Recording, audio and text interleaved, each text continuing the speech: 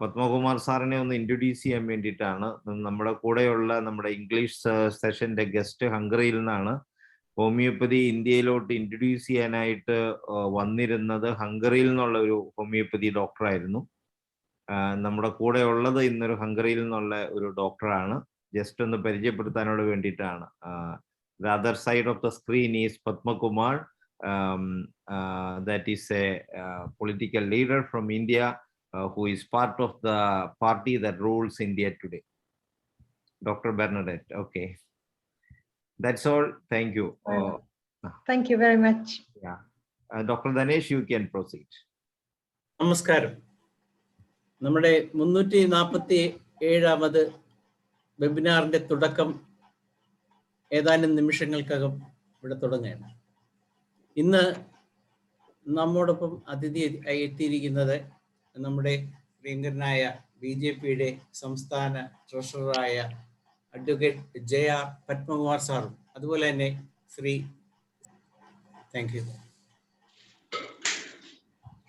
International forum for promoting homoeopathy എന്ന സംഘടന രൂപീകരിച്ചിട്ട് ഏകദേശം 1 വർഷമാകാറായി. ഇങ്ങനെയുള്ള ഒരു സംഘടന ഇവിടെ തുടങ്ങുന്നതിനുണ്ടായ ഭൗതിക സാഹചര്യം എന്താണെന്ന് വെച്ചാൽ എല്ലാവർക്കും അറിയാവുന്ന പോലെ നമ്മുടെ നാട്ടിലും കോവിഡ് എത്തിയപ്പോൾ കോവിഡ് എന്ന മഹാമാരി ചികിത്സിക്കാൻ ഇന്ത്യയിലെ ഒരു ഡോക്ടറും ഹോമിയോപ്പതി ഡോക്ടറോ ആയുർവേദ ഡോക്ടറോ അങ്ങനെയുള്ളവർക്ക് ആർക്കും അധികാരമില്ല എന്ന ഒരു ഗൈഡ് ലൈൻ ഗവൺമെന്റിന്റെ ഭാഗത്തു നിന്നുണ്ടാകുകയും അത് സംസ്ഥാന ഗവൺമെന്റുകൾ നടപ്പാക്കുകയും ചെയ്തു. അപ്പൊ ഇങ്ങനെ വന്നപ്പോൾ ശരിക്കും അത് ഞങ്ങളുടെ കരണക്കുറ്റിക്കേട്ട അടിപോലെ ആയിരുന്നു. അപ്പൊ ശരിക്കും പറഞ്ഞാൽ ഞങ്ങൾക്ക് ഹോമിയോപ്പതിയിൽ ചികിത്സ രോഗിക്കാണ്, രോഗത്തിനല്ല എന്നുള്ളൊരു കാഴ്ചപ്പാടുള്ളതുകൊണ്ട് ഇതൊരു പുത്തൻ രോഗമല്ല.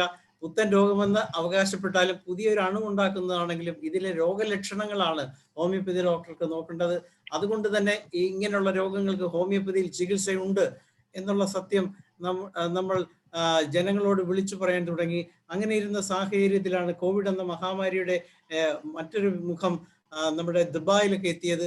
അങ്ങനെ ദുബായിൽ എത്തിയപ്പോൾ അവിടെ ആ ഭാഗത്ത് ആഞ്ഞടിച്ച ആ ഭീകര താണ്ഡവത്തിൽ അവിടെയുള്ള നമ്മുടെ മലയാളി സുഹൃത്തുക്കൾക്ക് ഒത്തിരി പേർക്ക് കോവിഡ് വന്നു. അങ്ങനെ കോവിഡ് വന്നപ്പോൾ അവർക്ക് വേറെ മറ്റ് കാര്യങ്ങളൊന്നും ചെയ്യാൻ പറ്റാത്ത രീതിയിൽ അവരെ മാറ്റി താമസിപ്പിക്കാൻ സൗകര്യങ്ങളില്ലായിരുന്നു. ഒരു മുറിയിൽ തന്നെ 200ഉം 20ഉം 30ഉം 50ഉം എന്നുള്ള രീതിയിൽ ആൾക്കാർ താമസിക്കുന്നിടത്ത് ഒരാൾക്ക് കോവിഡ് വന്നപ്പോൾ ആ കോവിഡിനോടൊപ്പം കഴിയേണ്ട സാഹചര്യമായിരുന്നു അവർക്കുണ്ടായിരുന്നത്. അതേ സമയത്ത് ലോകമെമ്പാടും ആൾക്കാർ മരണപ്പെടുന്ന കണക്കുകളുടെ ഭീകരത കേട്ട് അവർ ഞെട്ടിക്കൊണ്ടാണ് ഓരോ ദിവസവും കഴിഞ്ഞുകൊണ്ടിരുന്നത്. ആ സമയത്ത് അവിടെ അവരെ സംരക്ഷിക്കാനായിട്ട് ഹോമിയോപ്പതിയുടെ പ്രതിരോധ ഔഷധമായ ആഴ്സനിക് ആൽബം എത്തുകയും ആ ആഴ്സനിക് ആൽബം കൊടുക്കുക, അത് അതിന് പ്രധാനമായിട്ട് നമ്മുടെ പ്രധാനമന്ത്രി നരേന്ദ്രമോദി അവர்களോടാണ് കടപ്പെട്ടിരിക്കുന്നത്. കാരണം അദ്ദേഹമാണ് ഇവിടെ നമ്മുടെ ആയുഷ് സമ്പ്രദായത്തിനെ പുനർജീവിപ്പിച്ചുകൊണ്ട് നമുക്ക് വേണ്ട എല്ലാ സൗകര്യങ്ങളും മറ്റുള്ളവരെ പോലെ തന്നെ തന്ന് അതിനുള്ള എല്ലാ അവകാശവും ഫണ്ടും എല്ലാം തന്ന് ഹോമിയോപ്പതിയെയും ആയുർവേദത്തെയും വളർത്താനും യോഗയെയും നാച്ചുറോപ്പതിയെയും ഒരു കയ്യിൽ പിടിച്ചുയർത്താൻ ഏറ്റവും എന്തിനു പറയുന്നു ലോകാരോഗ്യ സംഘടനയിൽ പോലും ഹോമിയോപ്പതിയും ആയുർവേദവും നമ്മുടെ യോഗയും ഒക്കെ എത്തിച്ചത് നമ്മുടെ നരേന്ദ്രമോദി എന്ന പ്രധാനമന്ത്രി അവர்களാണ്. അദ്ദേഹം നമുക്ക് നേടിത്തന്ന ഈ ഒരു നേട്ടത്തെ നമുക്ക് വിസ്മരിച്ചുകൂടാ. അദ്ദേഹം തന്ന ഈ ഒരു അവസരം നമ്മൾ ശരിയായി വിനിയോഗിച്ചോ എന്ന് ചോദിച്ചാൽ ശരിയായിട്ട് വിനിയോഗിച്ചു. ഹോമിയോപ്പതി ഡോക്ടർമാരുടെ നമ്മുടെ സംഘടനയല്ല, നമ്മുടെ റിസർച്ച് ഇൻസ്റ്റിറ്റ്യൂട്ടായ സെൻട്രൽ റിസർച്ച് ഇൻസ്റ്റിറ്റ്യൂട്ട് ശരിയായ രീതിയിൽ അന്ന് തന്നെ ലോകമൊത്തമുള്ള രോഗികളുടെ രോഗവിവരങ്ങൾ അന്വേഷിച്ചിട്ട് അതിൽ നിന്നൊരു പ്രതിരോധ മരുന്ന് കണ്ടുപിടിക്കുകയും ആ പ്രതിരോധ മരുന്നായ ആഴ്സനിക് ആൽബ് ഇതിന് ഫലപ്രദമാണെന്ന് പ്രഖ്യാപിക്കുകയും ചെയ്തു. അത് നമ്മുടെ പ്രധാനമന്ത്രിയെ മുന്നിൽ കണ്ടുകൊണ്ട് തന്നെയാണ് അങ്ങനെ ഒരു പ്രഖ്യാപനം അദ്ദേഹത്തിന്റെ ഭാഗത്തുനിന്നുണ്ടായത്. നമ്മുടെ ഡയറക്ടർ ജനറൽ ആയ ഹോമിയോപ്പതിയുടെ റിസർച്ചിലെ ഡയറക്ടർ ജനറലാണ് ഇത് പ്രഖ്യാപിച്ചത്. പക്ഷെ എന്നിരുന്നാലും നമ്മുടെ ഗവൺമെന്റുകൾ ഇത് നടപ്പാക്കാൻ തയ്യാറായില്ല. കേരളത്തിൽ ഇത് നടപ്പാക്കാൻ തുടങ്ങിയപ്പോഴത്തേക്ക് പക്ഷെ ഇവിടെ IMAയുടെ എതിർപ്പ് വന്നപ്പോൾ ഈ പ്രതിരോധ മരുന്ന് എന്നുള്ള പേര് തന്നെ മാറ്റി ഹോമിയോപ്പതിയിൽ ഇല്ലാത്തൊരു വേടായ ഇമ്മ്യൂണോ ബൂസ്റ്റർ കൊടുക്കണമെന്ന് പറയും. അങ്ങനെ അവര് നിർദ്ദേശിച്ച ആ പേരിലാണ് ഇന്നും ഈ പ്രതിരോധ മരുന്ന് ഇവിടെ വിതരണം ചെയ്യുന്നത്. പക്ഷേ നമ്മുടെ CCRH പറഞ്ഞിരിക്കുന്നത് പ്രതിരോധ മരുന്നെന്ന് തന്നെയാണ്. അപ്പൊ ഈ ഒരു സത്യം അങ്ങയുടെ ഈ നമ്മുടെ ഇവിടെ കൂടിയിരിക്കുന്ന എല്ലാവരെയും ബോധ്യപ്പെടുത്താൻ കൂടിയാണ് ഞാൻ ഇതൊക്കെ പറയുന്നത്. നമ്മൾ പറയുന്നത് ഹോമിയോപ്പതി എന്ന ചികിത്സാശാസ്ത്രത്തെ ഇങ്ങനെ ഈ ഒരു വിവരം ഈ നമ്മുടെ ഗൾഫിലുള്ള ദുബായിലുള്ള മലയാളികളുടെ ചെവിയിലെത്തുകയും അവർ ആഴ്സനിക്കം ആൽബം നല്ല രീതിയിൽ ഉപയോഗിക്കുകയും ഈ പറഞ്ഞ 50ഉം 20ഉം ഉള്ള ഒരു മുറിയിൽ 1ഉം 2ഉം കോവിഡ് രോഗികൾ ഉണ്ടായിട്ടും ഒരാൾക്ക് പോലും അവിടുന്ന് പടർന്നു പിടിച്ചില്ല. ഈ സത്യം അവിടെയുള്ള ഫൈസൽ മാലഡി, ഫിറോസ് ഖാൻ, ബിലാൽ അങ്ങനെ ഒരു കൂട്ടം ആൾക്കാർ ലോകത്തോട് ഓഡിയോയിലൂടെയും വീഡിയോയിലൂടെയും വിളിച്ചു പറയുകയും ഈ സത്യം ജനങ്ങൾ ഏറ്റെടുക്കുകയും ചെയ്തു. അങ്ങനെ അതിന്റെ ഫലമായിട്ട് ഈ ഒരു യജ്ഞം അവിടെ നടക്കുമ്പോൾ ഇങ്ങ് കേരളത്തിൽ ഇതിന്റെ അലകൾ ഇവിടെ നമ്മുടെ സലാഹുദ്ദീൻ എഞ്ചിനീയർ എന്ന സാറിന്റെ നേതൃത്വത്തിൽ ഒരു ഗ്ലോബൽ ഹോമിയോപ്പതി ഫോറം ഉണ്ടാകുകയും ആ ഗ്ലോബൽ ഹോമിയോപ്പതി ഫോറത്തിനെയും ഗൾഫിലുള്ള ഇവരെയും കൂടി കണക്ട് ചെയ്തുകൊണ്ട് ഹോമിയോപ്പതി ലവേഴ്സ് ആയ അവരെയും കൂടി കണക്ട് ചെയ്തുകൊണ്ട് ഷാജി കുടിയത്ത് എന്ന് പറയുന്ന ഫിലിപ്പൈൻസിലുള്ള ഡോക്ടർ ഒരു ഒറ്റ യൂണിയനാക്കിക്കൊണ്ട് അങ്ങനെ തുടങ്ങിയതാണ് international forum for promoting homoeopathy. ഇതിന്റെ അധ്യക്ഷനായിട്ട് നമ്മുടെ ഏറ്റവും കേരളത്തിലെ 50 വർഷം ചികിത്സാ പാരമ്പര്യവും ചികിത്സയിലെ നമ്മുടെ എല്ലാം ഏറ്റവും വലിയ നമ്മളെല്ലാം ഗോഡ് ഫാദർ എന്ന് വിളിക്കാവുന്ന നമ്മുടെ സ്വന്തം ഇസ്മയിൽ സേഠ് സാർ ഇതിന്റെ അധ്യക്ഷനായി ഇതിന്റെ പ്രസിഡന്റായി എത്തുകയും ചെയ്തു. ഇതാണ് ഞങ്ങൾ ഇങ്ങനെ ഒരു ഇതുണ്ടാകാനുള്ള ഞങ്ങളുടെ ഒരു പ്ലാറ്റ്ഫോം ഉണ്ടാകാനുള്ള കാരണം. ഈ പ്ലാറ്റ്ഫോമിൽ ആദ്യത്തെ 100 ദിവസം ഞങ്ങൾ മലയാളത്തിലും അതിനുശേഷം 100 മുതൽ 300 വരെയുള്ള 200 ദിവസം തുടർച്ചയായിട്ട് വെസ്റ്റേൺ വിദേശത്തു നിന്നുള്ള ഡോക്ടർമാരെയും പങ്കെടുപ്പിച്ചു. അതിന്റെ പ്രധാന കാരണം ഇവിടെ IMAയുടെ ഒരു ഡോക്ടർ മീഡിയയിലൂടെ വിളിച്ചു പറഞ്ഞു, വിദേശ രാജ്യങ്ങളിലൊക്കെ ഹോമിയോപ്പതി നിരോധിച്ചിരിക്കുന്നു, ഇന്ത്യയിൽ മാത്രമേ ഇതുള്ളൂ, ഇനി കേരളത്തിലും ഇത് നിരോധിക്കണം, ഇതിനൊക്കെ ഉപയോഗിക്കുന്ന ഈ ഫണ്ട് കൂടി അവർക്ക് കൊടുക്കണം. ആരാണ്ട് പറഞ്ഞ പോലെ തീപ്പെട്ടി മാത്രം പോരാ, അതിന്റെ കോലും കൂടെ കൊടുക്കണം എന്ന് പറഞ്ഞ പോലെയാണ് അവരെ ചോദിച്ചത്. പക്ഷേ നമ്മുടെ ഗവൺമെന്റ് ഉറച്ചു നിന്നു. കേന്ദ്ര ഗവൺമെന്റ് നമ്മളോടൊപ്പം ഉണ്ടെന്ന് നമുക്കറിയാവും. അതുകൊണ്ട് ഞങ്ങൾ ആ ധൈര്യത്തിൽ കാത്തിരുന്നു. ഞങ്ങൾ ഇതുപോലെ തന്നെ ഞങ്ങൾക്ക് അവസാനം കോടതിയിൽ പോകേണ്ടി വന്നു. കോടതിയിൽ ചെന്നപ്പോൾ നമ്മുടെ CCRHന്റെ ഗവർണർ നമുക്ക് അനുകൂലമായ റിപ്പോർട്ട് സുപ്രീം കോടതിയിൽ സബ്മിറ്റ് ചെയ്യും. അങ്ങനെ ഞങ്ങൾക്ക് ചികിത്സിക്കാനുള്ള അവകാശം കിട്ടുകയും ചെയ്തു. പക്ഷെ ഇതൊക്കെയാണ് സാഹചര്യമെങ്കിലും ഇവിടെ കേരളത്തിൽ ഇവിടുത്തെ ഗവൺമെന്റ് ഇതുവരെ ഞങ്ങൾക്ക് അത് തന്നിട്ടില്ല. ഞങ്ങൾ ഇപ്പോഴും ഞങ്ങളെയൊക്കെ പിടിച്ച് ജയിലിൽ അടയ്ക്കും എന്നുള്ള ഒരു രീതിയിലാണ് കാര്യങ്ങളുടെ പോക്ക്. പക്ഷെ ഈ സമയത്തും ഞങ്ങൾ ഇവിടെ ഹോമിയോപ്പതി മാത്രം കഴിക്കുന്ന രോഗികൾ ഞങ്ങളെ തേടിയെത്തുകയും ഞങ്ങൾ ഓരോരുത്തരും ഹോമിയോപ്പതി ചികിത്സ രോഗികൾക്ക്, കാരണം ഇവിടെ ഞങ്ങൾക്ക് രോഗത്തിന് പേര് നിർണ്ണയിക്കേണ്ട കാര്യമില്ല. അതുകൊണ്ട് രോഗം എന്തുമായിക്കോട്ടെ, രോഗി വന്നാൽ ചികിത്സിക്കുമെന്നുള്ള ഒരു ധൈര്യം ഞങ്ങൾക്കുണ്ടായിരുന്നു. കാരണം നമ്മുടെ ഹോമിയോപ്പതിയുടെ ഫിലോസഫിയിലും അത് തന്നെയാണ് പറയുന്നത്, you are treating the patient and not a disease. അതായത് രോഗിയാണ് ചികിത്സിക്കുന്നത്, രോഗത്തെ അല്ല. അപ്പൊ അതുകൊണ്ട് തന്നെ ഒരു പനി വന്നാൽ തന്നെ പലതരം രോഗികൾ നമ്മുടെ മുന്നിലെത്തും. കോവിഡിൽ തന്നെ നമുക്കറിയാം, പുതച്ചുമുട്ടി കിടക്കുന്നവരുണ്ട്, പുതയ്ക്കാതെ കിടക്കുന്നവരുണ്ട്, എപ്പോഴും ഫാനിട്ട് കിടക്കുന്നവരുണ്ട്. ഇങ്ങനെയുള്ള ആൾക്കാർ ആണ് നമ്മുടെ മുന്നിലെത്തുന്നത്. അതൊക്കെ അതുകൊണ്ട് തന്നെ ഹോമിയോപ്പതി ചികിത്സ ഉണ്ടെന്ന് ഞങ്ങൾ ചെയ്യാനും തുടങ്ങി. ഇന്ന് കേരളത്തിൽ അങ്ങോളം ഇങ്ങോളമുള്ള 10,000-ഓളം ഡോക്ടർമാരും ഏകദേശം 500 മുതൽ 1000 വരെയുള്ള രോഗികളെ ചികിത്സിച്ച് കഴിഞ്ഞു. ആ കണക്ക് നോക്കിക്കഴിഞ്ഞാൽ അതൊരു വലിയ കണക്കാകും. 1000 പേര് തന്നെ 500 പേരെ വെച്ച് കണക്കൂട്ടിയാൽ തന്നെ 5 ലക്ഷമായി. അപ്പൊ അതിൽ നിന്ന് നമ്മുടെ സർക്കാരിനുണ്ടായ സാമ്പത്തിക നേട്ടവും ജനങ്ങൾക്കുണ്ടായ നേട്ടവും നമുക്കൊന്ന് ചിന്തിക്കാവുന്നതാണ്. ഇതിൽ ഞങ്ങൾ ചികിത്സിച്ച ഒരു രോഗിയെ പോലും ഞങ്ങൾക്ക് ഒരു ആശുപത്രിയിലും പറഞ്ഞു വിടേണ്ടി വന്നിട്ടില്ല എന്ന് മാത്രമല്ല, ഇവർക്കാർക്കും ഒരു പോസ്റ്റ് കോവിഡ് സിൻഡ്രോമും ഉണ്ടായിട്ടില്ല. അതായത് ലോകം ആഞ്ഞടിച്ച ഈ കൊടുങ്കാറ്റിൽ മരിച്ച ആൾക്കാരുടെ മരണ കാരണം യഥാർത്ഥത്തിൽ കോവിഡ് അല്ല, അവരുപയോഗിച്ച തെറ്റായ മരുന്നുകൾ മാത്രമാണെന്നുള്ള സത്യം ഇനിയെങ്കിലും നമ്മുടെ രാഷ്ട്രീയ നേതൃത്വവും നമ്മുടെ മറ്റ് ജനങ്ങളും തിരിച്ചറിയണം. അതായത് 2006 ഇവിടെ ചിക്കൻ ഗുനിയ വ്യാപിച്ചപ്പോൾ അലോപ്പതി അന്ന് 100-200 പേര് മരിച്ച സാഹചര്യത്തിലാണ് ഞങ്ങളുടെയൊക്കെ ആലപ്പുഴയാണ് ഇത് ആഞ്ഞടിച്ചത്. ഞാനൊരു ആലപ്പുഴക്കാരനാണ്. ആലപ്പുഴയിൽ ഇത് ആഞ്ഞടിച്ചപ്പോൾ, ആലപ്പുഴയിൽ ഈ രോഗം വ്യാപിച്ചപ്പോൾ ആണ് മരണങ്ങൾ തുടങ്ങുകയും അങ്ങനെ വന്നപ്പോൾ ഞങ്ങളുടെയൊക്കെ ക്ലിനിക്കുകളിൽ ഇതേ രോഗികൾ വരുത്തുകയും അവരെ ചികിത്സിച്ച് ഫലപ്രദമാക്കി കണ്ടപ്പോൾ ഞങ്ങൾ അതിന്റെ വീഡിയോ തയ്യാറാക്കി പ്രസ് ക്ലബിൽ കൊണ്ട് പ്രസിദ്ധീകരിക്കുകയും അന്ന് മുതൽ പത്രക്കാർ അത് ഏറ്റെടുക്കുകയും മാധ്യമങ്ങൾ അത് ഏറ്റെടുക്കുകയും അവർ ജനങ്ങളിലെത്തിക്കുകയും അന്ന് മുതൽ പിന്നെ ഹോമിയോപ്പതിയാണ് ചിക്കൻ ഗുനിയക്ക് ഏറ്റവും നല്ലത് എന്നൊരു സംസാരം ജനങ്ങളുടെ ഇടയിൽ ഉണ്ടാകുകയും അത് ഹോമിയോപ്പതി വളരുന്നതിനും ഈ ആൾക്കാർക്ക് പോസ്റ്റ് കോവിഡ് സിൻഡ്രോംസ് എന്ന് പറയുന്നില്ല, പോസ്റ്റ് ചിക്കൻ ഗുനിയൽ സിൻഡ്രോംസും കുറയാനത് കാരണമായി. ഇതൊക്കെയാണ് ഇന്നത്തെ വിഷയത്തിൽ ഞങ്ങൾ പറയുന്നത്. അതുകൊണ്ട് ഇപ്പൊ പൊതുവെ ഈ ഒരു ധാരണയുണ്ട്, ഞങ്ങൾ അപ്പൊ ചികിത്സിച്ച എല്ലാം ഈ മരുന്ന് കൊടുക്കാതെ തന്നെ മാറുന്ന കോവിഡ് ആയിരിക്കാം. അത് തികച്ചും തെറ്റാണ് സാർ. ഞങ്ങളുടെ മുമ്പിൽ വന്നിരിക്കുന്നത് കോമോർബിഡിറ്റി ഉള്ള ധാരാളം രോഗികളുണ്ട്. 2 കിഡ്നിയുടെ 85% വരെ നഷ്ടപ്പെട്ട രോഗികളുണ്ട്. ഷുഗർ ഉള്ളവരും പ്രഷർ ഉള്ളവരും ഒന്നിച്ചുള്ളവരും ഹാർട്ടിന് ഓപ്പറേഷൻ ചെയ്തവരും അങ്ങനെയുള്ള ഏത് രീതിയിലുള്ള രോഗികളും നമ്മുടെ ഇടയിൽ എത്തിയിട്ടുണ്ട്. അതുകൊണ്ട് തന്നെ ഞാൻ ഈ വേദിയിൽ നമ്മുടെ ഇന്നത്തെ വിഷയം വിഷയം നമ്മൾ ഇവിടെ ചർച്ച ചെയ്യുന്നത് കേരളത്തിന്റെ സാമ്പത്തിക സാമൂഹിക അവസ്ഥ ഹോമിയോപ്പതിയിലൂടെ ഭദ്രമോ എന്നൊരു ചോദ്യമാണ്. ഇത് ചർച്ച ചെയ്യാനായിട്ട് നമ്മോടൊപ്പം ഇന്ന് നമ്മുടെ അതിഥി എത്തിയിട്ടുണ്ട്. അതിഥിയെ സ്വാഗതം ചെയ്യുന്നതിനായി അതിഥിയായ JR പത്മകുമാർ സാറിനെ സ്വാഗതം ചെയ്യുന്നതിനായിട്ട് നമ്മുടെ ഷെഫീഖ് ഡോക്ടറെ ക്ഷണിക്കുകയാണ്. എല്ലാവർക്കും നമസ്കാരം. കേൾക്കാവോ? ഇന്റർനാഷണൽ ഫോറം ഫോർ പ്രൊമോട്ടിംഗ് ഹോമിയോപ്പതിയുടെ തുടർച്ചയായി നടന്നു വരുന്ന സൂം സെഷന്റെ 347ാമത് എപ്പിസോഡാണ് ഇന്ന് നടക്കുന്നത്.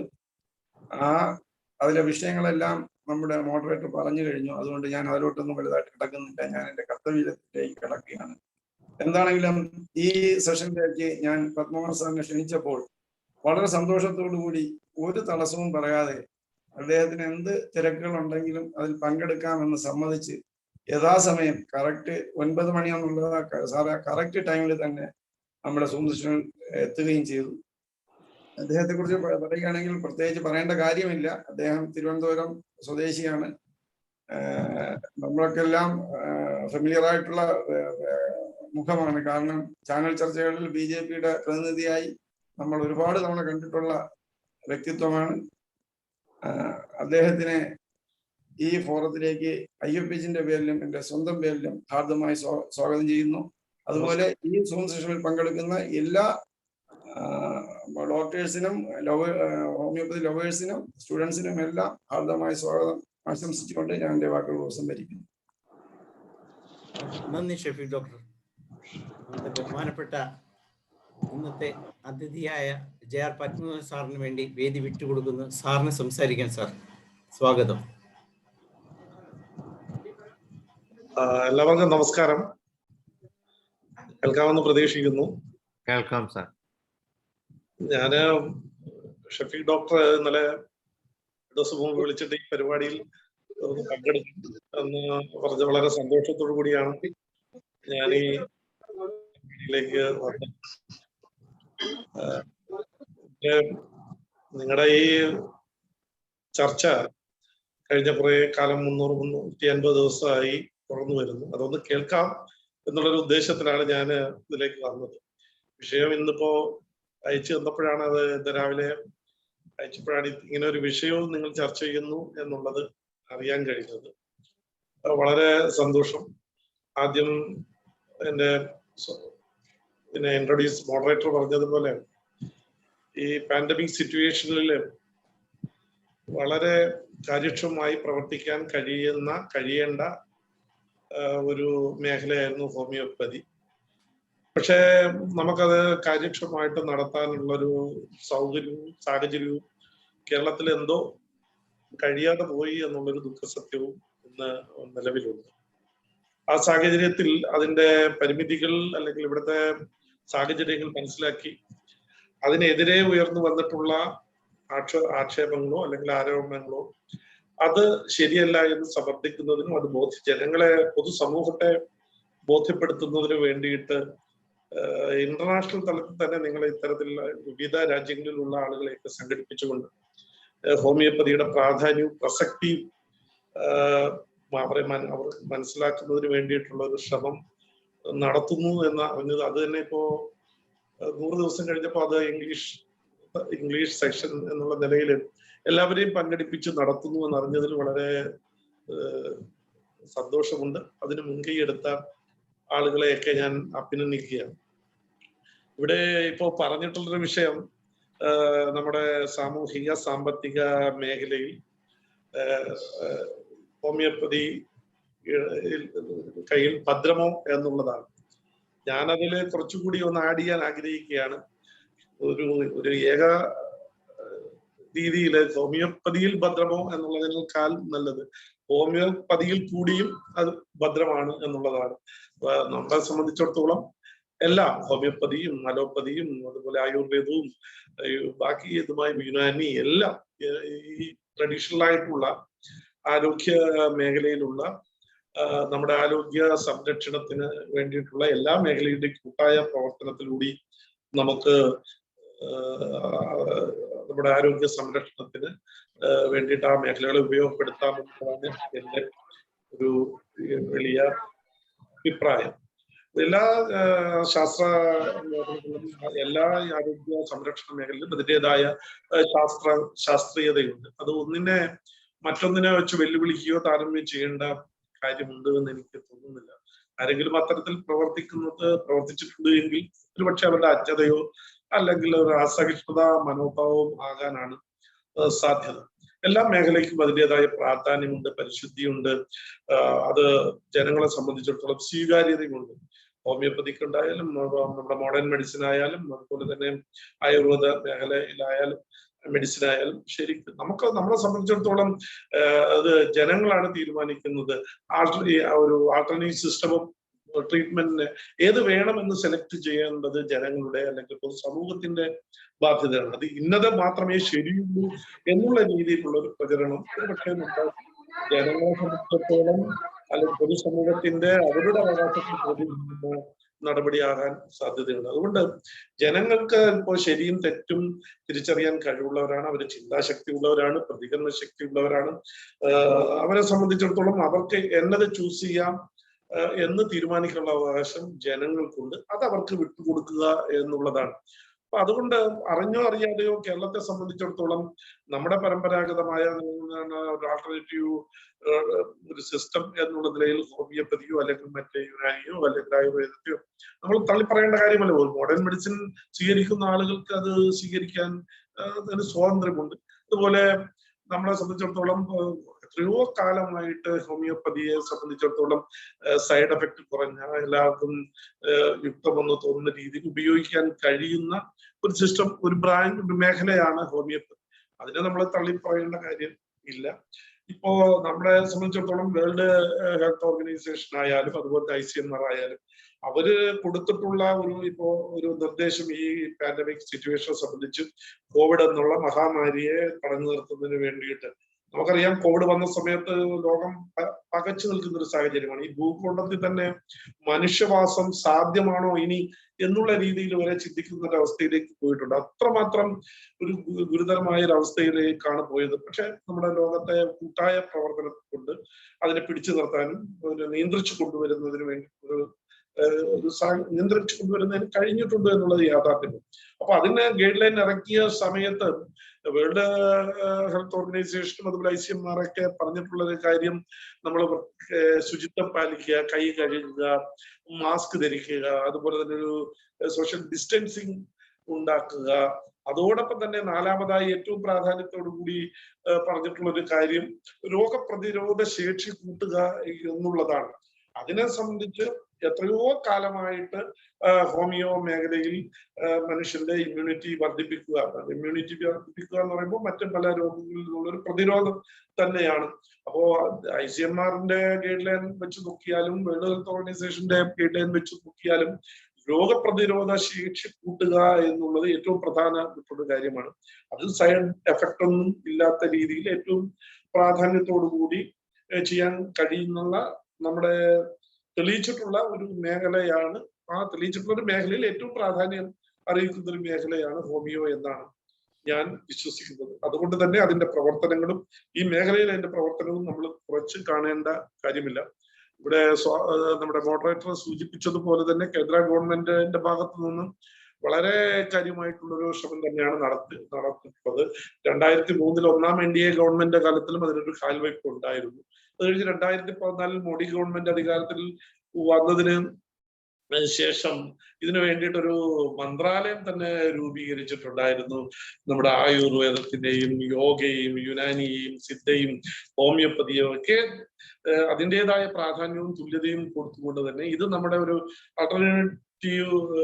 ഒരു മെഡിക്കൽ ട്രീറ്റ്മെന്റ് സിസ്റ്റം എന്നുള്ള നിലയിൽ ഇതൊരു വേ ഔട്ട് ആണ് എന്നുള്ളതിൽ ഇത് നമ്മുടെ ആരോഗ്യ സംരക്ഷണത്തിന് വേണ്ടിയിട്ടുള്ള ഒരു മാർഗം എന്നുള്ള നിലയിൽ തന്നെ ഒരു മന്ത്രാലയം രൂപീകരിക്കുകയും അതിന് കാലാകാലങ്ങളിൽ തന്നെ നിർദ്ദേശങ്ങൾ കൊടുക്കുകയും അതിന് വളരെ പ്രാധാന്യം കൊടുത്തുകൊണ്ടുള്ള നടപടികൾ ആരംഭിച്ചിട്ടുണ്ട്. ഞാൻ മനസ്സിലാക്കുന്നത് കേരളത്തിൽ 2015 ആയുഷ് ഡിപ്പാർട്ട്മെന്റ് തുടങ്ങുകയും പക്ഷെ അത് എത്രമാത്രം അതിന്റെ മുന്നോട്ട് പോയിട്ടുണ്ടോ എന്നുള്ള കാര്യം നമുക്ക് പരിശോധിക്കേണ്ടതായിട്ടുണ്ട്. അല്ലെങ്കിൽ എവിടെയെങ്കിലും അത് കുറവ് വന്നിട്ടുണ്ടെങ്കിൽ ഹോമിയോയെ സംബന്ധിച്ച് കുറവ് വന്നിട്ടുണ്ട് എങ്കിൽ അതിന്റെ പ്രചരണത്തിനും ആ രീതിയുടെ വ്യാപനത്തിനും എന്തെങ്കിലും കുറവ് വന്നിട്ടുണ്ടെങ്കിൽ അത് എന്താണെന്ന് പരിശോധിക്കപ്പെടേണ്ടതാണ് എന്നുള്ളതാണ്. ഒരിക്കലും നമുക്ക് മാറ്റി നിർത്തേണ്ട ഒരു മേഖല അല്ല ഹോമിയോപ്പതി എന്നുള്ള വളരെ പ്രസക്തമായിട്ടുള്ളൊരു കാര്യമാണ്. കേന്ദ്ര ഗവൺമെന്റിനെ സംബന്ധിച്ച് ഇപ്പോ നമുക്കറിയാം, ഇപ്പോ കേരളത്തിലെ മോഡേൺ മെഡിസിൻ അലോപ്പതിയെ സംബന്ധിച്ചിടത്തോളം അവരാണ് ശരി എന്നുള്ള രീതിയിൽ മറ്റുള്ള ബ്രാഞ്ചസിനെയും തള്ളിപ്പറയുന്ന രീതി നമുക്ക് എല്ലാവരും വേണം. ഹോമിയോപ്പതിക്ക് അതിൻ്റെതായ പ്രസക്തിയുണ്ട്, അതിൻ്റെതായ പ്രാധാന്യമുണ്ട്, അതിൻ്റെതായ മേഖലയുണ്ട്. അതുപോലെ തന്നെ അലോപ്പതിക്ക് അതിൻ്റെതായ മേഖലയുണ്ട്, പ്രസക്തിയുണ്ട്, മേന്മയുണ്ട്. അതുപോലെ തന്നെ ആയുർവേദമായാലും യുനാനി ആയാലും ഇതൊന്നും ഇല്ലാതെ യോഗ പ്രാക്ടീസ് ചെയ്യുന്നവരെ സംബന്ധിച്ചിടത്തോളം പ്രതിരോധം വർദ്ധിപ്പിക്കുന്നതിന് അത് അവർക്ക് ചൂസ് ചെയ്യാനുള്ള അവകാശം. പക്ഷെ ഒന്നിനെ വെച്ച് അളക്കുന്നത് ശരിയല്ല. ഓരോന്നിനും അതിൻ്റെതായ പ്രാധാന്യമുണ്ട്. അത് നമുക്ക് പ്രചരിപ്പിക്കാനും കഴിയണം, അത് പൊതു സമൂഹത്തിന്റെ മുന്നിൽ അവതരിപ്പിക്കാനും നമുക്ക് കഴിയണം. അതിന് നിങ്ങളുടെ ഇത്തരത്തിലുള്ള ഒരു പ്രവർത്തനം, ഒരു കൂട്ടായ്മ സഹകരിക്കുമെന്നാണ് ഞാൻ വിശ്വസിക്കുന്നത്. കേന്ദ്ര ഗവൺമെന്റ് തന്നെ എനിക്ക് തോന്നുന്നു നേരത്തെ കൊണ്ടുവന്ന ഈ ഒരു മെഡിക്കൽ കമ്മീഷൻ പുതുതായിട്ട് ഇത് കൊണ്ടുവന്ന സമയത്ത് ഒട്ടേറെ പ്രതിഷേധങ്ങളൊക്കെ ഉണ്ടായിട്ടുണ്ട്. ഒരു ബ്രിഡ്ജ് കോഴ്സ് ഒക്കെ കൊണ്ടുവന്ന് മറ്റ് മേഖലയിൽ പ്രവർത്തിക്കുന്ന ആളുകൾക്ക് കാര്യക്ഷമമായിട്ടുള്ള ഒരു പരിശീലനം കൊടുത്തുകൊണ്ട് ഒരു ബേസിക് കമ്മ്യൂണിറ്റി ഹെൽത്ത് പ്രൊവൈഡേഴ്സ് എന്നുള്ള നിലയിൽ മറ്റുള്ളവർക്കും അത് ഒരു പ്രാഥമികമായ ചികിത്സകൾ നൽകുന്നതിന് വേണ്ടിയിട്ടുള്ള സംവിധാനം ഏർപ്പെടുത്താൻ ഒരു ശ്രമം നടത്തി. അത് 2017 തോന്നുന്നു അതിന്റെ ബില്ല് ഒന്ന് വലിയ പ്രശ്നം ഉണ്ടായി. അത് കഴിഞ്ഞ് 2019 അത് ഒന്നുകൂടി മാറ്റം വരുത്തി അവതരിപ്പിക്കാനായിട്ട് കഴിഞ്ഞു. പക്ഷെ ഒട്ടേറെ പ്രതിഷേധങ്ങളൊക്കെ അതിലുണ്ടായി. അത് നമ്മുടെ ഒരു ദേശീയ താല്പര്യം കണക്കിലെടുത്ത് ഒരു വൈഡ് ക്യാൻവാസ് നോക്കുമ്പോൾ നമുക്ക് കേരളത്തിന്റെ സ്ഥിതി വെച്ചുകൊണ്ട് മാത്രം നമുക്ക് അതിനെ വിലയിരുത്താൻ കഴിയില്ല. മറ്റ് സംസ്ഥാനങ്ങളിലൊക്കെ നോക്കുമ്പോൾ വളരെ റിമോട്ട് ഏരിയകളിൽ, വില്ലേജ് ഏരിയ, റൂറൽ ഏരിയയിലൊക്കെ അലോപ്പതി പ്രാക്ടീസ് ചെയ്യുന്ന ആളുകളെ സംബന്ധിച്ചിടത്തോളം വളരെ കുറവ് ഹോസ്പിറ്റൽ, വലിയ കിലോമീറ്ററുകളൊക്കെയാണ് ഒരു പ്രൈമറി ഹെൽത്ത് സെന്റർ അലോപ്പതി ഉള്ളത്. അതേസമയം ഉൾഗ്രാമങ്ങളിലേക്ക് വരുമ്പോൾ അവർക്കൊരു പെട്ടെന്നൊരു കണ്ടിജൻസി വരുമ്പോൾ അവരെ പരിഹരിക്കുന്നതിന്, അവരെ പരിശോധിക്കുന്നതിനോ അവരുടെ പ്രശ്നങ്ങൾ കൈകാണുന്നതിനോ ഒരു സംവിധാനവും നിലവിലില്ല എന്നുള്ളതാണ്. അവിടെയാണ് നമുക്ക് ഇത്തരത്തിൽ മറ്റു മേഖലകളിൽ പ്രവർത്തിക്കുന്ന ആളുകൾക്ക് ഒരു പ്രൈമറി, ഒരു ബേസിക് ട്രീറ്റ്മെന്റ്, ഒരു ട്രെയിനിങ് കൊടുത്തു കഴിഞ്ഞാൽ അത് അവർക്ക് ഒരു പ്രാഥമികമായിട്ടെങ്കിലും അവരെ സഹായിക്കുന്നതിന് വേണ്ടിയിട്ടുള്ള ഒരു ശ്രമം,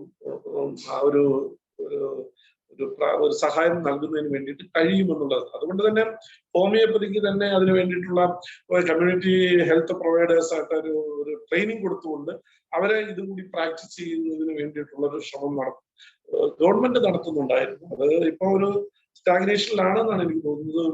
ഒട്ടേറെ പ്രതിഷേധങ്ങളൊക്കെ ഉണ്ടായെങ്കിലും അത് മുന്നോട്ട് പോകുന്നുണ്ട്, ഒരു പരിധിവരെ മുന്നോട്ട് പോകുന്നുണ്ട്. അത് നമ്മൾ മനസ്സിലാക്കേണ്ടത് ഇപ്പോ അലോപ്പതി ആയാലും ഒരു ഫ്രീക്വന്റ് ആയിട്ട് വരുന്ന കുട്ടികൾ, പ്രീഡിഗ്രി കഴിഞ്ഞ് ടെസ്റ്റ് എഴുതി വരുന്ന കുട്ടികൾ അവര് പരിശീലനത്തിന്റെ അടിസ്ഥാനത്തിലാണ് അലോപ്പതിയിലേക്ക് പോകുന്നത്. എല്ലാ മേഖലയും അതുപോലെ തന്നെ പോകുന്നത്. അങ്ങനെ പഠിച്ചു വരുന്ന ആളുകൾക്ക് ഒരു ബേസിക് ട്രെയിനിങ് കൊടുത്തു കഴിഞ്ഞാൽ അത്യാവശ്യം ഒരു പാലമായിട്ട് ഇതിനിടയിൽ പ്രവർത്തിക്കാൻ കഴിയും. ജനങ്ങളുടെ അത്യാവശ്യ കാര്യങ്ങൾ കൈകാര്യം ചെയ്യാൻ കഴിയും. അതിലൊക്കെ ഒട്ടേറെ പ്രതിഷേധങ്ങളും ആരോപണങ്ങളൊക്കെ ഉണ്ടായി. ഇപ്പൊ തന്നെ കോവിഡ് കാലത്ത് ഹോമിയോ പാടില്ല എന്ന് പറഞ്ഞ് വരുന്ന രീതിയിൽ തന്നെ ഹോമിയോക്കാർ സർജറി ചെയ്യാനായിട്ട് കൊടുക്കും, ആയുർവേദക്കാർക്ക് സർജറി ചെയ്യാനുള്ള അവകാശം കൊടുക്കുന്നു എന്നൊക്കെ പറഞ്ഞുകൊണ്ട് പ്രചരണമൊക്കെ ഉണ്ടായി. നമ്മള് ഇതിന്റെ എല്ലാ വശങ്ങളും പരിശോധിച്ച് കേന്ദ്ര ഗവൺമെന്റ് ഭാഗത്തു നിന്നും കാര്യമായിട്ടുള്ളൊരു നമ്മുടെ ട്രഡീഷണൽ ഒരു ആൾട്ടർനേറ്റീവ് മെഡിസിൻ എന്നൊരു മെഡിക്കൽ മേഖല എന്നുള്ള നിലയിൽ വളരെ രീതിയിൽ ഈ ആയുർവേദത്തിനും ഹോമിയോയ്ക്കും യുനാനിക്കും യോഗയ്ക്കും സിദ്ധയ്ക്കും എല്ലാം അലോപ്പതിയെ പോലെ തന്നെ പ്രാധാന്യം കൊടുക്കണം. എല്ലാവരും കൂടി സംയോജിപ്പിച്ചുകൊണ്ട് നമുക്ക് പൊതുവായിട്ടുള്ളൊരു കാര്യം എന്ന് പറഞ്ഞാൽ ജനങ്ങളുടെ ആരോഗ്യ സംരക്ഷണം ആണ്. അതിന് എല്ലാവരും കൂട്ടായ ഒരു ശ്രമം ഉണ്ടായെങ്കിൽ മാത്രമേ നമുക്കത് നേടിയെടുക്കാൻ കഴിയൂ. മനുഷ്യനുണ്ടെങ്കിലേ, മനുഷ്യന് ആരോഗ്യമുണ്ടെങ്കിലേ ആരോഗ്യപരമായിട്ടുള്ള ചിന്തകൾ ഉണ്ടാവും. ആരോഗ്യപരമായിട്ടുള്ള ഒരു സമൂഹം ഉണ്ടെങ്കിൽ മാത്രമേ ആരോഗ്യമുള്ള ഒരു രാജ്യം ഉണ്ടാവും, രാഷ്ട്രം ഉണ്ടാവും.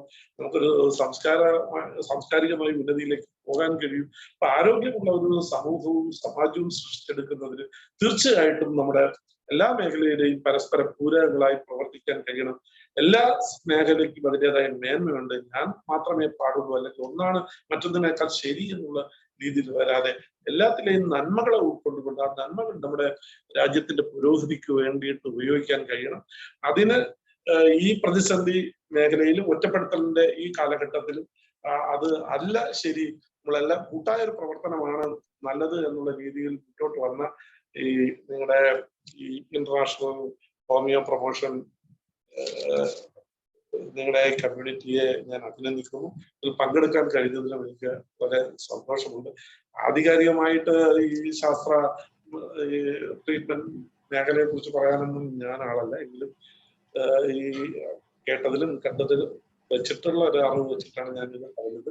നമുക്ക് ഒരുമിച്ച് ഈ എല്ലാ മേഖലയും ഈ ആരോഗ്യ സംരക്ഷണത്തിന് വേണ്ടി പ്രയോജനപ്പെടുത്താൻ നമുക്ക് കഴിയണം. അതിന് സഹായകരമായ ഒരു നിലപാടെടുക്കുന്ന നിങ്ങളുടെ സംഘടനയെ ഞാൻ അഭിനന്ദിക്കുന്നു. ആരും ഒഴിച്ചു നിർത്തേണ്ടതല്ല, എല്ലാവരും നമുക്ക് ഒരുമിച്ച് മുന്നോട്ട് പോകാം.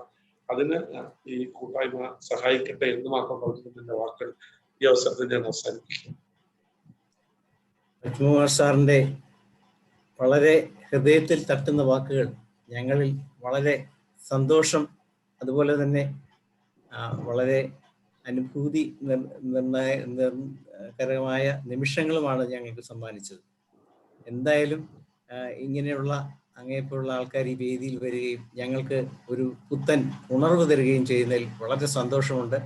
സാറിനോട് സംസാരിക്കാനായിട്ട് നമ്മുടെ വൈസ് പ്രസിഡന്റായ ഡോക്ടർ ഷാജി കുടിയത്തിനെ ക്ഷണിക്കുകയാണ്.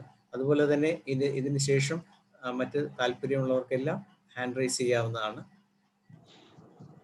നമസ്കാരം സാർ, ഞാൻ ഡോക്ടർ ഷാജി കുടിയേറ്റ്, ഞാൻ ഫിലിപ്പീൻസിൽ നിന്നാണ് സംസാരിക്കുന്നത്. ഞാൻ 2-3 കാര്യങ്ങൾ സാറിൻ്റെ ശ്രദ്ധയിൽപ്പെടുത്താനും കൂടിയാണ്. ഇത് മൊത്തത്തില് രാഷ്ട്രീയ നേതൃത്വം അറിഞ്ഞിരിക്കേണ്ട പ്രധാനപ്പെട്ട ഒരു സംഗതിയാണ്. ഞാനൊരു സ്ക്രീൻ സാറിന് ഷെയർ ചെയ്യാൻ ആഗ്രഹിക്കുകയാണ്. ഇതൊന്ന് സാറ് ശ്രദ്ധിക്കണം. ഈ ഒരു സ്ക്രീൻ നമ്മുടെ central council of research in homoeopathy കേരളത്തില് ഇന്ത്യയില് 6,69,726 ഇൻഡിവിജ്വൽസില് നടത്തിയ പഠനങ്ങളിൽ നിന്ന് ഉരുത്തിരിഞ്ഞു വന്ന ഒരു റിസർച്ച് റിപ്പോർട്ടാണിത്. 99.3% പ്രതിരോധ ശേഷി ഹോമിയോപ്പതി മരുന്നിനെ കണ്ടുപിടിച്ച് ഈ റിപ്പോർട്ട് ഇന്നും വെളിച്ചം കാണാതിരിക്കുന്ന ഒരവസ്ഥ നമ്മുടെ മുന്നിലുണ്ട്.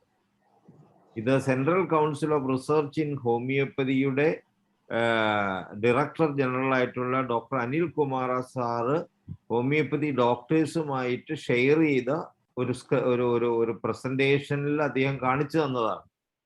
ഇന്ന് ഞാനിപ്പോൾ കുറച്ചു മുമ്പ് അദ്ദേഹവുമായിട്ട് കമ്മ്യൂണിക്കേറ്റ് ചെയ്തപ്പോൾ ഇത് ഉടനെ പബ്ലിഷ് ചെയ്യാനുള്ള അനുമതി കിട്ടിയിട്ടുണ്ടെന്നാണ് അറിയാൻ സാധിച്ചത്. ഞങ്ങൾക്ക് വളരെ സന്തോഷമുള്ള കാര്യമാണ്, ഞാനിത് അറിയിക്കുകയാണ്. പക്ഷേ കഴിഞ്ഞ ഒരു വർഷത്തോളമായിട്ട് ഇതുമാതിരിയുള്ള റിസർച്ച് സ്റ്റഡീസ് പബ്ലിഷ് ചെയ്യാത്തത് മൂലം ഹോമിയോപ്പതി പ്രതിരോധ മരുന്നിന് കിട്ടേണ്ട അർഹമായ സ്ഥാനം ഇന്ത്യയിലോ ലോകത്തോ ലഭിച്ചിട്ടില്ല എന്നുള്ള സങ്കടകരമായ അവസ്ഥയാണ്.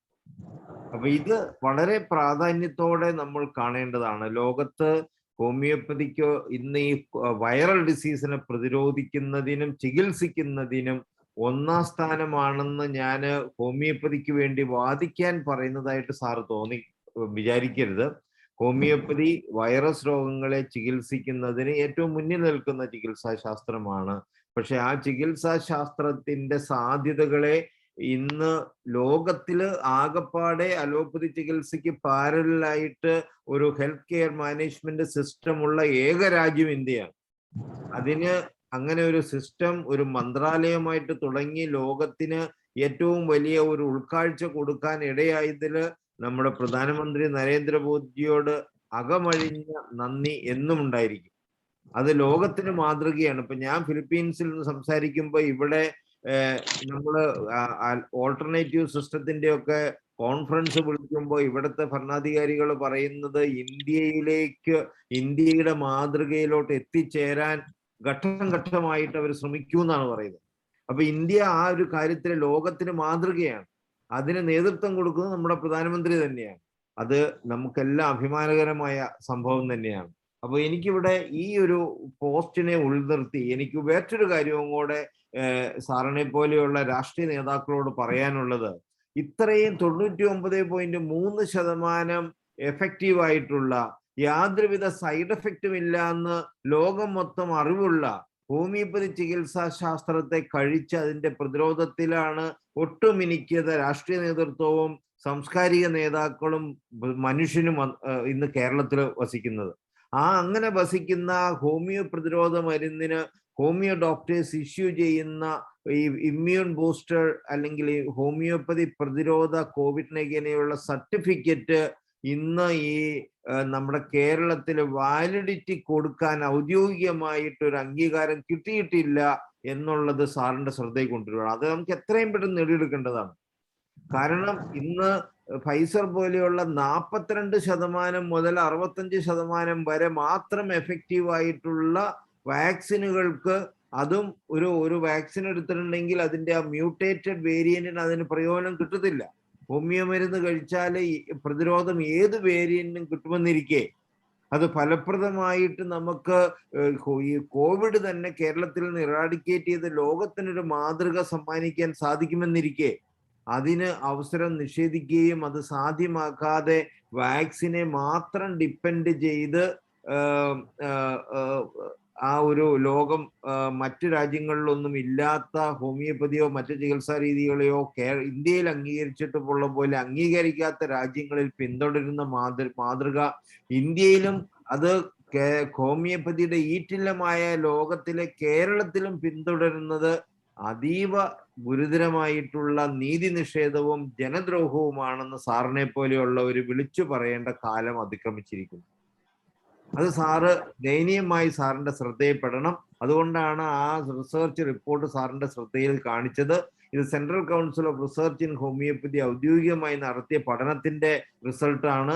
അത് ഉടനെ തന്നെ വെളിയിൽ വരുന്നതുമാണ്. ഞാനിപ്പോൾ ഈ മീറ്റിംഗ് തുടങ്ങുന്നതിന് ഏതാനും മിനിറ്റ് മുമ്പ് ഡയറക്ടർ ജനറൽ ഖുറാന സാറുമായിട്ട് സംസാരിച്ചിരുന്നത് എന്ന് വെളിവരുമെന്ന് അറിയാനായിട്ട്. അപ്പൊ അതിന്റെ സാങ്ഷൻ കിട്ടിയിട്ടുണ്ടെന്നാണ് അറിഞ്ഞത്. ഞാനിപ്പോൾ ഇവിടെ അറിയിക്കുകയാണ്.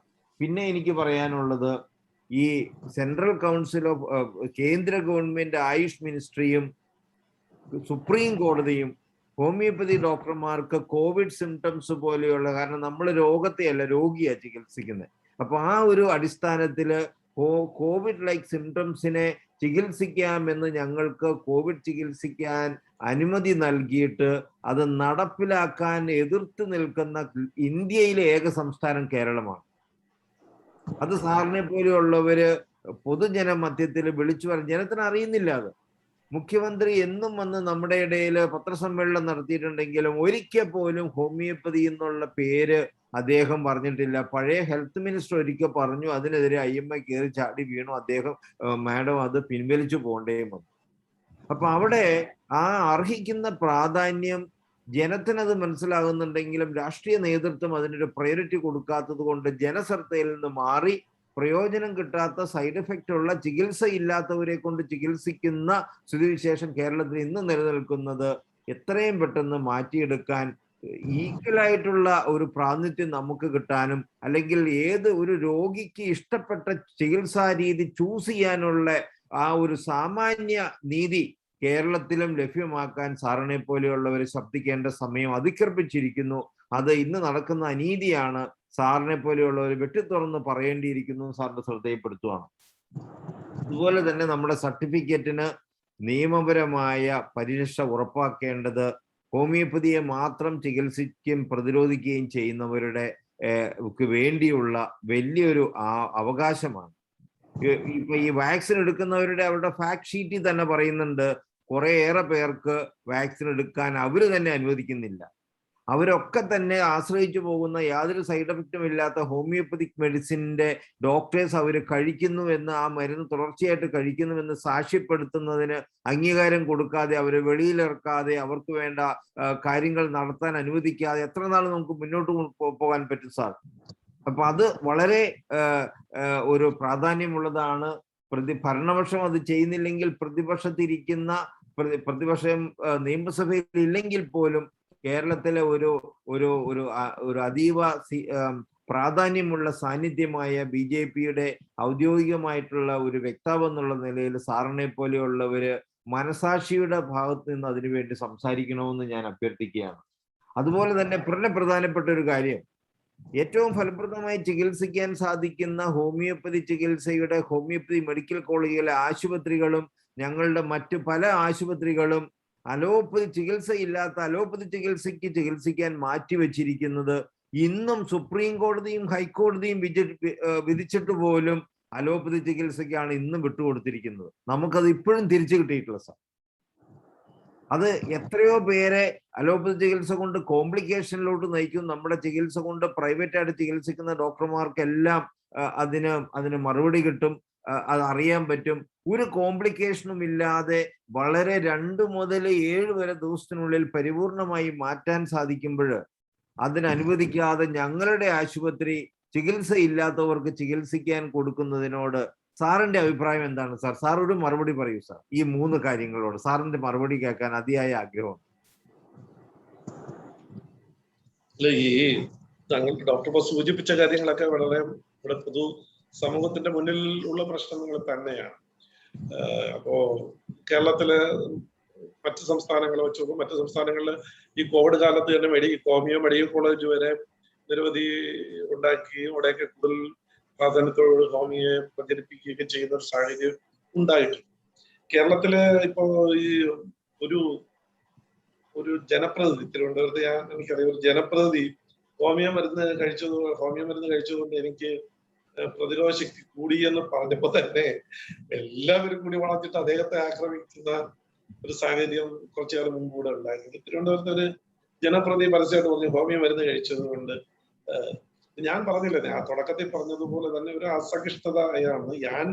എന്റെ ഒരു നിലപാടാണ് ശരി, അതിലൂടെ എല്ലാവരും തുടരണം എന്നുള്ളൊരു വാശി ചിലർക്കുണ്ട്.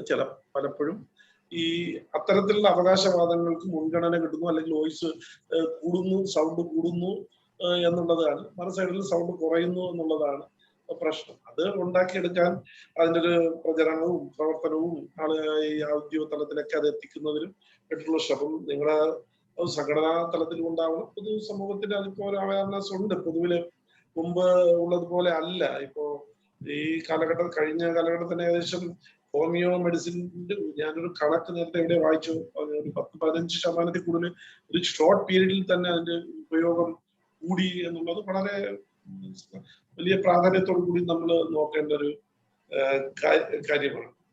പിന്നെ ഇവിടെ സൂചിപ്പിച്ച കേന്ദ്ര ഗവൺമെന്റിനെ സംബന്ധിച്ച് ഒരു നോട്ടിഫിക്കേഷന്റെ കാര്യം പറഞ്ഞു. അതിപ്പോ അതിന്റെ റിസർച്ച് റിപ്പോർട്ട് പുറത്തു വരാൻ താമസം ഉണ്ടായി എന്നുള്ളത്. അതിനെക്കുറിച്ച് എനിക്ക് എന്താണ് അതിന്റെ ചുവപ്പ് നാടയിൽ എവിടെയാണ് കുടുങ്ങി കിടന്നതിനെ കുറിച്ച് എനിക്ക് അറിയാൻ കഴിയുന്നില്ല. അതിനൊരു ഫളം നമ്മൾ പിറകെ നടന്നാലേ അത് കാര്യമായാലും. ഇതൊക്കെ വെളി വരാതിരിക്കാൻ സമ്മർദ്ദമുണ്ട് സാർ. ഇതൊക്കെ ഈ റിപ്പോർട്ടൊക്കെ വെളി വന്നാല് ഇന്ന് ലോകത്ത് നടക്കുന്ന പല കാര്യങ്ങളും അതിന് തടസ്സമുണ്ടാകും, അല്ലെങ്കിൽ ജനശ്രദ്ധയിൽ അവർക്ക് വേണ്ടത്ര രീതിയിൽ മുന്നോട്ട് കൊണ്ടുപോകാൻ പറ്റാത്തത് കൊണ്ട് ഇപ്പൊ ഓസ്ട്രേലിയയില് ഹോമിയോപ്പതി എല്ലാ മേഖലയിലും ആ ലോബിങ് ഉണ്ട്. ഉദാഹരണത്തിന് വിഴിഞ്ഞം തുറമുഖം വരണ്ട എന്നല്ലെങ്കിൽ ഒന്ന് നീട്ടിവെക്കണം, അതിന്റെ പ്രവർത്തനം തുടങ്ങുന്നത് നീട്ടിവെക്കണം എന്ന് പറഞ്ഞുകൊണ്ട് വിദേശ അന്തർദേശീയ തലത്തിലെ ലോബിയിങ് ഉണ്ടായിരുന്നു. ഒന്ന് പ്രവർത്തനം നീട്ടിവെച്ചാൽ മതി, അല്ലാതെ വേണ്ടാന്ന് ആരും പറയണ്ട. ഒരു പ്രവർത്തനം തുടങ്ങുന്നൊന്ന് നീട്ടിവെച്ചാൽ മതി എന്ന ഒരു കാലത്ത് നമ്മൾ മനസ്സിലാക്കിയിട്ടുണ്ട്. അതുപോലെ എല്ലാ മേഖലയിലും അങ്ങനെ ഉണ്ടാവും, അത് സ്വാഭാവികം തന്നെയാണ്. കേന്ദ്ര ഗവൺമെന്റിനെ സംബന്ധിച്ചിടത്തോളം ചെയ്യാൻ കഴിയുന്ന കാര്യങ്ങളെ കാര്യക്ഷമമായിട്ട് ചെയ്യുന്നുണ്ടെന്നാണ് ഞാൻ മനസ്സിലാക്കിയ കാര്യം.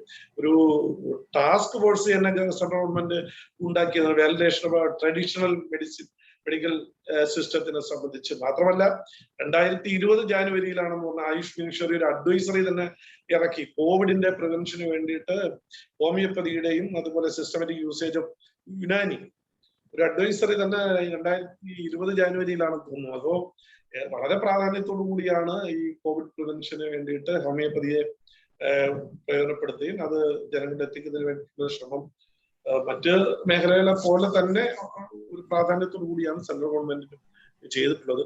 പിന്നെ ഈ പറഞ്ഞതുപോലെ ഒരു പാൻഡമിക് സിറ്റുവേഷൻ ഞാൻ ആദ്യം സൂചിപ്പിച്ചതുപോലെ തന്നെ ഈ മനുഷ്യവാസം തന്നെ ഭൂലോകത്തുണ്ടാകുമോ, നിലനിൽക്കോ കഴിയുമെന്നുള്ള ഒരു ആകാംക്ഷയിൽ അല്ലെങ്കിൽ പേടിയിൽ നിൽക്കുന്ന ഒരു സമയത്ത് പല രീതിയിലുള്ള ആളുകളെ അഭിപ്രായങ്ങൾ വരുന്ന ഒരു ഹോമിയോ പ്രസക്തി ഇല്ല, അല്ലെങ്കിൽ ആയുർവേദം പ്രസക്തി ഇല്ല, ഇത് മാത്രമേ അലോപ്പതി മാത്രമേ ഒരു പ്രതിവിധിയായിട്ടുള്ളൂ എന്നുള്ള പ്രചരണമൊക്കെ വരും. പക്ഷെ അതൊക്കെ കാലം തെളിയിക്കും. നമ്മളെ സംബന്ധിച്ചിടത്തോളം ഇത് ഉപയോഗിക്കുന്ന ആളുകളെ സംബന്ധിച്ചുള്ള അറിയാം ഏറ്റവും കുറഞ്ഞ രീതിയിൽ സൈഡ് എഫക്ട് ഉള്ള, ഒത്തിരി സൈഡ് എഫക്ട് ഇല്ല എന്ന് വേണമെങ്കിൽ തന്നെ പറയാം. അതിന്റെ കണ്ടിന്യൂസ് യൂസേജ് കൊണ്ട് നമുക്ക് ഇമ്മ്യൂണിറ്റി ഡെവലപ്പ് ചെയ്യാൻ കഴിയും. സഡൻ മറ്റേ അലോപ്പതിയെ പോലെ ഇപ്പൊ സർജറി പോലെ ഏതെങ്കിലും ഒരു രോഗത്തെ സംബന്ധിച്ചിടത്തോളം അങ്ങനെ അറുത്തു മാറ്റി കളയാൻ കഴിയില്ലല്ലോ, കട്ടിച്ച് കളയാൻ പറ്റില്ലല്ലോ. ഒരു പ്രൊലോങ്ഡ് യൂസേജോടുകൂടി ഒരു ഇമ്മ്യൂണിറ്റി ഡെവലപ്പ് ചെയ്യും. അത് പൂർണ്ണമായും പല അസുഖങ്ങളും ഒഴിവാക്കിയെടുക്കാൻ കഴിയും. മാത്രമല്ല അലോപ്പതി മെഡിസിൻ ഉപയോഗിക്കുമ്പോൾ പലർക്കും പല പ്രശ്നങ്ങളും ഉണ്ട്. അലോപ്പതി എല്ലാത്തിനും പരിഹാരം എന്നുള്ള നിലയിൽ നമുക്ക് കാണാനും കഴിയില്ല. അത് എല്ലാവർക്കും അറിയാമല്ലോ. ഈ അടുത്ത കാലത്ത് ഞാനൊരു വിഷ്വൽ 2-3 ദിവസം മുമ്പാണ് ഒരു മുഖ്യധാരാ മാധ്യമത്തിൽ തന്നെയാണ് ഒരു ഡെലിവറിയുമായി ബന്ധപ്പെട്ട ഒരു സ്ത്രീ പോയിട്ട് സിസേറിയൻ ചെയ്ത് വേണ്ടി അനസ്തേഷ്യ കൊടുത്തതിൽ അതിന്റെ ക്വാണ്ടിറ്റി കൂടി പോയതിന്റെ അടിസ്ഥാനത്തിൽ ജീവച്ഛവമായിട്ട് ഇപ്പോഴും 2 വർഷമായിട്ട് ഇപ്പോഴും കിടക്കുന്ന സംസാരിക്കാൻ പോലും കഴിയുന്നില്ല എന്നുള്ള അവസ്ഥ. ഇപ്പോ വേറെ തിരിച്ചു കൊണ്ടുവന്നതിന് ശേഷം മറ്റ് ഒരു ആൾട്ടർനേറ്റീവ് മെഡിസിന്റെ ഏതാണെന്ന് ഞാൻ പറയുന്നില്ല, ഒരു പ്രചരണത്തിന്റെ ഭാഗമായിട്ട് ഞാൻ പറയുന്നില്ല, ഉപയോഗിച്ചപ്പോൾ ചെറിയ രീതിയിൽ മൂവ്മെന്റുകൾ ശരീരത്തിന് ചലിപ്പിക്കാനെങ്കിലും കഴിയുന്നു എന്നുള്ള രീതിയിൽ പറയും. അപ്പൊ ഞാൻ പറഞ്ഞത് എല്ലാത്തിനും അതിൻ്റെതായ പ്രാധാന്യമുണ്ട്. ഒന്നിനെ വെച്ച് വേറൊന്നിനെ നമ്മൾ ക്രിട്ടിസൈസ് ചെയ്യാനോ അളക്കുകയോ അതിന്റെ പ്രാധാന്യത്തെ കുറിച്ച് കാണാനോ പാടില്ല. അവരവരുടെ മേഖലയിലുള്ള മേന്മകൾ അല്ലെങ്കിൽ കൂടുതൽ നമുക്ക് ആവശ്യം റിസർച്ചാണ്, അതിന്റെ ഒരു എക്സ്റ്റൻഷനും ഒരു റിസർച്ചും ഒക്കെ ആവശ്യമാണ്. നമ്മളത് പബ്ലിക്കിന് മുമ്പ് പ്രൂവ് ചെയ്യാൻ കഴിയണം.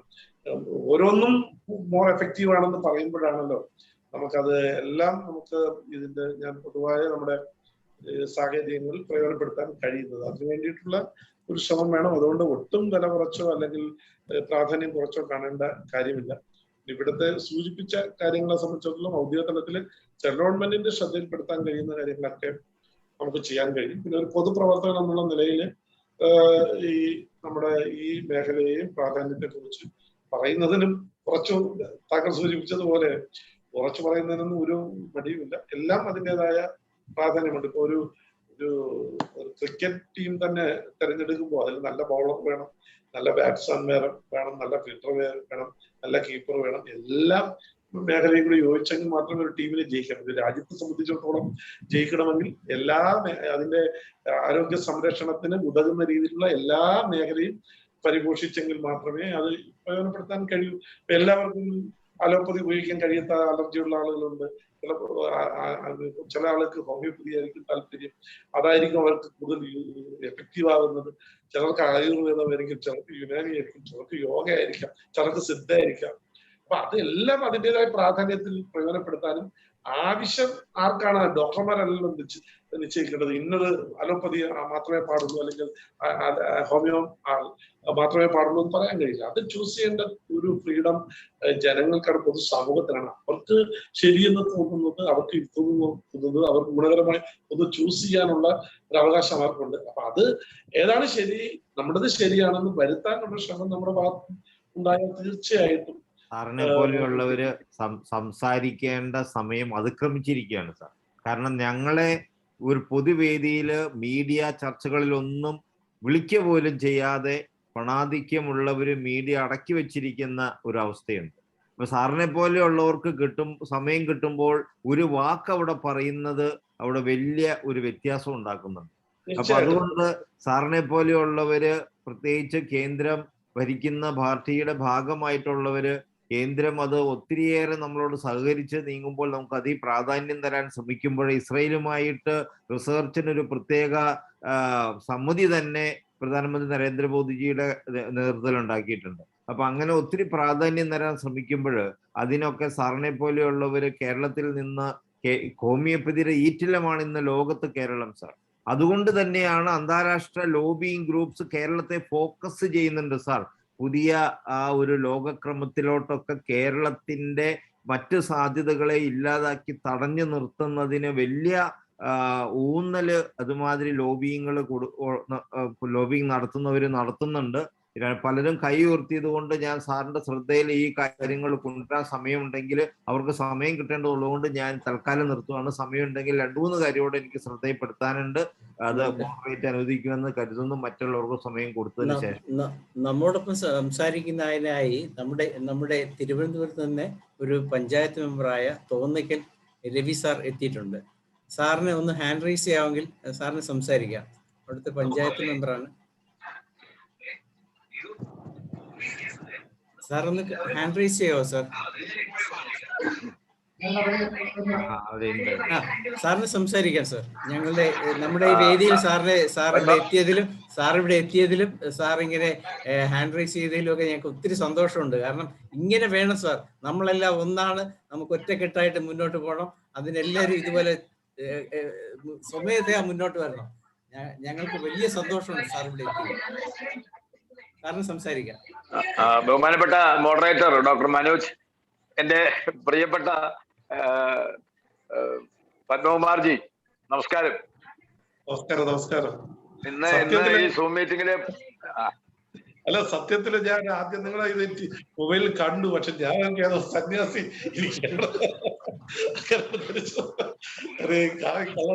താടിയെല്ലാം അല്ല, വീട്ടിലായതുകൊണ്ട് ഒരു രൂപം ഒന്ന് മാറിയിരുന്നെന്നുള്ളേ ഉള്ളൂ. നമസ്കാരം. ഞാന് അധികം സമയം എടുക്കുന്നില്ല. ഞാൻ പറയുന്ന കാര്യങ്ങളെല്ലാം എന്റെ അനുഭവത്തിലൂടെ എനിക്ക് ബോധ്യപ്പെട്ട കാര്യങ്ങളാണ്. മറ്റൊരു കാര്യവും ഞാൻ പറയുന്നില്ല. ഇതിനെക്കുറിച്ചുള്ള മറ്റ് ചിന്തകളോ അതിന്റെ സാങ്കത്യമോ ഒന്നും ഞാൻ സൂചിപ്പിക്കാൻ ആഗ്രഹിക്കുന്നില്ല. എന്റെ അനുഭവം, എന്റെ വ്യക്തിപരമായിട്ടുള്ള അനുഭവം, എന്റെ സാമൂഹ്യ ജീവിതവുമായി ബന്ധപ്പെട്ട് ഹോമിയോപ്പതി എന്നിൽ ചെലുത്തിയിട്ടുള്ള അതി കഠിനമായിട്ടുള്ള സ്വാധീനം, അതിനെക്കുറിച്ച് മാത്രം പറയാനാണ് ഞാൻ ആഗ്രഹിക്കുന്നത്. ഇപ്പൊ കോവിഡിന്റെ പശ്ചാത്തലത്തിൽ പറയുമ്പോൾ എനിക്ക് അത്ഭുതകരമായി തോന്നുന്നത് CPR 15% വന്ന് നിൽക്കുന്നു. കേന്ദ്രമന്ത്രിയും കേന്ദ്രത്തിലെ ആരോഗ്യ രംഗത്ത് പ്രവർത്തിക്കുന്ന വിദഗ്ധരും കേരളത്തിൽ സന്ദർശനം നടത്താൻ പോകുന്നു. എന്തുകൊണ്ടാണ് ഇവിടെ മാത്രം ഇങ്ങനെ മാരകമായി നിൽക്കുന്നത് എന്ന് അവർ അന്വേഷിക്കാൻ വേണ്ടി വരുന്നു. ഈ സന്ദർഭത്തിൽ പോലും ഡെമോക്രസിന്റെ വാള് പോലെ തലയ്ക്ക് മുകളിൽ ഒരു മഹാദുരന്തം തൂങ്ങി നിൽക്കുമ്പോൾ പോലും ഹോമിയോപ്പതി എന്ന് പറയുന്ന ഇത്രയും എഫക്റ്റീവായിട്ടുള്ള ഒരു സിസ്റ്റത്തിനെ കുറിച്ച് ചർച്ച ചെയ്യാൻ പോലും നമ്മൾ തയ്യാറാകുന്നില്ല എന്നുള്ളത് കൊണ്ട് തന്നെ ഈ സാമാന്യ ജനത്തിന്റെ ആരോഗ്യത്തെക്കുറിച്ച്, അവരുടെ ജീവനെക്കുറിച്ച് എത്രമാത്രം ഉത്കണ്ഠയാണ് നമ്മുടെ സംസ്ഥാന സർക്കാരിനുള്ളതെന്ന് അതിശയകരമായി ചിന്തിച്ചു പോവുകയാണ്. ഞാന് വളരെ സംക്ഷിപ്തമായി പറയുകയാണെങ്കിൽ, ഇതിന്റെ കോവിഡിന്റെ 1ാം തരംഗം ഉണ്ടായ സമയത്ത് ഞാൻ ആദ്യം ചെയ്തത് എന്റെ വാർഡിൽ, അന്ന് ഞാൻ ജനപ്രതിനിധിയല്ല, രാഷ്ട്രീയ പ്രസ്ഥാനങ്ങളുമായി ബന്ധപ്പെട്ട് നിൽക്കുന്ന പൊതുപ്രവർത്തനം നടത്തുന്ന ഒരാളെന്നുള്ള നിലയിൽ ഞാൻ എന്റെ വാർഡിലുള്ള മുഴുവൻ വീടുകളിലും ഹോമിയോ പ്രതിരോധ മരുന്ന് ഡോക്ടർ TP അനിൽകുമാറുമായിട്ട് ബന്ധപ്പെട്ട് അദ്ദേഹത്തിന്റെ സഹായത്തോടു കൂടി മുഴുവൻ വീടുകളിലും 17 ദിവസം കയറി ഇറങ്ങി ഓരോ വീട്ടിലും ആ ഹോമിയോ മരുന്ന് കൊടുത്തിരുന്നു. ഒരൊറ്റ ആളിന് പോലും, ഇത് ആർക്ക് വേണമെങ്കിലും പഠനം നടത്താം, എന്റെ വാർഡിലെ, കൊടവൂർ വാർഡിലെ ഒരൊറ്റ ആളിന് പോലും കോവിഡ് പോസിറ്റീവായില്ല 1ാം തരംഗത്തിൽ. 2ാം തരംഗം വന്ന് അത് മാരകമായി വന്ന സമയത്ത് തന്നെ ഞാൻ വീണ്ടും ഈ സംഘടനയുടെ, ഇപ്പോൾ ഞാൻ സംസാരിക്കുന്ന പ്ലാറ്റ്ഫോം നൽകിയിരിക്കുന്ന സംഘടനയുടെ സഹായത്തോടു കൂടി വീണ്ടും ഞാൻ പ്രതിരോധ മരുന്ന് എന്റെ വാർഡിൽ കൊടുക്കുകയും ഇതിനെ വളരെ ഫലപ്രദമായി. പക്ഷെ ആ സമയത്ത് എന്തുകൊണ്ടെന്ന് അറിഞ്ഞുകൂടാ ചില രാഷ്ട്രീയ ഈ സർക്കാരിന്റെ ഭാഗമെന്ന് പറയുന്ന ചില രാഷ്ട്രീയക്കാരെല്ലാം കൂടി ഇതിനെ ഒരുതരം പുച്ഛത്തോടു കൂടി സമൂഹ മാധ്യമങ്ങളിൽ മറ്റുമൊക്കെ അവതരിപ്പിക്കുകയും വെളിയിൽ നിന്നൊക്കെ വന്നിട്ട് ഈ മരുന്ന് കഴിക്കാതെ ഒരു 5-6 പേർക്ക് കോവിഡ് വന്നപ്പോ ഹോമിയോ ഗുളിക വിഴുങ്ങുന്നവരുടെ വാർഡിൽ ഇത്ര കോവിഡ് വന്നു എന്നൊക്കെ പറഞ്ഞ് ഇതിനെതിരെ പ്രചരണം നടത്തുകയൊക്കെ ചെയ്ത്. പിന്നെ സന്തോഷകരമല്ലെങ്കിലും പറയട്ടെ, ഞാൻ സാന്ദർഭികമായി പറയാണ്, ഇങ്ങനെ വീരവാദം അടിച്ചുകൊണ്ടിരുന്നവർ പിന്നീട് കോവിഡ് വന്ന് കിടക്കുന്നത് ഞാൻ തന്നെ അവർക്ക് ആഹാരം കൊണ്ട് കൊടുക്കേണ്ടി വന്നതും ഒക്കെ കാലത്തിന്റെ ഒരു നീതിയുടെ ഒരു തിരിച്ചടി എന്ന് മാത്രം വിചാരിച്ചാൽ മതി. ഞാൻ തന്നെ ആഹാരം കൊണ്ട് കൊടുത്തിട്ടുണ്ട്. ഇങ്ങനെ സമൂഹ മാധ്യമങ്ങളിൽ കളിയാക്കി ഹോമിയോ കഴിക്കൂല, ഞങ്ങള് മറ്റത് മാത്രം. എന്റെ PHSCയിലെ FHSCയിലെ ഡോക്ടർ 2 വാക്സിൻ എടുത്ത് പ്രതിരോധ പ്രവർത്തനങ്ങളിൽ സജീവമായിരുന്ന എന്റെ FHSCയിലെ സീനിയർ മെഡിക്കൽ ഓഫീസർ ഇപ്പോ കോവിഡ് വന്ന് കിടക്കുകയാണ്. ഇപ്പോ 3 ദിവസമേ ഉള്ളൂ. എന്റെ വാർഡില് 2 പോലീസ് സേനാംഗങ്ങൾ ഉൾപ്പെടെ 4 പേര് ഇപ്പോഴും 2ാം ഗഡു വാക്സിൻ എടുത്ത് 2 ഗഡു വാക്സിൻ എടുത്ത് കഴിഞ്ഞവര് കോവിഡ് പോസിറ്റീവായിട്ട് ഇപ്പോഴും ഉണ്ട്. അവർക്കാണ് ഇവിടെ പോസിറ്റീവ് ഉള്ളത് എന്റെ വാർഡിൽ. അപ്പൊ ഇതിൽ നിന്ന് തന്നെ എന്ന് വിചാരിച്ച് അടച്ച് വാക്സിൻ ഫലപ്രദമല്ല എന്നൊന്നും പറയാൻ ഞാൻ തയ്യാറില്ല. പക്ഷേ ഞാനിപ്പോ എന്റെ വീട്ടിലെ ഒരൊറ്റയാള് പോലും, എന്റെ വീട്ടിൽ 4 വയസ്സായ ഒരു കുഞ്ഞുണ്ട്, എന്റെ കൊച്ചുമോളുണ്ട്, എന്റെ വൈഫിന്റെ അമ്മ 90 വയസ്സായ മുത്തശ്ശിയുണ്ട്. ഈ വീട്ടിൽ എന്റെ മക്കൾ 2 പേര്, ഒരാൾ കോളേജ് പഠിപ്പിക്കാൻ വേണ്ടി പുറത്തു പോകുന്ന ആളാണ്, ഒരാൾ വേറൊരു CEO ആയിട്ട് വർക്ക് ചെയ്യുന്ന ആളാണ്, പുറത്തു പോകുന്ന ആളാണ്. ഇവിടെ ഒരാള് പോലും സത്യസന്ധമായി പറയട്ടെ വാക്സിൻ എടുത്തിട്ടില്ല, ഇതുവരെ വാക്സിൻ എടുത്തിട്ടില്ല.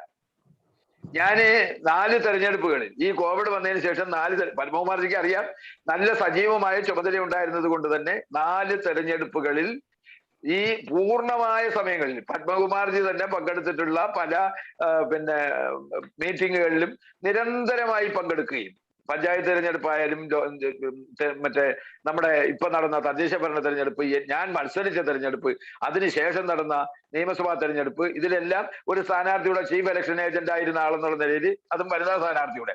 അതുകൊണ്ട് തന്നെ നിരന്തരമായി ബഹുജനങ്ങളുടെ മധ്യത്തിലാണ് ഞാൻ. എന്റെ വാർഡിൽ കോവിഡ് വന്നിട്ടുള്ള മുഴുവൻ ആളുകളുടെയും വീടുകളിൽ കയറി പോകും. എല്ലാ വീടുകളിലും ഞാൻ പോകാറുണ്ട്. അതുപോലെ തന്നെ എന്റെ ഈ ഇത്തരം കാര്യങ്ങളിൽ പങ്കെടുക്കാൻ വേണ്ടി പോകുന്ന സമയത്ത് ഒരിക്കൽ പോലും ഞാൻ വാക്സിനേഷൻ എടുത്തിരുന്നില്ല. ഞാൻ ഇപ്പൊ ഈ നിയമസഭാ തെരഞ്ഞെടുപ്പ് കഴിഞ്ഞതിന് ശേഷമാണ് ഞാൻ കോവിഡ് വാക്സിൻ എടുത്തത്. അതും ഞാനൊരു ജനപ്രതിനിധി എന്നുള്ള നിലയിൽ ഈ വാക്സിനേഷൻ എല്ലാവർക്കും കൊടുക്കുമ്പോൾ ഞാൻ എടുക്കാതിരിക്കുന്നത് ശരിയല്ല എന്ന ഒരു തോന്നൽ കൊണ്ട് മാത്രം ആണ്. പക്ഷെ ഇപ്പോഴും ഞാൻ വിശ്വസിക്കുന്നത്, ഞാനിങ്ങനെ എന്റെ വീട്ടിൽ ഇങ്ങനെ നടക്കുന്നത്, ഈ നാട്ടിൽ മൊത്തം നടക്കുന്നത്, ഇത് മാത്രമല്ല, ഞാനൊരു സാമുദായിക സംഘടനയോടുകൂടി ഭാരവാഹിത്വമുണ്ട്. 800 വീടുള്ള ഒരു പ്രദേശത്തുള്ള 800 അംഗങ്ങളുള്ള കുടുംബങ്ങളുള്ള ഒരു സാമുദായിക സംഘടനയാണ്. അവിടെ എല്ലാം വരുന്ന കോവിഡ് ഉള്ള വീടുകളിൽ കോവിഡ് രോഗികളെ അടക്കം ഞാൻ ഇന്ന് വന്നത്, സത്യസന്ധമായിട്ട് പറയട്ടെ, ഇന്ന് എന്റെ വാർഡിൽ ഇന്നലെ മരിച്ച ഒരു കോവിഡ് രോഗിയെ ഗോകുലം മെഡിക്കൽ കോളേജിൽ ചെന്ന് ആ ബോഡി അവിടെ ചെന്ന് കൂടെ ചെന്ന് ഐഡന്റിഫൈ ചെയ്ത് ഇപ്പൊ ശാന്തി കവാടത്തിൽ അടക്കിയിട്ടാണ് ഞാൻ ഇപ്പൊ തിരിച്ചു വരുന്നത്. ഞാൻ ഇന്ന് 7 മണിക്കാണ് ഇവിടെ എത്തിയത്. ശാന്തി കവാടത്തിൽ ആ ബോഡി അടക്കിയിട്ട് ഞാൻ ധൈര്യമായിട്ടാണ് ഇതിന്റെ കൂടെ ഇങ്ങനെ നടന്നുകൊണ്ടിരിക്കുന്നത്. എന്റെ വിശ്വാസം എന്ന് പറയുന്നത് ഹോമിയോപ്പതിയിലാണ്. അതുപോലെ എന്റെ പഞ്ചായത്തിൽ സിദ്ധയുടെ ആശുപത്രിയുണ്ട്, ആയുർവേദത്തിന്റെ ആശുപത്രിയുണ്ട്. അവരെല്ലാം ഞാൻ നന്നായി പ്രൊമോട്ട് ചെയ്യുന്നുണ്ട്. എന്റെ വാർഡിൽ ഹോമിയോപ്പതിയെ പുച്ഛിച്ചുകൊണ്ട്, എന്റെ വാർഡിൽ മാത്രമല്ല ഈ പരിസര പ്രദേശത്തുള്ള 7 വാർഡുകളിൽ ഹോമിയോപ്പതിയെ പുച്ഛിച്ചുകൊണ്ടിരുന്ന പോസിറ്റീവായിട്ടുള്ള 88 പേർക്ക് ഞാൻ കൃത്യമായ പഠനം നടത്തിക്കൊണ്ടാണ് പറയുന്നത്, 88 പേർക്ക് ഞാൻ ഹോമിയോയുടെ മരുന്ന് വാങ്ങിക്കൊടുത്തിരുന്നു പോസിറ്റീവായവർക്ക്. അത്ഭുതകരമായ നേരത്തെ ഡോക്ടർ സൂചിപ്പിച്ചതുപോലെ 99.3% എന്ന് പറയുന്നത് ഒരിക്കലും അതിശയോക്തിയല്ല എന്ന് എനിക്ക് എന്റെ അനുഭവത്തിൽ നിന്ന് പറയാൻ പറ്റും. 88 പേർക്ക് ഈ മരുന്ന് വാങ്ങിക്കൊടുത്തിട്ട് 5 ദിവസത്തിനും 7 ദിവസത്തിനും ഇടയ്ക്ക് അവര് നെഗറ്റീവായി എന്ന് മാത്രമല്ല, ഇത് കഴിക്കാതെ അലോപ്പതി ചികിത്സ സ്വീകരിച്ച ഒരുപാട് ആളുകള് ഇത് കഴിഞ്ഞതിന് ശേഷം ഉണ്ടായ ആഫ്റ്റർ എഫക്റ്റിന്റെ ഭാഗമായിട്ട് എന്റെ ഇവിടെ 6 പേര് മരിച്ചിട്ടുണ്ട്. ആ 6 പേരും തന്നെ ഹോമിയോ മരുന്ന് കഴിക്കാൻ പറ്റാത്തവരായിരുന്നു. കാരണം കിഡ്നി ട്രബിൾ ഉള്ളവര്. എന്നിട്ടും നമ്മൾ കഴിക്കാൻ പറയുമ്പോൾ അവര് പറയാം, അയ്യോ അത് പറ്റൂല, ഞാൻ എന്റെ ഡോക്ടറുമായിട്ട് വിളിച്ചു ചോദിക്കട്ടെ. ഡോക്ടറെ വിളിച്ചു ചോദിക്കുമ്പോൾ അലോപ്പതി ഡോക്ടർമാർ ഒരിക്കലും ഇത് കഴിക്കാൻ സമ്മതിക്കില്ല. അങ്ങനെ 6 പേര് മരിച്ചിട്ടുണ്ട്. 6ാമത്തെ ആളാണ് ഇന്ന് മരിച്ച ആളിനെ അടക്കിയിട്ടാണ് ഞാൻ ഇവിടെ വന്ന് നിന്നുകൊണ്ട് ഇത് പറയുന്നത്. ഇത് ആഫ്റ്റർ എഫക്റ്റ് എന്ന് പറയുന്ന ഒരു സാധനമില്ലാതെ, മുട്ടുവേദനയില്ലാതെ, നെഞ്ചുവേദനയില്ലാതെ ഇത് കഴിഞ്ഞതിന് ശേഷം കുതിരക്കുട്ടികളെ പോലെ വീണ്ടും അവരുടെ ഫീൽഡിലേക്ക് ജോലിക്ക് വേണ്ടി പോകുന്നവരെ കണ്ട ആളാണ് ഞാൻ. എന്റെ പഞ്ചായത്ത് സമിതിയിൽ ഇതിന്റെ തുടക്കത്തിൽ തന്നെ, ഞങ്ങളുടെ പഞ്ചായത്തിൽ മാരകമായി ഡി കാറ്റഗറിയിൽ വന്നുകൊണ്ടിരുന്ന ഒരു പഞ്ചായത്താണ്. എന്റെ പഞ്ചായത്തിൽ ഞാൻ പ്രശ്നം ഉണ്ടാക്കുകയും ഞങ്ങളുടെ പഞ്ചായത്തിൽ 39,000 കുടുംബങ്ങൾക്ക് കൊടുക്കാൻ വേണ്ടി ഹോമിയോ മരുന്ന് വാങ്ങിപ്പിക്കുകയും ചെയ്തിട്ടുള്ള ആളാണ്. വാങ്ങുകയും അവിടുത്തെ, പക്ഷെ നിർഭാഗ്യവശാൽ ചില ഗവൺമെന്റ് ഡോക്ടർമാർ, അതുകൂടെ പറയട്ടെ, നിങ്ങൾ ഡോക്ടർമാരുടെ സംഘടനയായതുകൊണ്ടാണ്, ചില ഹോമിയോ ഡോക്ടർമാർ എന്ന് പറഞ്ഞാൽ അവർക്ക് ഇതൊന്നും ആവശ്യമില്ല. അവിടെ ആരെങ്കിലും ചെന്നാൽ തന്നെ ഹോമിയോയുടെ ഇതിന്റെ കൊറോണയുടെ പ്രതിരോധ മരുന്ന് തരാമോ എന്ന് ചോദിച്ചാൽ അവർ നമ്മളെ ഭീഷണിപ്പെടുത്തുകയാണ് ചെയ്യുന്നത് പല ആളുകളെ. അങ്ങനെ പറയരുത്, അങ്ങനെ പറയാൻ പാടില്ല. ഹോമിയോ കൊറോണയ്ക്ക് ഇവിടെ പ്രതിരോധ മരുന്നില്ല. ഞങ്ങൾ കൊടുക്കുന്നത് ബൂസ്റ്റർ, അതായത് പ്രതിരോധ ശേഷി വർദ്ധിപ്പിക്കാനാണ്. മേലാൽ ഈ വാക്ക് ഇവിടെ ഉപയോഗിച്ചു പോകരുതെന്ന് പറഞ്ഞ് ഭീഷണിപ്പെടുത്തുന്ന ഡോക്ടറെയും ഹോമിയോ ഡോക്ടറെയും. അപ്പൊ അവരുടെ ആത്മവിശ്വാസം എത്രയുണ്ട്? നിർഭാഗ്യവശാൽ അങ്ങനെയും ഉണ്ട് എന്ന് കൂടി നിങ്ങൾ മനസ്സിലാക്കണമെന്ന് പറയാൻ വേണ്ടിയിട്ടാണ്.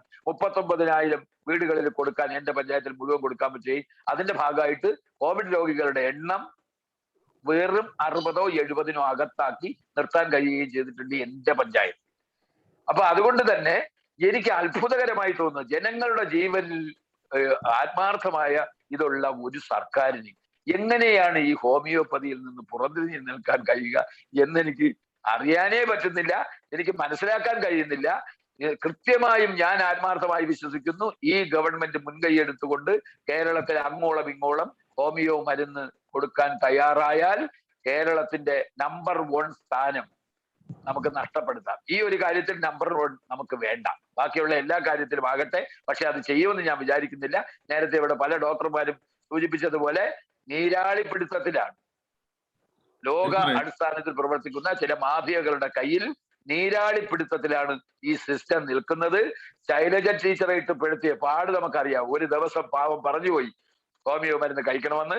ഇവിടെ പത്മകുമാർജി സൂചിപ്പിച്ച MLA എന്ന് പറയുന്ന പ്രശാന്താണ്. പ്രശാന്ത് MLA ആണ് പറഞ്ഞത്, ഞാനിപ്പോ ഇങ്ങനെ എണിച്ച് നടക്കുന്നത് തീർച്ചയായും ഹോമിയോ മരുന്ന് കഴിച്ചതുകൊണ്ടാണ്. ഒരു മിനിറ്റ് ഒന്ന് ഹോൾഡ് ചെയ്യണേ രവിചേട്ടാ, ഒരു മിനിറ്റ് ഹോൾഡ് ചെയ്യണേ.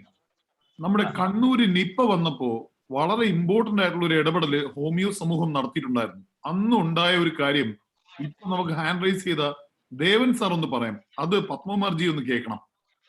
സാറേ, ദേവൻ സാറിനെ ഒന്ന് വിളിക്കാമോ? ദേവൻ സാറ് കൈ ഉയർത്തിയിട്ടുണ്ടല്ലോ. ദേവൻ ഡോക്ടർക്ക് സംസാരിക്കാലോ, അൺമ്യൂട്ട് ചെയ്യൂ. നമസ്കാരം സാർ. നമസ്കാരം. അതെ, അദ്ദേഹം പറഞ്ഞു തീർന്നിട്ട് പറഞ്ഞ പോരെ, ഞാൻ അതിന്റെ ഇടയ്ക്ക് പറയണോ? വളരെ ആർജവത്തോടുകൂടി ആവേശത്തോടുകൂടി പറയാണ്. വളരെ പ്രചോദനം.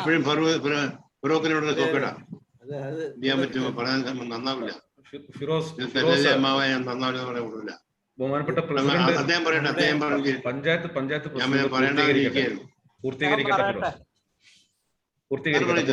പൂർത്തീകരിക്കട്ടെ. നമുക്ക് സംസാരിക്കാമല്ലോ, ലാസ്റ്റ് സമയം പറയൂ sir. Shri Thonnakkal sir continue ചെയ്തു സാർ. അങ്ങ് വളരെ പ്രധാനപ്പെട്ട ചില പോയിന്റുകളിലേക്ക് വരുമായിരുന്നു. അല്ല, ഞാൻ അധികം സമയം എടുക്കുന്നില്ല. പക്ഷെ ഞാൻ പറഞ്ഞില്ലേ, വൈകാരികമായി ഞാൻ പ്രതികരിച്ചു പോകുന്നത് എന്റെ മകളുടെ ജീവൻ നിലനിർത്തിയ ഒരു സിസ്റ്റമാണ് ഈ ഹോമിയോ. എന്റെ മകൾക്ക് 3.5 വയസ്സായപ്പോ റുമാറ്റിക് ഫീവർ എന്ന് പറയുന്ന ഒരു അസുഖം വന്നിരുന്നു. 3.5 വയസ്സിന്. അവളിപ്പോ കോളേജ് അധ്യാപികയാണ്. 3.5 വയസ്സില് ഒരു റുമാറ്റിക് ഫീവർ എന്ന് പറയുന്ന അസുഖം വന്നപ്പോ SHയിലെ ഡോക്ടർമാർ നിർദ്ദേശിച്ചത് പെനിഡിയർ എന്ന് പറയുന്ന മാരകമായ ഇഞ്ചക്ഷൻ കൊടുക്കണമെന്നാണ്. അതും ഓരോ 18 ദിവസം കഴിയും തോറും കൊടുക്കണം, 21 വയസ്സ് വരെ കൊടുക്കണമെന്നൊക്കെ പറഞ്ഞ് എന്നെ ഭീഷണിപ്പെടുത്തി. എന്റെ ബന്ധു കൂടിയായിട്ടുള്ള ഡോക്ടർ TP അനിൽകുമാർ എനിക്കൊരു ധൈര്യം തന്നു. പടിയാർ ഡോക്ടറുമായിട്ട്, ഇതിന്റെ ആചാര്യനായിട്ടുള്ള, കേരളത്തിലെ ആചാര്യൻ എന്ന് വിശേഷിപ്പിക്കാൻ ഞാൻ ആഗ്രഹിക്കുന്ന പടിയാർ ഡോക്ടറുമായിട്ട് ഞാൻ കൺസൾട്ട് ചെയ്തു. എന്റെ കുടുംബത്തിലുള്ള മുഴുവൻ പേരും എന്നെ വല്ലാതെ ഹറാസ് ചെയ്തു. കാരണം എനിക്ക് വട്ടാണ് എന്ന് വരെ എന്റെ കുടുംബത്തിലുള്ളവർ, എന്റെ ഭാര്യ ഉൾപ്പെടെയുള്ളവർ പറഞ്ഞു. കാരണം ഞാൻ അതിൽ നിന്ന് മാറി പടിയാർ ഡോക്ടർ പറഞ്ഞിട്ട്, പടിയാർ ഡോക്ടർ ഒരു മിനിറ്റ് ഇങ്ങനെ നാടി പിടിച്ച് ഇങ്ങനെ നോക്കുക മാത്രം ചെയ്ത ഒരു കിളവൻ ഡോക്ടർ പറയണത് കേട്ടോണ്ട് ദാ എന്റെ കൊച്ചിനെ കൊല്ലാൻ കൊണ്ടുപോകണമെന്ന് വരെ പറഞ്ഞിട്ടും ഉറച്ചു നിന്നുകൊണ്ട് ഞാൻ എൻ്റെ മകളെ ഈ ഹോമിയോ മരുന്ന് കൊടുത്തിട്ട് ഒരു 2 വർഷം ആകുന്നത് കഴിഞ്ഞപ്പോ അവളുടെ അസുഖം പൂർണ്ണമായി ഭേദമാവുകയും അവളെ മിടുക്കി കുട്ടിയായിട്ട് എൻ്റെ ഒരുപക്ഷെ ഹാർട്ടിന്റെ വാൽവിനും മറ്റുമൊക്കെ കുഴപ്പമുണ്ടാക്കാൻ സാധ്യതയുണ്ടായിരുന്ന മാരകമായ രോഗിയായി ഒരു ജീവിതകാലം മുഴുവൻ തള്ളി നീക്കേണ്ടി വരുമായിരുന്നു എൻ്റെ മകളെ എനിക്ക് തിരിച്ചു തരികയും ചെയ്ത ഒരു സിസ്റ്റത്തിനോട് ഞാൻ വൈകാരികമായി പ്രതികരിക്കാതിരിക്കുന്നത് എങ്ങനെയാണ്? അവിടെ മുതൽ തുടങ്ങിയ ഒരു ബന്ധമാണ്. അപ്പൊ അതുകൊണ്ടാണ് എനിക്ക് ഉറപ്പുണ്ട് എൻ്റെ ജീവൻ ഇപ്പൊ നിലനിർത്തിയിരിക്കുന്നത് എൻ്റെ മകൻ തോന്നിക്കൽ സായി ഗ്രാമത്തില് കുറച്ച് കാലം ഇപ്പോഴത്തെ ജോലിയിലേക്ക് അവൻ പോകുന്നതിന് മുമ്പ് പിന്നെ സായി ഗ്രാമത്തിൽ വർക്ക് ചെയ്തിരുന്നു. എൻ്റെ അനുഭവങ്ങളാണ്. അവിടെ അവനോടൊപ്പം 24 മണിക്കൂറും മിങ്കിൾ ചെയ്ത് വർക്ക് ചെയ്തുകൊണ്ടിരുന്ന അവന്റെ ഒരു സുഹൃത്ത്, ഒരു സഹപ്രവർത്തകൻ കോവിഡ് വന്നു. യവന് വന്നു എന്ന് തന്നെ വിചാരിച്ചു. കാരണം ഇവര് മാസ്ക് വയ്ക്കാറില്ല, ഇവര് പരസ്പരം ഒന്നിച്ച് ആഹാരം കഴിക്കുന്നു, അവര് പരസ്പരം ഷെയർ ചെയ്യുന്നു ആഹാരങ്ങൾ ഒക്കെ ഉറപ്പായിട്ടും. അപ്പൊ അതുവരെ ഒരു ചെറിയ പുച്ഛഭാവം ഉണ്ടായിരുന്ന എൻ്റെ വീട്ടിൽ എൻ്റെ മകന് ടെസ്റ്റ് ചെയ്തപ്പോ കോവിഡ് ഇല്ല എന്ന് പറഞ്ഞതോട് കൂടിയാണ് ഇപ്പോ ആ പുച്ഛഭാവമൊക്കെ മാറ്റിയിട്ട്, എടാ എൻ്റെ മോള് പറയും അവനോട്, എടാ നിനക്ക് കോവിഡ് വന്നില്ല എങ്കിൽ നീ യഥാർത്ഥത്തിൽ നമിക്കേണ്ടത് ഹോമിയോ മരുന്നിന് തന്നെയാണ് എന്ന് പറയിക്കുന്നിടത്തേക്ക് എത്തിക്കാൻ എനിക്ക് പറ്റിയിട്ടുണ്ട്. അപ്പോൾ ഞാനതൊരു എൻ്റെ ഒരു ജീവിത വ്രതമായിട്ട് ഞാനിത് സമൂഹ മാധ്യമങ്ങളില് എനിക്ക് എവിടെയെല്ലാം ഇത് പ്രൊജക്ട് ചെയ്യാൻ പറ്റുമോ ഞാൻ പൊട്ടിത്തെറിക്കുകയാണ് ചെയ്തത് എൻ്റെ പഞ്ചായത്ത് കമ്മിറ്റിയിൽ കൊല്ലാൻ വേണ്ടിയിട്ട് മാത്രമായിട്ട് എന്ന് വിചാരിച്ച് ഞാൻ മറ്റവരെ പുച്ഛിക്കുന്നൊന്നുമില്ല. അവര് ചെയ്യുന്ന സേവനങ്ങളെയൊക്കെ ഉൾക്കൊള്ളുന്നുണ്ട്. ഇപ്പോ ഞാൻ ഈ ഹോമിയോ മരുന്ന് എൻ്റെ പഞ്ചായത്തില് ആശുപത്രിയിൽ ഞാൻ പറഞ്ഞല്ലോ, നേരത്തെ പറഞ്ഞ പോലുള്ള മനോഭാവമുള്ള ഒരു നെഗറ്റീവ് മനോഭാവമുള്ളവരായതുകൊണ്ട് അവരിൽ നിന്ന് എനിക്ക് ഒരു സഹായം കിട്ടുന്നില്ല. പക്ഷെ ഞാൻ CP അനിൽകുമാറിനെ ഇടക്കിടക്ക് ബന്ധപ്പെടുകയും ഷബീർ ഡോക്ടറെയും അങ്ങനെയുള്ളവരെയൊക്കെ ഞാൻ ഇടയ്ക്ക് വിളിക്കുകയും എന്നെ ദുബൈയിൽ നിന്നൊക്കെ ഡോക്ടർ എന്നോട് വിളിച്ച് സംസാരിക്കാറൊക്കെ ഉണ്ട്. അപ്പൊ അങ്ങനെ ഞാൻ ഇതിന്റെ ഒരു പ്രചരണത്തിന് വേണ്ടിയിട്ട് ഇത് 3ാമത്തെ ചെറിയ ബൂസ്റ്റർ മരുന്ന് ഉൾപ്പെടെ ഇപ്പോ ഈ 1 മാസത്തിന് മുമ്പ് ആ മരുന്ന് കൊടുക്കുകയും എൻ്റെ വാർഡിലെ കോവിഡ് രോഗികളുടെ എണ്ണം വെറും 3 പരിമിതപ്പെടുത്തുകയും ചെയ്തിട്ടുണ്ട് CPR 15 നിലനിൽക്കുന്ന സമയത്ത്. അപ്പൊ അതുകൊണ്ടാണ് ഹോമിയോപ്പതി എന്ന് പറയുന്ന ഈ സിസ്റ്റത്തെ, ഈ ഒരു വിഭാഗത്തെ അടുപ്പിക്കില്ല എന്ന് വ്രതമെടുത്തിരിക്കുന്നവരോട് എനിക്ക് പുച്ഛമൊന്നും അല്ല തോന്നുന്നത്, വൈരാഗ്യമാണ്, ദേഷ്യമാണ്, പകയാണ് തോന്നുന്നത് എന്ന് ഞാൻ പറയുന്നത്. സാമൂഹ്യ പ്രതിബദ്ധതയില്ലാത്ത, ഇതിനകത്ത് ഒരു പൊളിറ്റിക്സും ഇല്ല, സാമൂഹ്യ പ്രതിബദ്ധതയുള്ള ഒരു സർക്കാരിന് ഇതിനെ കണ്ടില്ല എന്ന് നടിക്കാൻ പറ്റില്ല. അപ്പൊ അത്രമാത്രം നീരാളിപ്പിടുത്തത്തിലാണ് നമ്മുടെ ആരോഗ്യ മേഖല. അതിനെതിരെ പത്മകുമാർജിയെ പോലെയുള്ള എൻ്റെ നേതാവ് എൻ്റെ നേതാവായിട്ടുള്ള പത്മകുമാർജി ഉൾപ്പെടെയുള്ളവരുടെ, നേരത്തെ ഇവിടെ ഒരു ഡോക്ടർ സൂചിപ്പിച്ചല്ലോ, മാധ്യമങ്ങൾ പോലും ഇതിനെക്കുറിച്ച് ചർച്ചയിൽ പോലും ഇല്ല. അതാ ഇന്നും ഇപ്പൊ 4 5 ചർച്ചകൾ നടക്കുന്നുണ്ട് കേന്ദ്ര സംഘം വരുന്നതിനെ സംബന്ധിച്ച്. ഒരിടത്തും ഹോമിയോയുടെ ഒരാളില്ല. ആയുഷ് മന്ത്രാലയത്തിന്റെ കീഴിൽ പ്രവർത്തിക്കുന്ന ആരോഗ്യ മേഖലയിലെ ഒരു സിസ്റ്റത്തിന്റെയും ഒരു പ്രതിനിധി അതിനകത്ത് കയറ്റിയിട്ടില്ല. 3 പേരെ പേര് മാറ്റി, ഒരാൾ ഡോക്ടർ, മറ്റൊന്ന് വിദഗ്ധൻ, ആരോഗ്യ വിദഗ്ധൻ, ഒരാൾ IMAയുടെ ഇന്നയാള്, അതിലൊന്നും തന്നെ നമ്മുടെ ഹോമിയോയുടെയോ സിദ്ധയുടെയോ അല്ലെങ്കിൽ യോഗയുടെയോ ആയുഷ് മന്ത്രാലയത്തിന് കീഴിൽ കേന്ദ്ര ഗവൺമെന്റ് സുപ്രീം കോടതി വരെ വിധിച്ചിരിക്കുന്നു ഈ മരുന്ന് ഗുണകരമാണെന്ന്. സുപ്രീം കോടതി വരെ അതുപോലും കാണുന്നില്ല ഇവര് എന്നുള്ളതാണ് നമ്മുടെ ഏറ്റവും വലിയ ദുര്യോഗം. അതുകൊണ്ട് തന്നെ ഈ സിസ്റ്റത്തിൽ പ്രവർത്തിക്കുന്ന നിങ്ങൾ ഡോക്ടർമാരെ ഞാന് ദൈവതുല്യരായിട്ടാണ് കാണുന്നത്. നിങ്ങൾക്ക് എല്ലാവിധത്തിലുള്ള, നിങ്ങൾ തോറ്റുപോയി, ഞങ്ങളെ ഇത് ചെയ്യാൻ ആള് വരുന്നില്ല, ഞങ്ങളെ സർക്കാർ അംഗീകരിക്കുന്നില്ല എന്നൊന്നും വിചാരിച്ച് നിങ്ങളെ ഇതുകൊണ്ട് ജീവൻ തിരിച്ചു കിട്ടിയ ഒരുപാട് പേര് നിങ്ങളെ ആരാധിക്കുകയും നിങ്ങളെ നിശബ്ദമായി സ്നേഹിക്കുകയും ചെയ്യുന്നുണ്ട് എന്ന് മാത്രം പറഞ്ഞുകൊണ്ട് ഞാൻ അവസാനിപ്പിക്കാം. Thank you sir. Dhanesh doctor sorry, ഞാൻ വരാൻ വൈകിയത് ക്ഷമിക്കണം. കാരണം പാനൽ ഡിസ്കഷൻ ഏറ്റത് ഞാനായിരുന്നു. സാങ്കേതികമായി വരാൻ എന്റെ പേര് ഫൈസൽ മെലഡി. ഓക്കെ ശ്രീ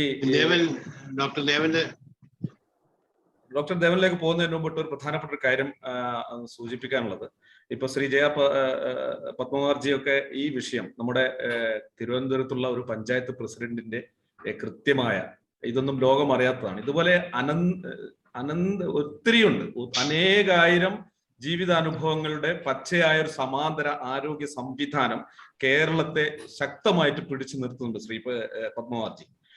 അങ്ങേ നമ്മള് കേരളം ശ്രദ്ധയോടെ കാണുന്നതെന്ന് വെച്ചാൽ, വിഷയം എന്തായാലും വളരെ കൃത്യതയോടുകൂടി അവധാനതയോടുകൂടി മുഖ്യധാരാ മാധ്യമങ്ങളിൽ വ്യക്തവും സ്പഷ്ടവുമായ കാര്യങ്ങളെ ബോധ്യപ്പെടുത്താൻ ശേഷിയും ത്രാണിയുമുള്ള ഒരു വലിയൊരു പ്രവർത്തകനാണ്. അങ്ങയുടെ സഹപ്രവർത്തകൻ, ഒരു പഞ്ചായത്ത് പ്രസിഡന്റിന്റെ വളരെ സ്പഷ്ടമായ അനുഭവത്തിലൂടെ, അതിലപ്പുറത്ത് നേരത്തെ ഷാജി കുര്യൻ സാറ് സംസാരിച്ചൊരു വിഷയം, അത് വളരെ മൗലികമായ ഒരു വിഷയമാണ്.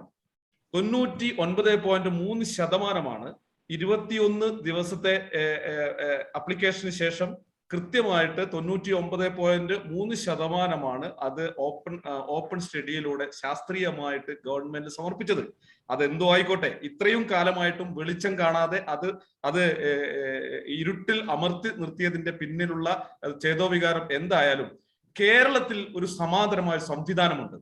ഒരു അങ്ങയോട് ചോദിക്കാനുള്ളത്, ഞാൻ ദേവൻ ഡോക്ടറിലേക്ക് വരുന്നതിന് മുമ്പിട്ട് ഈ കേട്ട വിവരത്തിൽ നിന്നും എന്തുകൊണ്ട് പൊതു ചർച്ചാ മണ്ഡലത്തിലേക്ക് ഹോമിയോപ്പതിയെ അപ്ലിഫ്റ്റ് ചെയ്യാൻ വേണ്ടിയിട്ട്, അല്ലെങ്കിൽ ആ ചർച്ച കൊണ്ടുവരാൻ, ആ വിഷയം കൊണ്ടുവരാൻ വേണ്ടി, ഇപ്പൊ അങ്ങക്ക് പൊതു ചർച്ചകളിലൊക്കെ വരുമ്പോൾ ഈ കോവിഡിന്റെ വിഷയം വരാറുണ്ട്.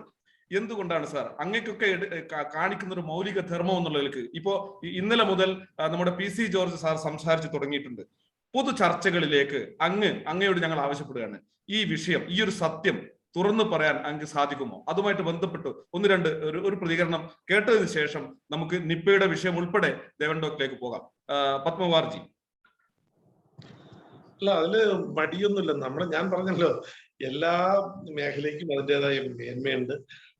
അത് തുറന്നു പറയുക തന്നെ വേണം. നമ്മൾ ഒന്നിനെ വേറൊന്നിനെ വെച്ച് അളക്കുമ്പോഴാണ് എപ്പോഴും പ്രശ്നങ്ങൾ വരുന്നത്. ഒന്നിനേക്കാൾ മെച്ചമാണ് എന്ന് പറയുമ്പോഴാണ് നമ്മുടേതായ മേന്മയെ കുറിച്ച് പറയുക. ഈ തോന്നിക്കൽ രവി അദ്ദേഹം പറഞ്ഞതുപോലെ തന്നെ വ്യക്തിപരമായി നമുക്ക് ഒത്തിരി അനുഭവമുണ്ട്. നമ്മുടെ കുട്ടികളെ നമ്മുടെ ഹോമിയോ ഉപയോഗിച്ചിട്ടുണ്ട്. ഈ കഴക്കൂട്ടത്ത് എനിക്ക് ഫൈസൽ ഇദ്ദേഹമാണെന്ന് എനിക്ക് അറിയില്ല, മാർക്കറ്റിന്റെ അകത്ത് ഒരു ഡോക്ടർ ഷഫീഖ് ഡോക്ടറാണോ വേറെ ഡോക്ടറാണോ പറഞ്ഞത്, ഞാൻ തന്നെ എന്റെ മകനെ പോത്തങ്കോടാണ് ഞാൻ മുമ്പ് താമസിച്ചിരുന്ന സമയത്ത് ഞാൻ ചികിത്സയ്ക്ക് എന്റെ മകനെ കൊണ്ടുപോയിട്ടുണ്ട്. അപ്പൊ ഹോമിയോ ഇപ്പോഴും ഉപയോഗിക്കുന്നുണ്ട്. ഈ തദ്ദേശ സ്വയംഭരണ സ്ഥാപനങ്ങൾ വഴി കാര്യക്ഷമമായിട്ട് ആദ്യം എല്ലാ സ്ഥലത്തും കൊടുക്കുന്നതിന് വേണ്ടി ശ്രമം നടത്തുന്നുണ്ട്. ഞാനിപ്പോ താമസിക്കുന്ന പട്ടത്താണ്. ആ വാർഡിലും അന്ന് BJP കൗൺസിലറായിരുന്നു. ആ സമയത്തും ധാരാളം എല്ലാ വീടുകളിലും കൊണ്ടെത്തിക്കുന്നതിന് വേണ്ടിയുള്ള ശ്രമം നടത്തിയിട്ടുണ്ട്. ആരും ഒരിക്കലും ഹോമിയോ തള്ളി പറയുകയോ അല്ലെങ്കിൽ അത് മോശമാണെന്നുള്ള അർത്ഥത്തിൽ പറയുകയില്ല. പിന്നെ ഈ പറഞ്ഞതുപോലെ നിക്ഷിപ്ത താല്പര്യങ്ങളുണ്ടല്ലോ ചില ആളുകളെ സംബന്ധിച്ചിടത്തോളം, ഓരോ മേഖലയിൽ പ്രവർത്തിക്കുന്ന ആളുകൾക്ക് അതാണ് ശരി, അതിലൂടെ എല്ലാവരും ശരി കണ്ടെത്തണം എന്ന് ആഗ്രഹിക്കുന്ന ചില ആളുകളുണ്ട്. അത് ചിലപ്പോ ചില കാലഘട്ടത്തിൽ അതിനൊരു മുൻകൈ ഉണ്ടാവുമെങ്കിലും സ്ഥായിയായ കാര്യങ്ങൾക്ക് എപ്പോഴും നിലനിൽപ്പുണ്ടാവുന്നു. അപ്പൊ ഹോമിയോ തള്ളിപ്പറയേണ്ട അതിന്റെ പ്രസക്തി ശരിയാണ് സർ. തള്ളിപ്പറയിലല്ല. ഇപ്പൊ അലോപ്പതിക്ക് വളരെ കൃത്യമായിട്ട് പൊതുജന ആരോഗ്യത്തെ നിലനിർത്താൻ മൗലികമായ അതിൻ്റെതായ ശേഷിയും ത്രാണിയുമൊക്കെ വലുത് തന്നെയാണ്. പക്ഷേ അതിന് ഈ പറയുന്ന പാൻഡമിക്കിലോ അല്ലെങ്കിൽ ഈ പറയുന്ന മേഖലയിലോ അലോപ്പതിക്ക് ചെയ്യാൻ റോളൊന്നുമില്ലെങ്കിൽ 100% അത് ചെയ്യാൻ ഉത്തരവാദിത്വവും അത് ചെയ്യാൻ കൃത്യമായ അതിൻ്റെതായ സംവിധാനം 100% വിജയകരമായ ചികിത്സാ സംവിധാനമുള്ള ഹോമിയോപ്പതി നിലനിൽക്കെ, അല്ലെങ്കിൽ ഈ പറയുന്ന പാൻഡമിക് പോലെ എപ്പിഡമിക് പോലുള്ള റോളിൽ ഒരുപക്ഷെ 1% മാത്രം അത് അലോപ്പതി അതിൻ്റെതായ റോളുണ്ട്. ഹോമിയോപ്പതി അലോപ്പതിയും കമ്പയർ ചെയ്യുകയാണെങ്കിൽ എല്ലാ കാലത്തും ഏറെ പ്രസക്തവും ഈ പറയുന്ന രീതിയിൽ അലോപ്പതി വളരെ പ്രാധാന്യമുള്ള ചികിത്സാ ശാസ്ത്രം തന്നെയാണ്. അതോടൊപ്പം തന്നെ പറയാനുള്ള കാര്യം, ഈ പറയുന്ന മേഖലയിൽ പാൻഡമിക് മേഖലയിലായാലും എപ്പിഡമിക് മേഖലയിലായാലും അലോപ്പതി 2000 ഇവിടെ പിന്നെ വ്യാപകമായിട്ട് ഡെങ്കിപ്പനി വ്യാപകമായി വന്നപ്പോ അന്ന് ഇവിടെ എപ്പോഴും ചർച്ച ചെയ്യപ്പെടുന്ന ഒരു വിഷയമാണ് സർ. ഈ അഡ്വക്കേറ്റ് ശങ്കരൻ മന്ത്രിയായിരുന്ന സമയത്ത് 250ഓളം കോടി ഖജനാവിൽ നിന്ന് ചെലവഴിച്ചതിനു ശേഷവും ഒന്നും ചെയ്യാൻ പറ്റാതെ വന്നപ്പോഴാണ് ആയുഷിൽ നിന്ന് ഹോമിയോപ്പതി ആശ്രയിക്കുകയും കേവലം 1-2 കോടി മാത്രം ചെലവഴിച്ചിട്ട് ഡെങ്കിയെ നിയന്ത്രിച്ചത്. എന്ന് പറഞ്ഞാൽ അലോപ്പതിക്ക് ഈ മേഖലയിൽ ഒന്നും ചെയ്യാനില്ല എന്നുള്ളത് ഒരു വസ്തുതയാണ്. അതിന്റെ അർത്ഥം അലോപ്പതി ഒന്നും അല്ലെന്നല്ല. അലോപ്പതിക്ക് മറ്റുള്ള മേഖലകളിലൊക്കെ 1000 ശക്തിയുണ്ട്, ശേഷി ചെയ്യാനുണ്ട്. പക്ഷേ ഈ പറയുന്ന പാൻഡമിക് മേഖല, ഉദാഹരണത്തിന് നിപ്പ, ദേവൻ ഡോക്ടർ ഒന്ന് നിപ്പയുടെ കാര്യം ഒന്ന് വിശദീകരിക്കാമോ? ദേവൻ ഡോക്ടർ. നമസ്കാരം, എല്ലാവർക്കും നമസ്കാരം. ഞാൻ നേരത്തെ അദ്ദേഹം വളരെ ആവേശകരമായി ഹൃദയത്തിൽ തൊട്ട വാക്കുകളാണ് അദ്ദേഹം പറഞ്ഞുകൊണ്ടിരുന്നത്. അതുകൊണ്ടാണ് ഞാൻ അദ്ദേഹം പറയട്ടെ എന്ന് പറഞ്ഞത്. കാരണം വളരെ വളരെ ഹൃദയത്തിൽ വളരെ വളരെ നന്ദി സാർ. ഇത്രമാത്രം ആത്മാർത്ഥമായിട്ട് ഒരു സാധാരണ ഒരാൾ വന്ന് ഞങ്ങളോട് പറയുമ്പോഴാണ് ഞങ്ങൾക്ക് ഞങ്ങൾക്ക് ഞങ്ങളിലൊരു വിശ്വാസം തോന്നുന്ന വാക്കുകളാണ് താങ്കൾ പറഞ്ഞത്. എന്തായാലും വളരെ നന്ദി. ഞാൻ നിപ്പയിലേക്ക് വരാം. കോഴിക്കോട് നിപ്പ വന്നപ്പോൾ വളരെ പെട്ടെന്ന് ഉണ്ടായ ഒരു അസുഖമാണ് ഇത്. ഇതേ തരത്തിൽ തന്നെ ഈ കോവിഡിന്റെ അതുപോലെയുള്ള ചില നിയന്ത്രണങ്ങളെല്ലാം അന്നും ഉണ്ടായിരുന്നു. വ്യാപാര സ്ഥാപനങ്ങൾ തുറക്കാൻ പറ്റുന്നില്ല, ജനജീവിതം വഴിമുട്ടി ചുരുക്കി പറഞ്ഞ. അങ്ങനെ ഇരിക്കുമ്പോൾ മുക്കം മണാശ്ശേരി എന്ന് പറയുന്ന ഹോമിയോ ഡിസ്പെൻസറിയിൽ ആൾക്കാർ അങ്ങോട്ട് ചെല്ലുകയും ഞങ്ങൾക്ക് എന്തെങ്കിലും പ്രതിരോധ മരുന്നുണ്ടോ എന്ന് ചോദിച്ചപ്പോൾ അവിടുത്തെ മെഡിക്കൽ ഓഫീസറും അവര് കൃത്യമായി ഇത് വിതരണം ചെയ്യും. ഒരാൾ കഴിച്ചു, 2 ആൾ കഴിച്ചു, 100 ആൾ കഴിച്ചു. ഇവർക്കൊക്കെ അസുഖം വരാതെ പുറത്തേക്ക് ഇറങ്ങി ജോലി ചെയ്യാൻ കഴിയുന്ന കണ്ടപ്പോൾ അങ്ങനെ 1000 കഴിച്ചു. 1000 കഴിച്ചു കഴിഞ്ഞപ്പോൾ അതിനെതിരെ പല രീതിയിലുള്ള എതിർപ്പുകൾ ഉണ്ടായി. നമ്മുടെ കൂട്ടത്തിൽ നിന്ന് തന്നെ എതിർപ്പുകൾ ഉണ്ടായി. സാർ ഇപ്പൊ തുറന്നു പറയണം, പക്ഷെ അതിലേക്ക് ഇപ്പൊ നമ്മൾ വരുന്നില്ല. അങ്ങനെ അവർക്കൊക്കെ എതിർപ്പുകൾ ഉണ്ടായി. അങ്ങനെ ഇരിക്കെ ഒരാൾ പെട്ടെന്ന് മലയാള മനോരമയുടെയും മാതൃഭൂമിയുടെ ഓഫീസിൽ വിളിച്ചു പറയുന്നു, എനിക്ക് ഈ പ്രതിരോധ മരുന്ന് കഴിച്ചിട്ട് പ്രശ്നമുണ്ടായി. അപ്പൊ അവരുടനെ DMO വിളിച്ചു ചോദിക്കുന്നു, ഇങ്ങനെ ഒരു മരുന്നുണ്ടോ? അപ്പോൾ നിലവിലെ പനിക്കുള്ള മരുന്ന് അന്നും ഇതുപോലെ തന്നെ നിയന്ത്രണങ്ങൾ ഉണ്ടായിരുന്നു. ഹോമിയോപ്പതി ഇടപെടരുത്. ഇന്ന് ആദ്യം ആയുഷ് നമ്മുടെ കൊറോണ വന്നപ്പോൾ ഹോമിയോപ്പതി ആയുഷല്ല ഇറങ്ങിയ നിയന്ത്രണം പോലെ തന്നെ IMAയുടെ നേതൃത്വത്തിൽ ഉണ്ടാക്കി വെച്ച കുറെ ചട്ടങ്ങളുടെ പേരുള്ള നിയന്ത്രണങ്ങൾ അന്നും ഉണ്ടായിരുന്നു. ഹോമിയോപ്പതിക്ക് മരുന്ന് മറ്റൊരു സിസ്റ്റം ഇതിൽ ഇടപെടരുത്, ഇത് പുതിയ രോഗമാണ്, അതുകൊണ്ട് പുതിയ രോഗങ്ങളൊക്കെ ചികിത്സിക്കുന്നത് അവർ മാത്രമാണ് എന്നുള്ള നിയന്ത്രണം ഉണ്ടായിരുന്നത് കൊണ്ട് ഹോമിയോപ്പതിക്ക് അതിൽ പരസ്യമായിട്ട് രംഗത്ത് വരാൻ കഴിഞ്ഞില്ല. പക്ഷേ നിലവിലുള്ള പനിക്കെന്നുള്ള രീതിയിലുള്ള മരുന്നുകൾ, പ്രതിരോധ മരുന്ന് കൊടുത്തിരുന്നു. ഈ മരുന്നാണ് നമ്മുടെ ഡിസ്പെൻസറിയിലും കൊടുത്തത്. അദ്ദേഹം അത് കൊടുത്ത ഈ പരാതിയിൽ അവരന്വേഷിച്ചപ്പോൾ DMO പറഞ്ഞത് അങ്ങനെ ഒരു മരുന്നില്ല എന്ന് പറഞ്ഞപ്പോൾ ഇല്ലാത്ത മരുന്ന് കൊടുത്തു എന്ന പേരിലാണ് പിറ്റേ ദിവസം വെണ്ടയ്ക്കാൻ നിരത്തിയത് പത്രങ്ങൾ. ഇല്ലാത്ത മരുന്ന് കൊടുത്തു കേൾക്കുമ്പോൾ ആരും ഇല്ലാത്ത മരുന്ന് കൊടുത്തു എന്നുള്ള രീതിയിൽ പ്രശ്നങ്ങൾ ഉണ്ടായി. അങ്ങനെ ഉടനെ തന്നെ അന്നത്തെ നിർഭാഗ്യമോ ഭാഗ്യമോ മെഡിക്കൽ ഓഫീസർ ഒന്നും ഇല്ലായിരുന്നു, അറ്റൻഡർ ആയിരുന്നു ഉണ്ടായിരുന്നു. അറ്റൻഡർ സസ്പെൻഡ് ചെയ്യും. ഈ ഓർഡറൊക്കെ നമ്മുടെ തെളിവുണ്ട്. അറ്റൻഡർ സസ്പെൻഡ് ചെയ്തു. അപ്പോൾ നാട്ടുകാർ സംഘടിച്ച് ഇവിടെ കൂടിയിട്ട് അവർ പറഞ്ഞു, ഞങ്ങൾ ആവശ്യപ്പെട്ടിട്ടാണ് ഈ മരുന്ന്, ഞങ്ങൾക്ക് ജീവിക്കാൻ കഴിഞ്ഞതിന് ശേഷമാണ്, കാരണം ഞങ്ങളുടെ ജീവിതം തടസ്സപ്പെട്ടിരിക്കുകയായിരുന്നു, അതുകൊണ്ട് ഞങ്ങൾക്കത് ഇവർ തന്നത് ഞങ്ങളെ രക്ഷിക്കാനാണ്, അതുകൊണ്ട് ഒരിക്കലും നടപടി എടുക്കാൻ പാടില്ല എന്ന് പറഞ്ഞ് നാട്ടുകാർ അവിടെ സംഘടിക്കുകയും അതോടൊപ്പം നമ്മുടെ ചില ഡോക്ടർമാരും അവിടുത്തെ നടപെട്ട് ഈ പറഞ്ഞ കക്ഷിയെ പോയി വീട്ടിൽ പോയി കണ്ടപ്പോൾ അദ്ദേഹത്തിന് യാതൊരു പ്രശ്നവുമില്ല. അദ്ദേഹം പറഞ്ഞത് ഞാൻ വേറെയും മരുന്ന് കഴിച്ചിരുന്നു, എനിക്ക് പനിയായിട്ട് ഇരിക്കുകയായിരുന്നു. അദ്ദേഹത്തിന്റെ റെക്കോർഡ് ചെയ്തു സംഭാഷണം. ഇദ്ദേഹത്തിന് ഈ ഹോമിയോ മരുന്ന് കഴിച്ചിട്ട് അദ്ദേഹത്തിനോട് ഞങ്ങളുടെ പോയ ഡോക്ടർമാർ ചെറിയൊരു ഭീഷണി ഇറക്കേണ്ടി വന്നു. അവർ പറഞ്ഞു, കുറിച്ചിയിൽ ഞങ്ങൾക്ക് ഇതിന് കണ്ടുപിടിക്കാനുള്ള ഹോമിയോ മരുന്ന് കഴിച്ചിട്ട് കുഴപ്പമുണ്ടെങ്കിൽ കണ്ടുപിടിക്കാനുള്ള സംവിധാനമുണ്ട്, അങ്ങോട്ട് നിങ്ങളെ കൊണ്ടുപോകുമെന്ന് പറഞ്ഞപ്പോൾ അദ്ദേഹം പറഞ്ഞു, അയ്യോ എനിക്കൊരു കുഴപ്പമില്ല, ഞാൻ മരുന്നില്ല, അദ്ദേഹം വോയിസ് റെക്കോർഡ് തന്നു നമുക്ക്. അങ്ങനെ ഈ മരുന്ന് ഹലോ കേൾക്കുന്നുണ്ടോ? കേൾക്കുന്നുണ്ട് അപ്പൊ അങ്ങനെ ആ സാഹചര്യത്തിൽ ജനങ്ങൾ സംഘടിച്ച് ആരോഗ്യമന്ത്രിക്ക് ഫാക്സ് അയക്കുകയും ആരോഗ്യമന്ത്രി സസ്പെൻഡ് ചെയ്തു. അപ്പൊ ഇതിനിടയ്ക്ക് IMA പ്രസ്താവന ഇറക്കിയിരുന്നു, ഹോമിയോ ഡോക്ടർമാർ ഇങ്ങനെ ഇറങ്ങി പ്രതിരോധ മരുന്ന് കൊടുത്താൽ ഞങ്ങൾ ആശുപത്രി അടച്ചിടും എന്ന് വരെ പറഞ്ഞു. ആകെ പരിഭ്രാന്തരായി. ആരോഗ്യ മേഖലയിലെ ഭരണതലത്തിലുള്ളവർക്ക് ആകെ പരിഭ്രാന്തരായി. ഇവർ അടച്ചിട്ട് പോയാൽ എന്ത് ചെയ്യും എന്നുള്ള അവസ്ഥയായി. അപ്പോഴാണ്, കാരണം ഇതാണ് ശരിക്കും ഇവിടെ നല്ലൊരു കാര്യം ചെയ്തപ്പോൾ ഇവർ പ്രസ്താവന ഇറക്കിയത്. പിറ്റേ ദിവസം തന്നെ ആരോഗ്യമന്ത്രിക്ക് ഈ ജനങ്ങളുടെ ഇത് വന്നപ്പോൾ ഇത് പുറത്തേക്ക് പരക്കുമെന്നും ഇങ്ങനെ ഹോമിയോപ്പതി മരുന്ന് കഴിച്ചാൽ നിപ്പയെ തടയാമെന്നുള്ള വാർത്ത എല്ലായിടത്തും എത്തുമെന്ന് കണ്ടപ്പോൾ ഇത് പ്രശ്നമായിരിക്കാൻ വേണ്ടി ഈ മഷി ഉണങ്ങുന്നതിന് മുമ്പ് ആ സസ്പെൻഷൻ പിൻവലിച്ചു. ഈ ഓർഡറും നമുക്ക് തെളിവുണ്ട്. അതിനുശേഷം വീണ്ടും 2-3 ദിവസം കഴിഞ്ഞപ്പോൾ പെട്ടെന്ന് നിപ്പ കേരളത്തിൽ നിന്ന് പെട്ടെന്ന് അപ്രത്യക്ഷമായി. ഒരു മരുന്നും ഇതുവരെ കണ്ടെത്തിയിട്ടില്ല, മരുന്നിന് ഗവേഷണം നടത്തുന്നു, കാനഡയിലും എവിടെയൊക്കെ ഗവേഷണം നടത്തുന്നു എന്ന് പറഞ്ഞുകൊണ്ടിരുന്ന സാഹചര്യത്തിലാണ് പെട്ടെന്ന് നിപ്പ തീർന്നു എന്നൊരു സ്റ്റേറ്റ്മെന്റിൽ തീർന്നതാണ് നിപ്പ.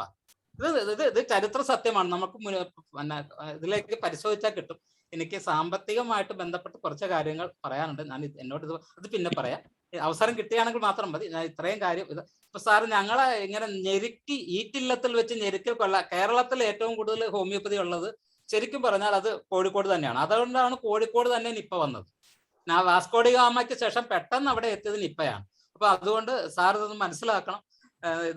ഞങ്ങൾക്കൊരു ധാർമ്മിക പിന്തുണയാണ്. എനിക്ക് സാമ്പത്തികമായ കുറച്ച് കാര്യങ്ങൾ പറയാനുണ്ട്, മറ്റുള്ളവരുള്ളത് കൊണ്ട് ഞാൻ അതിലേക്ക് കിടക്കാം. പത്മകുമാർജി, ഇതാണ് വിഷയം. 15,000 ഡോക്ടർ കേരളത്തിലുണ്ട്. 15,000 ഡോക്ടർ, ഒരു 10,000 ഡോക്ടർ, ഏകദേശം മിനിമം ഒരു 500 കോവിഡ് രോഗികളെയും ചികിത്സിച്ചിട്ടുണ്ടെങ്കിൽ ഈ കോവിഡ് രോഗികളൊക്കെ ഈ കഴിഞ്ഞ ഒരാഴ്ച മുമ്പ് നമ്മുടെ വയലാർ ശരത്ചന്ദ്ര സാറ് ഇവിടെ വന്നിട്ട് അദ്ദേഹത്തിന്റെ അനുഭവം വിശദീകരിച്ചത് 2 ലക്ഷത്തോളം രൂപ അദ്ദേഹം അലോപ്പതിക്ക് വേണ്ടി അദ്ദേഹത്തിന് കോവിഡ് വന്നപ്പോൾ ചെലവഴിച്ചതിന് ശേഷം വെറും 200 രൂപ കൊണ്ട് അദ്ദേഹത്തിന് ഈ കോവിഡ് മാറ്റാൻ കഴിഞ്ഞു. അങ്ങനെ ഞാനത് പെട്ടെന്ന് വിഷയത്തിലേക്ക് അങ്ങനെ നിരവധി ഇപ്പം മനോജ് ഡോക്ടർ വിശദീകരിക്കും. കേരളത്തിൽ ഏകദേശം ഡോക്ടർമാരും എത്രത്തോളം നമുക്ക് സാമ്പത്തികമായി ഈ കോവിഡിൽ നിന്ന് സാമ്പത്തികമായി കേരളത്തിൽ രക്ഷിക്കാൻ കഴിഞ്ഞിട്ടുണ്ട്.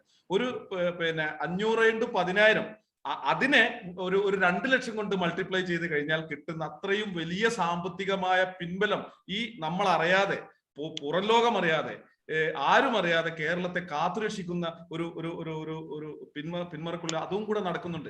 ഇവിടെ നമുക്കറിയാം വൈറലായ ഒരുപാട് വീഡിയോകളുണ്ട്. 3 ലക്ഷവും 4 ലക്ഷവും ചെലവഴിച്ചിട്ട് അവസാനം 300 രൂപ കൊണ്ട് കോവിഡിൽ നിന്ന് മരണത്തിൽ നിന്ന് കരകയറി വന്ന ഒത്തിരി കഥകളുണ്ട്. മനോജ് ഡോക്ടറെ, ആ അർത്ഥത്തിൽ കേരളത്തിൽ എത്രത്തോളം അങ്ങനെ ഒരു സാമ്പത്തിക പിൻബലം ആരും അറിയാതെ കേരളത്തെ രക്ഷിക്കുന്നുണ്ട്? മനോജ് ഡോക്ടർ അതിനെ കുറിച്ച് കൃത്യമായ ഒരു കുറഞ്ഞ ഇതിലൊന്ന് പറയാൻ പറ്റുമോ? നമസ്കാരം പത്മകുമാർ സാർ, അങ്ങയുടെ വാക്കുകൾ കേട്ട് വളരെ ശ്രദ്ധാപൂർവ്വം കേട്ടുകയായിരുന്നു. നമുക്ക് മനസ്സിലാക്കുന്ന ശരിക്കും പറഞ്ഞാൽ സർക്കാർ സ്ഥാപനങ്ങളിൽ ഫ്രീ ആയിട്ടാണ് മരുന്ന് കൊടുക്കുന്നത്. പിന്നെ ഈ പറഞ്ഞ പോലെ സ്വകാര്യ സ്ഥാപനങ്ങളിൽ 10,200 രൂപയ്ക്കാണ് മരുന്ന് കൊടുക്കുന്നത്. ഏതാണ്ട് ഒരു പ്രൈവറ്റ് ഹോസ്പിറ്റലിൽ ഒരു രോഗിക്ക് ശരാശരി 2 മുതൽ 5 ലക്ഷം രൂപ വരെ കേരളത്തിൽ ചിലവാകുന്നു. ഇപ്പൊ എനിക്കറിയാവുന്ന ഒരു രോഗി തന്നെ ഒരു വീട്ടിലെ 4 പേര് ഹോമിയോ മരുന്ന് കഴിച്ചു, വളരെ പെട്ടെന്ന് അസുഖം മാറി. 5ാമത്തെ ആള് കിംസ് ഹോസ്പിറ്റലിൽ പോയി 4.5 ലക്ഷം രൂപ ചിലവായി. 13 ദിവസം അവിടെ കിടന്നു. അപ്പൊ അതിൽ നമുക്ക് ഊഹിക്കാം ഇന്നു എത്ര ലക്ഷമാണെന്ന്. അപ്പൊ ഒരുപക്ഷെ കേരളത്തിന്റെ ബഡ്ജറ്റിനേക്കാളും വലിയ തുക വരുമെന്ന് എനിക്ക് തോന്നുന്നു. അത്ര വലിയ തുകയാണ്. എനിക്ക് പറഞ്ഞൊരു കാര്യം കൂടെ പറഞ്ഞുകൊണ്ട് അങ്ങ് പറയുകയുണ്ടായി, ചിന്താശക്തിയും പ്രതികരണ ശേഷിയെ കുറിച്ച് പറയുകയുണ്ടായി.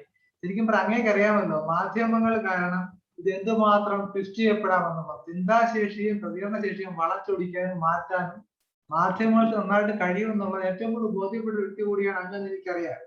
പിന്നെ വേറെ എനിക്ക് സൂചിപ്പിക്കാനുള്ളത്, തുല്യതയെ കുറിച്ച് പറഞ്ഞപ്പോൾ നമ്മൾ അടിയനും ചോദ്യം തമ്പ്രാനും ചോദ്യം എന്ന് പറയേണ്ടി വരും. കാരണം എന്ന് വെച്ചാല് നമ്മുടെ ഈ സുപ്രീം കോടതി വിധി ഉണ്ട്, ആയുഷ് ഡോക്ടർമാർ ഈക്വൽ ആണ് സ്റ്റാറ്റസിൽ. അപ്പം സാലറി തൊട്ട് റിട്ടയർമെന്റ് ഏജ് ഭയങ്കര വ്യത്യാസമാണ്, സർവത്ര വ്യത്യാസമാണ് എല്ലായിടത്തും, കേരളത്തിൽ പ്രത്യേകിച്ച്. പിന്നെ അതുപോലെ വേറെ അങ്ങയുടെ സൂചിപ്പിക്കാനുള്ളത്, വാക്സിൻ ഉണ്ടാക്കുന്ന അപകടങ്ങൾ വളരെ ധാരാളം പെരുകി വരുന്നുണ്ട്. ഇത് ഗവൺമെന്റ് കണ്ടില്ല നടിക്കുകയാണ്, ഈ എല്ലാ ഗവൺമെന്റുകളും. അത് ഇപ്പൊ ഇന്നലെ ദിവസം 18 വയസ്സുള്ള കുട്ടി വാക്സിൻ എടുത്തിട്ട് മരിക്കുകയുണ്ടായി. ഒരുപാട് പേരെ കഴിഞ്ഞു. ഇങ്ങനെ പോയി കഴിഞ്ഞാൽ അപകടമല്ലേ സാർ? അപ്പൊ ദയവേത് ഇത്തരം കാര്യത്തിൽ ഇടപെടുക. അതുപോലെ തന്നെ വാക്സിൻ എടുക്കാൻ നിർബന്ധിക്കാൻ കഴിയില്ല എന്നുള്ളത് ബഹുമാനപ്പെട്ട സുപ്രീം കോടതിയുടെ ഉത്തരവുണ്ട്. അതുപോലെ മേഘാലയ ഹൈക്കോടതി ഇപ്പോൾ ജഡ്ജ്മെന്റ് അവിടുത്തെ ഗവൺമെന്റിന്റെ ഓർഡർ ക്വാഷ് ചെയ്ത് മിസോറാം ഗവൺമെന്റ് ക്വാഷ് ചെയ്തിട്ടുണ്ട്. പക്ഷെ ഇതൊന്നും തന്നെ പൊതു ഇതിൽ ചർച്ച ചെയ്യപ്പെടുന്നില്ല. അത് ഞാൻ പറഞ്ഞ പോലെ അങ്ങനെപ്പോലുള്ള ചർച്ചകൾ പങ്കെടുക്കുന്നവർ തീർച്ചയായിട്ടും ഇത് പൊതുരംഗത്തേക്ക് കൊണ്ടുവരണം. നമ്മുടെ അടുത്ത തലമുറയോട് കാണിക്കുന്ന വലിയ ഉത്തരവാദിത്തമായിരിക്കും എന്നൊക്കെ പറയുന്നത്. Thank you doctor. ഞാൻ ഡോക്ടർ പറയുമ്പോൾ ഞാൻ കണക്കൊന്ന് കൂട്ടുമായിരുന്നു. കേവലം 10,000 ഡോക്ടർമാരും 500 രോഗികളെ ചികിത്സിച്ച് വെറും 200 രൂപ കൊണ്ടോ 100 രൂപ കൊണ്ടോ ചികിത്സിച്ചിട്ട് അലോപ്പതിയിൽ മിനിമം ഞാൻ 2 ലക്ഷം കണക്ക് കൂട്ടിയത്. 2 ലക്ഷം രൂപ കൊടുക്കുന്നതിന് പകരം ഹോമിയോപ്പതിയെ ചികിത്സിച്ചത് 1 ലക്ഷം കോടി രൂപയാണ്. 1 ലക്ഷം കോടി രൂപയാണ് ഞാൻ ഇപ്പോ കാൽക്കുലേറ്റ് ചെയ്ത് കണക്കൂട്ടിയപ്പോൾ നമ്മൾ സേവ് ചെയ്തിരിക്കുന്നത്. അതെ അതെ. അപ്പൊ ഇത് ഞാൻ കൂട്ടിയത് ഏറ്റവും മിനിമം ആണ്. അല്ല, നമ്മുടെ ഇവിടെ ആദ്യഘട്ടത്തിൽ ഒരു രോഗിക്ക് 4 ലക്ഷം മുതൽ 6 ലക്ഷം രൂപ വരെ സർക്കാർ മുടക്കിയിരുന്നു. അപ്പൊ ഞാൻ കണക്കൂട്ടിയത് ഏറ്റവും മിനിമമാണ്. ഇത് 1 ലക്ഷം ഒന്നല്ല, ഇത് ശരാശരി കൂട്ടാണെങ്കിൽ മിനിമം 3-4 ലക്ഷം രൂപ മിനിമം ഉണ്ടാവും. അപ്പൊ ഒന്ന് ആലോചിച്ച് നോക്കണം, ഇത്ര പോലും വളരെ ഗൗരവമേറിയ ഒരു വസ്തുത കേരളത്തിൽ നിലനിൽക്കെ എന്തുകൊണ്ട് അങ്ങൊക്കെ മുഖ്യധാരാ മാധ്യമങ്ങൾ കൃത്യമായിട്ട് ഈ വിഷയങ്ങളിൽ പലപ്പോഴും കോവിഡുമായി ബന്ധപ്പെട്ട വിഷയങ്ങളിൽ അങ്ങ് കൃത്യമായ ചർച്ചകളിൽ ഇടപെടുന്നതാണ്. അങ്ങോട്ടുള്ള അഭ്യർത്ഥന, ഇനിയും ഒരുപാട് കാര്യങ്ങൾ, ഇപ്പോ ഇതിന്റെ ചരിത്രപരമായ കാര്യങ്ങൾ, ഒത്തിരി കാര്യങ്ങൾ ഇനിയും. ഇതിന്റെ പ്രശ്നം എന്താണ് സർ? യഥാർത്ഥത്തിൽ ഈ കേരളത്തിലെ മുഖ്യധാരാ മാധ്യമങ്ങളിൽ അല്ലെങ്കിൽ കേരളത്തിലെ ഇൻഫ്ലുവൻസ് പേഴ്സണാലിറ്റീസ് ഒന്നും കൃത്യമായ രീതിയിൽ ഇതിനെക്കുറിച്ചുള്ള അവബോധം ഇല്ല എന്നുള്ളതാണ്. സേട്ട് സാർ ഈ വിഷയവുമായി ബന്ധപ്പെട്ട് എങ്ങനെ ഇതിനെ പുറത്ത് ഈ വെളിച്ചത്ത് കൊണ്ടുവരാം? ഇപ്പൊ JR പത്മകുമാർജി ഒക്കെ എന്ന് പറഞ്ഞാൽ തീർച്ചയായും മാധ്യമങ്ങളെ സ്വാധീനിക്കാൻ, മുഖ്യധാര മാധ്യമങ്ങളെ സ്വാധീനിക്കാൻ ശേഷിയുള്ള ഒരു വലിയൊരു പ്രസ്ഥാനത്തിന്റെ വലിയൊരു വക്താവും കൂടിയാണ്. സേട്ട് സാർ, ഈ വിഷയത്തെ അധികരിച്ച് അങ്ങ് കുറെ കൂടെ നല്ല പോയിന്റുകൾ പത്മകുമാർജിക്ക് ഒരു ബോധവൽക്കരണം നൽകാൻ പറ്റും. സേട്ട് സാർ. എന്റെ കുടുംബത്തിൽ തന്നെ കോവിഡ് വന്നിട്ട് എന്റെ സിസ്റ്റർ, എന്റെ കസിൻ സിസ്റ്റർ രണ്ടുപേരും, ഒരു അപ്പച്ചയുടെ മോളും വേറെ അപ്പച്ചയുടെ മോളും. ഒരാള് കൊല്ലത്ത് വേറെ ഹോസ്പിറ്റലായി. അവിടെ കോവിഡ് വന്നിട്ട് അവരെ ഇന്ത്യൻ കേരളമായിട്ട് കിട്ടുന്നത്. ഭാഗ്യത്തിന് ഞങ്ങൾക്ക് അവിടെ കുറച്ച് സഹായം കിട്ടിയതിന്റെ പേരിൽ ഹോമിയോപ്പതി മരുന്ന് കൊടുക്കാൻ സാധിച്ചു. അങ്ങനെ അവർ രക്ഷപ്പെട്ടു. കാരണം ആ രക്ഷപ്പെടുന്ന മുമ്പായിട്ട് അവർ ചികിത്സ എടുത്തതിന്റെ പേരിൽ 3.25 ലക്ഷം രൂപ അവിടെ കൊടുത്തു കഴിഞ്ഞു പെയിന്. ഞാൻ കൊടുത്ത മരുന്നിന്റെ മൂല്യം ഞാൻ വെറുതെ കൊടുപ്പിച്ചാണ്. മൂല്യം നോക്കുകയാണെങ്കിൽ 910 രൂപ ആവത്തുള്ളൂ. ഞാൻ ഒരു കോവിഡ് പേഷ്യന്റിന് കൊടുക്കുമ്പോൾ പൈസ എല്ലാം കൊടുക്കും, അല്ലാതെ 910 രൂപ ചാർജ് ചെയ്യും. അപ്പൊ ആ മൂല്യം നോക്കിയാൽ 910 രൂപ കൊടുത്തിട്ടുള്ളൂ. ആ രണ്ടുപേരും 1820 രൂപ കൊണ്ട് രണ്ടുപേരും സുഖമായി. അതിനിടയ്ക്ക് ഒരാൾ 3.25 ലക്ഷം രൂപ അടച്ചു, ഒരാൾ 1.2 ലക്ഷം രൂപ അടച്ചു. ഇതൊരു സത്യമായ കാര്യമാണ് എൻ്റെ കുടുംബം നടന്ന സംഭവം. അതുകൂടാതെ എൻ്റെ ഫ്രണ്ട് ഒരു അബ്ദുള്ള ഫാറൂഖ് എന്ന് പറഞ്ഞ ആളുണ്ട്. 21 പേരെ ചികിത്സിക്കാൻ വേണ്ടി എന്നെ വിളിച്ച് പറഞ്ഞു. 21 പേർക്ക് അല്ല 5 പേർക്ക് വളരെ കോവിഡ് വളരെ മാരകമായിരുന്നു. ഇന്ത്യൻ കേരളമൊക്കെ ഉണ്ടായിരുന്നു. എല്ലാവർക്കും മരുന്ന് എത്തിച്ചു കൊടുത്തു. എല്ലാവരും 5 ദിവസമായപ്പോഴേക്കും 16 പേരും കണ്ടിന്യൂവായി. 8 ദിവസമായപ്പോഴേക്കും ബാക്കി 5 പേരുമായി. ഇന്ത്യൻ കേരളത്തിൽ കിടന്ന 2-3 പേരുടെ വളരെ ബുദ്ധിമുട്ടുള്ളതായിരുന്നു. അവർ ടൂറായി. അദ്ദേഹം അത് മാധ്യമത്തിൽ വിട്ടു. ആ മാധ്യമത്തിന്റെ പേരിൽ ഇപ്പോഴേ ഡെയിലി എൻ്റെ ഹോസ്പിറ്റലിൽ ഒരു 8-10 പേരെങ്കിലും വരുന്നുണ്ട് കോവിഡിന്റെ മരുന്ന് അന്വേഷിച്ചിട്ട്. മിനിമം പറയുന്നത്. അദ്ദേഹം അബുദാബിനെ അത് വാർത്തയായിട്ട് ഇട്ടു. പല വാർത്തകളും പിടിച്ചിട്ട് ആ മനസ്സിലാക്കിയിട്ട് ആളുകൾക്ക് വരുന്നുണ്ട്. ചില ആൾക്ക് ഫ്രീ ആയിട്ട് കൊടുക്കും, ചില ആൾക്ക് പൈസ കൊടുത്ത് വാങ്ങുന്നുണ്ട്. പൈസ ഉള്ളവരെ പൈസ വാങ്ങും, ഇല്ലാത്തവരെന്ന് പറഞ്ഞു പറഞ്ഞാൽ പൈസ ഇല്ല, എല്ലാം കഴിഞ്ഞാൽ പറഞ്ഞാൽ പൈസ കൊടുക്കാതെ ചിന്തിക്കുന്നു. അപ്പൊ ഈ രീതിയിൽ നമ്മൾ മുന്നോട്ട് പോയാൽ സത്യം പറഞ്ഞാല് ഈ സർക്കാർ കാണിക്കുന്ന ഏറ്റവും നെറുകെട്ട കാര്യമാണ്. സർക്കാരിനെ കുറ്റപ്പെടുത്തുകയല്ല, അവര് ആരെയോ വലയത്തിൽപ്പെട്ടു കൊടുക്കണം. പിണറായി സാറിനെയൊക്കെ എനിക്ക് നേരിട്ട് അറിയാവുന്ന ഒരാളാണ്, ഞാൻ പേഴ്സണലായിട്ട് അറിയാവുന്ന ഒരാളാണ്. അദ്ദേഹത്തിനൊക്കെ എന്ത് പറ്റിയെന്ന് എനിക്ക് അറിയില്ല. ഞങ്ങൾ പറയുന്ന കാര്യം അല്പം പോലും കേൾക്കാൻ മനസ്സ് കാണിക്കുന്നില്ല. പല പ്രാവശ്യം ഫോൺ ചെയ്തിട്ട് ഫോൺ എടുക്കില്ല. ആദ്യമൊക്കെ ഫോൺ എടുത്ത് സംസാരിക്കുമായിരുന്നു. ഒരു തന്നെ എടുത്ത് പറഞ്ഞു, ഡോക്ടറെ ഞാൻ തിരക്കിലാണ്, നിങ്ങൾ സെക്രട്ടറിയോട് സംസാരിക്കാൻ പറഞ്ഞു. പിന്നെ സെക്രട്ടറി പറഞ്ഞാൽ പറയണം. പിന്നെ ഞാൻ നിർത്തിയത്. കാരണം ഒരു കാര്യം പ്രായമായിട്ട് വരുന്നില്ല. എന്തിനാ വിളിക്കുന്നത്? അങ്ങോട്ട് വന്നല്ലേ വന്ന് ചികിത്സിച്ചോളൂ. ഇപ്പൊ ഞാൻ ആണ് അടിയിട്ട് വരെ പറയാണ്, ഈ ചികിത്സ ഇവിടെ ഹോമിയോപ്പതിക്ക് വിട്ടുകൊടുക്കുകയാണെങ്കിൽ തീർച്ചയാണ് 2 ആഴ്ച കൊണ്ട് ഹോമിയോപ്പതി കൺട്രോൾ ചെയ്യാൻ പറ്റും. വളരെ ധൈര്യത്തോടെ തന്നെ പറയാണ്. ബാക്കിയുള്ള രോഗികളെ ചികിത്സിക്കാൻ വേണ്ടി ഇപ്പോൾ ഉള്ള 10% ആളുകളുണ്ടെന്ന് പറയുന്നു. അവരെ ചികിത്സിക്കാൻ വേണ്ടി ഹോമിയോപ്പതി വിട്ടുകൊടുക്കുകയാണെങ്കിൽ ഒരു മരണം പോലും ഉണ്ടാവാതെ 2 ആഴ്ച കൊണ്ട് ഈ മൊത്തം കേരളത്തിലുള്ള ആളുകളെ സുഖപ്പെടുത്താൻ സാധിക്കും. 5-6 ദിവസം മരുന്ന് കൊണ്ട് അവരെ നെഗറ്റീവ് ആക്കാൻ പറ്റും. കോംപ്ലിക്കേഷൻ ഉണ്ടാകില്ല. അത് ഉറപ്പായ കാര്യമാണ്.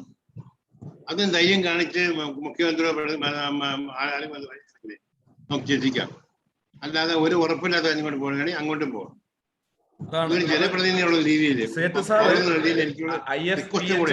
IFPH ഞങ്ങളുടെ പ്രസിഡന്റ് കൂടിയാണ്. അങ്ങ് നൽകിയിരിക്കുന്ന ഈ വാഗ്ദാനം വളരെ കൃത്യമായിട്ടുള്ള എത്രയോ 19 ശിഷ്യന്മാരുണ്ട്. ഇതിലൊരു വിഷയം സേഠ് സാറേ, നമ്മള് പിന്നെ രവിജിയുടെ ഒക്കെ സംസാരത്തിലെ ആവേശത്തില് നമ്മൾ പത്മകുമാർജിയോട് പിന്നെ അങ്ങയുടെ ഈ സമയം കൂടുതൽ ഇവിടെ ഇരുന്ന് ബുദ്ധിമുട്ടിക്കലാവോ, ഇനിയും സമയം ഇരിക്കാൻ പറ്റുമോ എന്ന് ചോദിക്കാൻ വിട്ടുപോയി. കാരണം വളരെ ആവേശമായി. പിന്നെ നമ്മളോടൊക്കെ അത്രത്തോളം ഒരു പഞ്ചായത്ത് പ്രസിഡന്റാണ് കേരളത്തിൽ ഇരുന്നിട്ട് അദ്ദേഹത്തിന്റെ പച്ചയായ അനുഭവം ഉറക്കെ വിളിച്ചു പറയുന്നത്. അത് വൈകാരികമായി പോയതാണ്. അങ്ങക്ക് കുറച്ചുകൂടെ സമയം ഞങ്ങളോട് ഇരിക്കാൻ ബുദ്ധിമുട്ടാവില്ലെങ്കിൽ നമുക്ക് ഒന്നുകൂടെ കാര്യങ്ങളൊക്കെ ഏഹ്യ ഡോക്ടറൊക്കെ പറയാനുണ്ട്. ബുദ്ധിമുട്ടാവില്ലെങ്കിൽ അതെ അതെ അതെ കുറച്ച് കൂടുതൽ അനുഭവം കിട്ടിയുണ്ട്. അദ്ദേഹം ആവശ്യത്തിന് പറഞ്ഞു, പലർക്കും ഉണ്ട് അനുഭവങ്ങൾ. പത്മകുമാർജി, നമുക്ക് തുടരാമോ? അതല്ല സാറിന് കുഴപ്പമില്ല. ഞങ്ങൾക്കുള്ള അപേക്ഷ സാറും കൂടെ ഇടപെട്ടിട്ട് ഞങ്ങൾക്ക് വേണ്ട അവകാശം വാങ്ങി തരിക. സാറിന് ഒരു വിധത്തിലും ബുദ്ധിമുട്ടുണ്ടാവില്ല. ഞങ്ങള് ഹോമിയോപ്പതിക്കാരെ ക്വാളിഫൈഡ് ഡോക്ടർമാരാണ്. എല്ലാത്തിനും ഞങ്ങൾ സഹായിക്കാൻ പറ്റുന്ന ലവേഴ്സ് ഉണ്ട്. ഈ ഫോറം അങ്ങനെയാണ്. ഈ ഫോറം ഡോക്ടർമാർ മാത്രം സംഘടനയല്ല, ലവേഴ്സ് ഉണ്ടാക്കിയ ഫോറമാണ്. ഹോമിയോപ്പതി വിശ്വാസം വന്ന് അവർ നിർണ്ണയിക്കുന്നവര് ഉണ്ടാക്കിയ ഫോറത്തില് ഞങ്ങൾ ഉൾപ്പെടെയായിരുന്നു അതിനകത്ത് വരെയായിരുന്നു. അപ്പൊ ഇത് ഡോക്ടർമാരുടെയും ലവേഴ്സിന്റെ ഫോറമാണ്. തീർച്ചയായിട്ടും നിരാശ ഉണ്ടാകില്ല. മുൻപന്തിയിട്ട് വരുന്ന ഞങ്ങളെ സഹായിക്കുമെങ്കിൽ സാറിന് നല്ലൊരു ജനങ്ങളുടെ ഇടയിലും ഉണ്ടാവും, ദൈവത്തിന്റെ ഭാഗത്തുനിന്നും ഉണ്ടാവും. പത്മകുമാർ സാറിന് അറിയുന്ന ഒരു കാര്യം ഉണ്ടാവും. കാരണം ഔഷധ കമ്പോളത്തിൽ, ഇന്ത്യൻ ഔഷധ കമ്പോളത്തിൽ കേവലം 3.45 കോടി വരുന്ന കേരളത്തിലെ ജനങ്ങളാണ് ടോട്ടൽ കമ്പോളത്തിൽ 27%